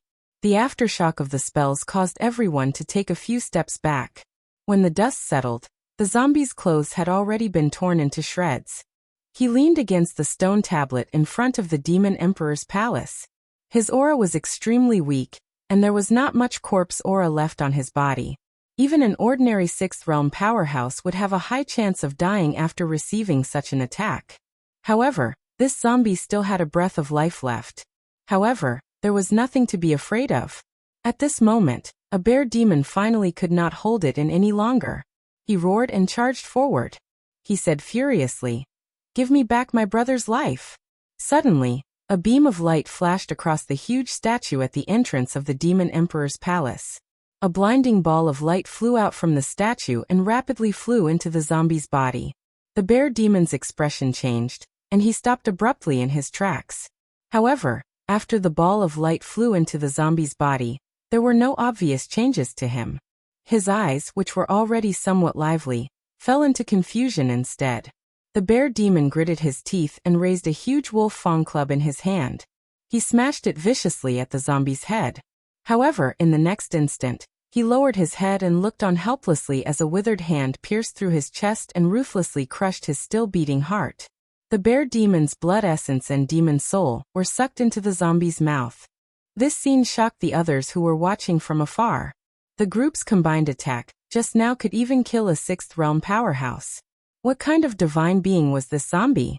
It clearly only had a breath of life left, but it could still kill the bear demon in such a way.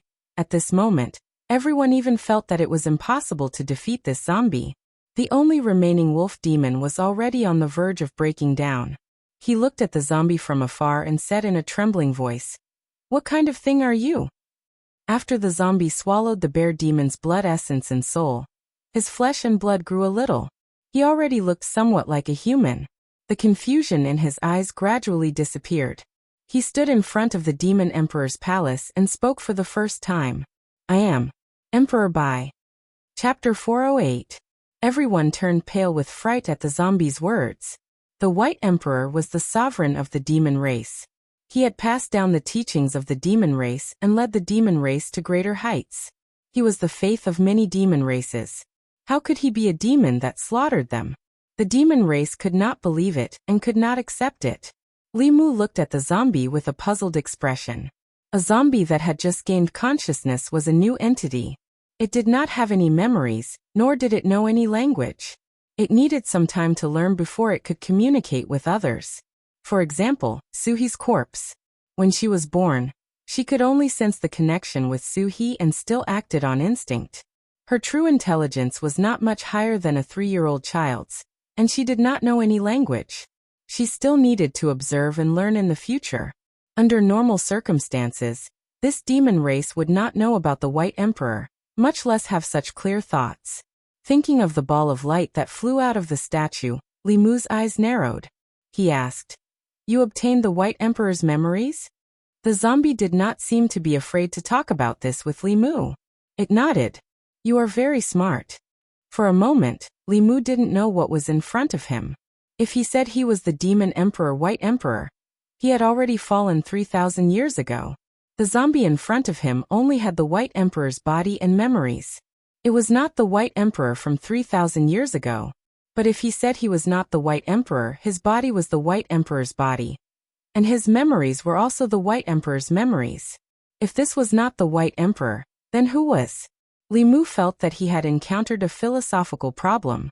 When a person died and their memories were transplanted to a new body, was it a new life or a continuation of the original life? No, impossible. The Demon Emperor died long ago. You can't be the Demon Emperor. Don't think you can fool us. Although the Demon Emperor was powerful, he could not have lived for more than 3,000 years. If Li Mu was having a headache, the demon race present were already going crazy. How could they accept the rebirth of the Demon Emperor from 3,000 years ago, and the massacre of the Demon Clan? After the ball of light entered his body, the bloodthirsty aura disappeared from the zombie's body. After hearing the words of the demons, he was silent for a moment before muttering, "So it has already been 3,000 years." After saying this, he once again fell into a long silence. Li Mu could understand his feelings. This zombie had just been born. Although it already had self-awareness, it was a blank consciousness. After he had obtained Emperor Bai's memories, the emptiness in his consciousness had been filled by Emperor Bai's memories and experiences. His body and memories were all Emperor Bai's. In a way, he was Emperor Bai. However, Emperor Bai's memories were just memories. Memories had no consciousness, and he could not feel the passage of time. To the zombie that believed itself to be the White Emperor, this meant that it had only slept for a short while. When it opened its eyes, 3,000 years had already passed. Normal people might not be able to accept such a reality. Emperor Bai was indeed the Demon Emperor. He had once been a supreme expert. After a short moment of confusion, his eyes regained clarity and his expression gradually calmed down. He looked at Li Mu and asked, "Which is the most powerful country on the Zhu continent now? Is it still the Chu dynasty? How many generations have they passed down?" Li Mu looked at him and said calmly, "The Chu dynasty has been gone for 2,500 years. In these 2,500 years, the central mainland has changed 3 dynasties. Now the most powerful dynasty on the Zhu continent is called the Great Zhou." Emperor Bai's face showed a look of reminiscence. He muttered, "So those old guys from the Chu dynasty are also dead?" Li Mu nodded and said, "They've been dead for almost 3,000 years." His gaze swept across the crowd one by one, and he said to himself, "Which sect do you belong to?" Facing the Demon Emperor from 3,000 years ago, the elders of the 6 sects did not dare to slight him. Fulu School of Taoism, Danding Sect of Taoism, Xuanzong of Taoism, Northern Sect of Taoism.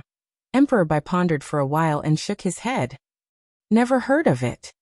Taoism was born less than 2,000 years ago. It was normal that Emperor Bai had not heard of it. His eyes continued to wander.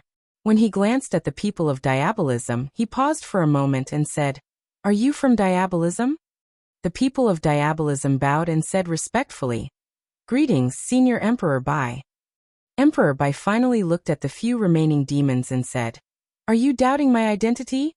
The demon race had always been stubborn. A bear demon gritted his teeth and said, "Even a demon emperor can't live for more than 3,000 years. Who the hell are you? How dare you pretend to be a demon emperor?" Emperor Bai glanced at him and said, "It's been 3,000 years. Your Shaking Bear clan is still as stupid as before. If I had known, I wouldn't have taught you demonic techniques back then. I would have let you all be beasts for all eternity." Perhaps because no one had spoken for 3,000 years, Emperor Bai was different from those experts who liked to put on airs. He was not stingy with his words. At first he stuttered a little, but soon, his speech became smoother and clearer. He stood in front of the huge statue and said slowly, "That's right. Even I can't defeat the heavenly Tao. My lifespan is only 300 years. A melancholy expression appeared on his face as he continued, "But I can't accept it. I've cultivated for 300 years, 290 years, and obtained countless opportunities. It wasn't easy for me to cultivate to the heavenly demon realm. But my lifespan is only left with 10 years. I've tried countless methods, but I couldn't change it. I could only seal my body in a coffin before my lifespan ran out. I sealed my life's memories in a stone statue and left them for future rebirth. In this way, I could have a few hundred more years of lifespan." Li Mu's mouth opened slightly. He was stunned. Was he fighting a bug with the heavenly Tao?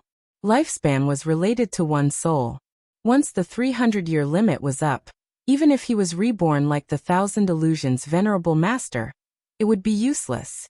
When the time came, his soul would still die. But the body was different. As long as it was preserved properly, the body could live forever. But this eternal life was useless. A body that could live forever had no consciousness. And when they gained consciousness, they would be bound by the heavenly Tao again, and enter the cycle of reincarnation again. Emperor Bai sealed his body and memories. When his body became a corpse, he would fuse it with his memories. The extra few hundred years of lifespan was the lifespan of the zombie. It could be said that the thing in front of Li Mu was Emperor Bai, but also not Emperor Bai. Emperor Bai's soul and consciousness had already died 3,000 years ago. There was no dispute about this. So it was not Emperor Bai. But the zombie had just been born.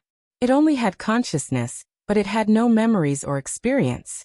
While it had Emperor Bai's body, it also had his memories. In its heart, it was Emperor Bai. It was not wrong to say that it was Emperor Bai. For the time being, it was Emperor Bai. If this continued, Li Mu felt that he would go crazy. Emperor Bai's words shocked everyone present. They also did not expect that the demon emperor would be reborn in such a way. Everyone present was here to inherit Emperor Bai's treasures. Now that Emperor Bai was in front of them, the atmosphere was a little awkward. He was not dead. This was not an inheritance, but a robbery. In this way, whether it was the elixirs, Dharma treasures, or the heavenly tomes, they could not get them. A demon sect expert bowed and said, "We did not mean to disturb the demon emperor. Since the demon emperor has been reborn, can we leave now?" The others looked at him as if they were looking at an idiot. If they could leave so easily, what happened just now would not have happened. At this moment, they all understood that the demon corpses around the demon palace were not an accident. The demon emperor had planned this 3,000 years ago. His goal was to deplete the Dharma treasures and Dharma powers of those who entered the palace.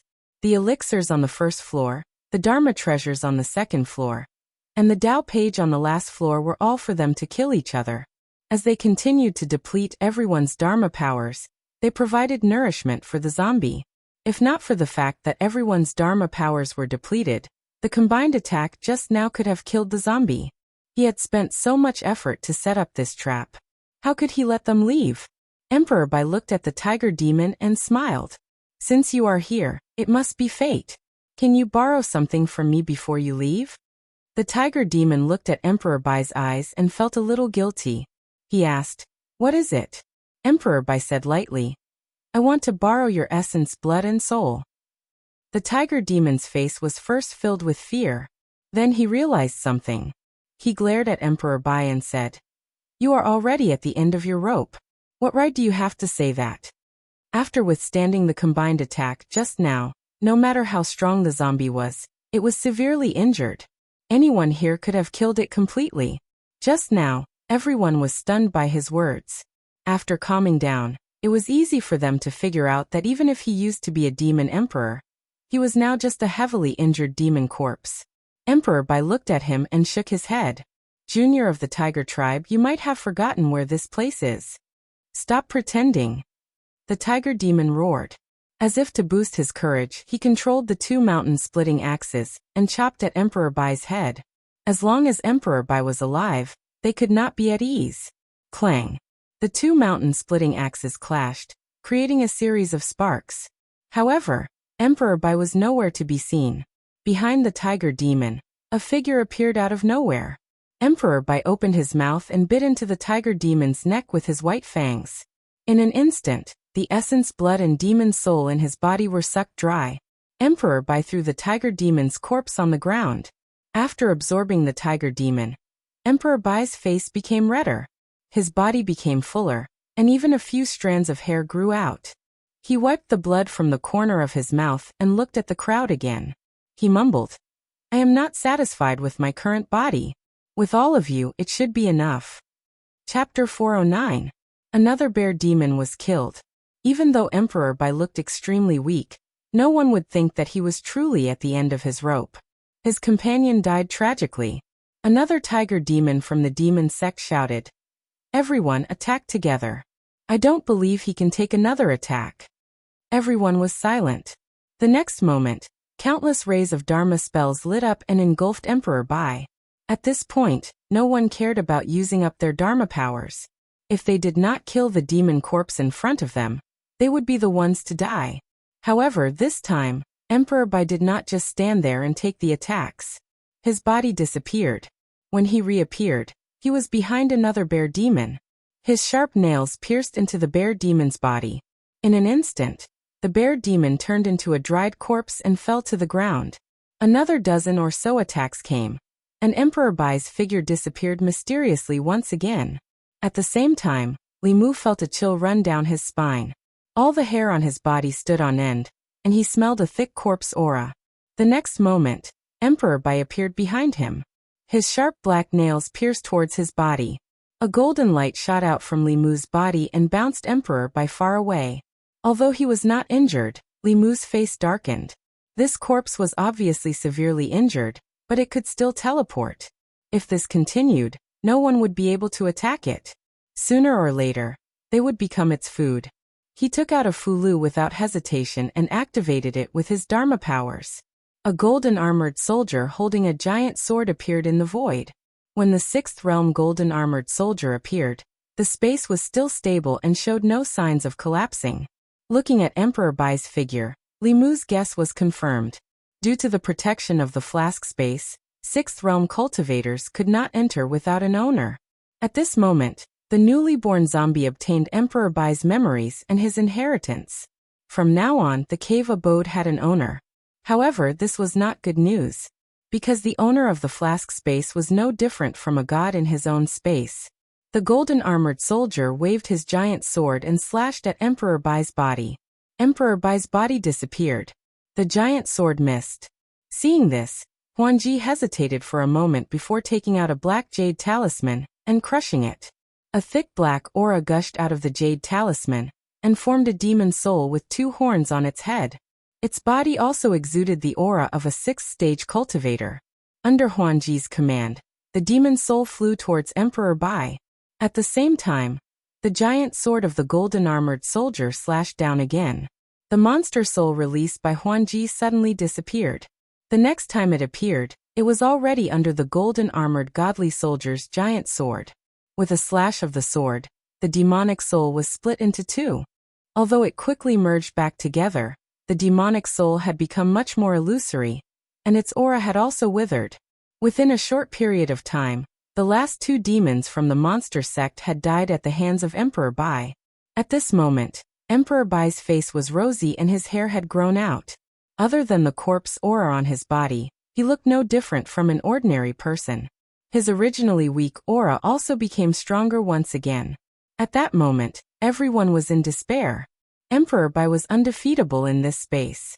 After killing these demons, Emperor Bai finally turned his gaze towards the elders of the 6 sections. His figure disappeared once again. Li Mu used his mind, and the Dao Bell flew out. It suddenly enlarged and covered Li Mu, the elders of the 6 sects, and the few imperial consecrators. Dong. A buzzing sound came from the Dao Bell. Emperor Bai's figure appeared but was blocked outside the Dao Bell. He stretched out his claws and stabbed at the Dao Bell, but his nails were broken. Although they grew back quickly, he could not do anything to the Dao Bell. Immediately after, he started to cast a series of powerful spells. However, he could only make the Dao Bell ring but could not enter the bell. Suddenly, as if he had discovered something, Emperor Bai's figure distorted and turned into a wisp of green smoke.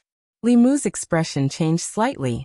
The jade bottle that he had snatched from Huan Ji at the second level of the monster palace appeared in his hand. He didn't even think about it before crushing the jade bottle. The remaining crack on the Dao bell suddenly emitted a golden light. The last crack finally disappeared. Li Mu originally did not want to obtain the jade bottle, but he could feel the Dao bell's desire for it. According to his guess, the bottle should contain Genesis Qi that could help repair the Dao bell. With this Genesis Qi, the Dao bell was finally complete again. At the original crack, the light smoke turned back into Emperor Bai's figure. He looked at the people inside the Dao bell with some reluctance and flew towards the 3 people from the Soul sect. The 3 soul cultivators wanted to escape, but there was nowhere to run. In a few breaths, their souls were sucked into Emperor Bai's stomach. At this point, the 4 monster kings had suffered heavy losses. The people from the Demon Path's Soul Sect and Monster Path's Demon Path's Soul Sect had been completely wiped out. Only the people from the Illusion Sect and Meizong Sect beside Huan Ji were safe, but only temporarily. Li Mu's golden armor soldiers and Huan Ji's demon soul could not get close to Emperor Bai at all. As long as they were within 10 feet of Emperor Bai, he would teleport them far away. They could not even touch the corner of his clothes. Both of them had a time limit. It would not be long before they disappeared. Li Mu could not allow Emperor Bai to continue killing. Even though he was on a different side from Huan Ji and the others, if they all died, it would be his turn to die. While Emperor Bai caught 2 more demons and absorbed their essence blood, Li Mu controlled the Dao bell to cover the rest of the people. Huan Ji silently lowered her head and fell silent. It was easy to take revenge, but difficult to repay kindness. This was the consensus of the Heavenly Fox clan. It was also the experience passed down by the ancestors of the Heavenly Fox clan. Although she did not want to accept Li Mu's kindness, they were all in the same boat now. If they wanted to live, they had to put aside all their grievances and work together to deal with their only enemy. Li Mu looked at Huan Ji and said, "What other trump cards do you have? Take them out. If not, we will all be trapped here." Huan Ji thought for a while, and took out a jade talisman. She said, "We cannot send messages in the flask space, but this talisman contains a drop of my essence blood. If we crush this talisman, even if we are outside the flask space, the mother talisman in my brother's hands will sense it. He will know that we are in danger." Li Mu asked, "So what if your brother knows?" Huan Ji said, "My brother is the great elder of Meizong sect. He is outside now." Li Mu understood what Huan Ji meant. Although they could not tell the people outside what happened, as long as they knew that Huan Ji was in danger, the dozens of level 6 experts outside would work together to open up the space again.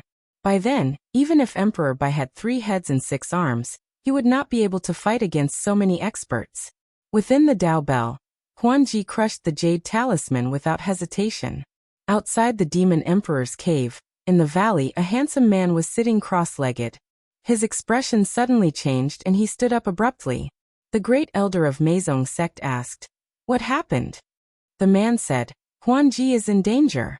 He said without hesitation, "Open up the space." The great elder of Meizong sect, King Qingguang, and the expert from Meizong sect flew up at the same time.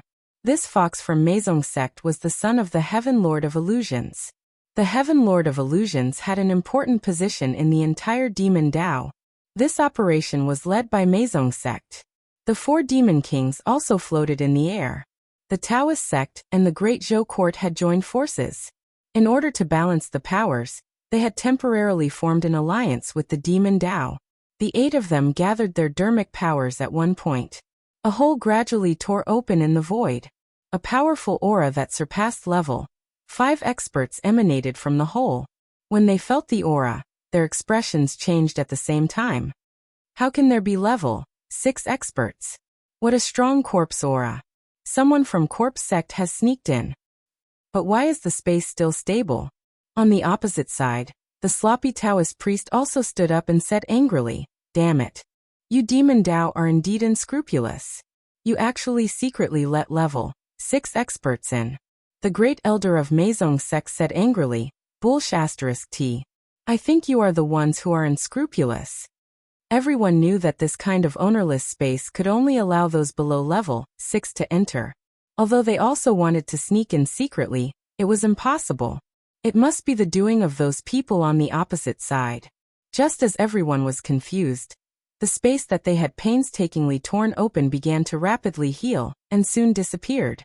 At this time, they finally discovered something unusual. Did something happen inside? Let's attack together.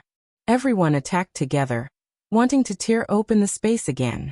However, this time, other than the heaven and earth power becoming extremely chaotic at the place where their dermic powers converged, no other strange phenomena appeared.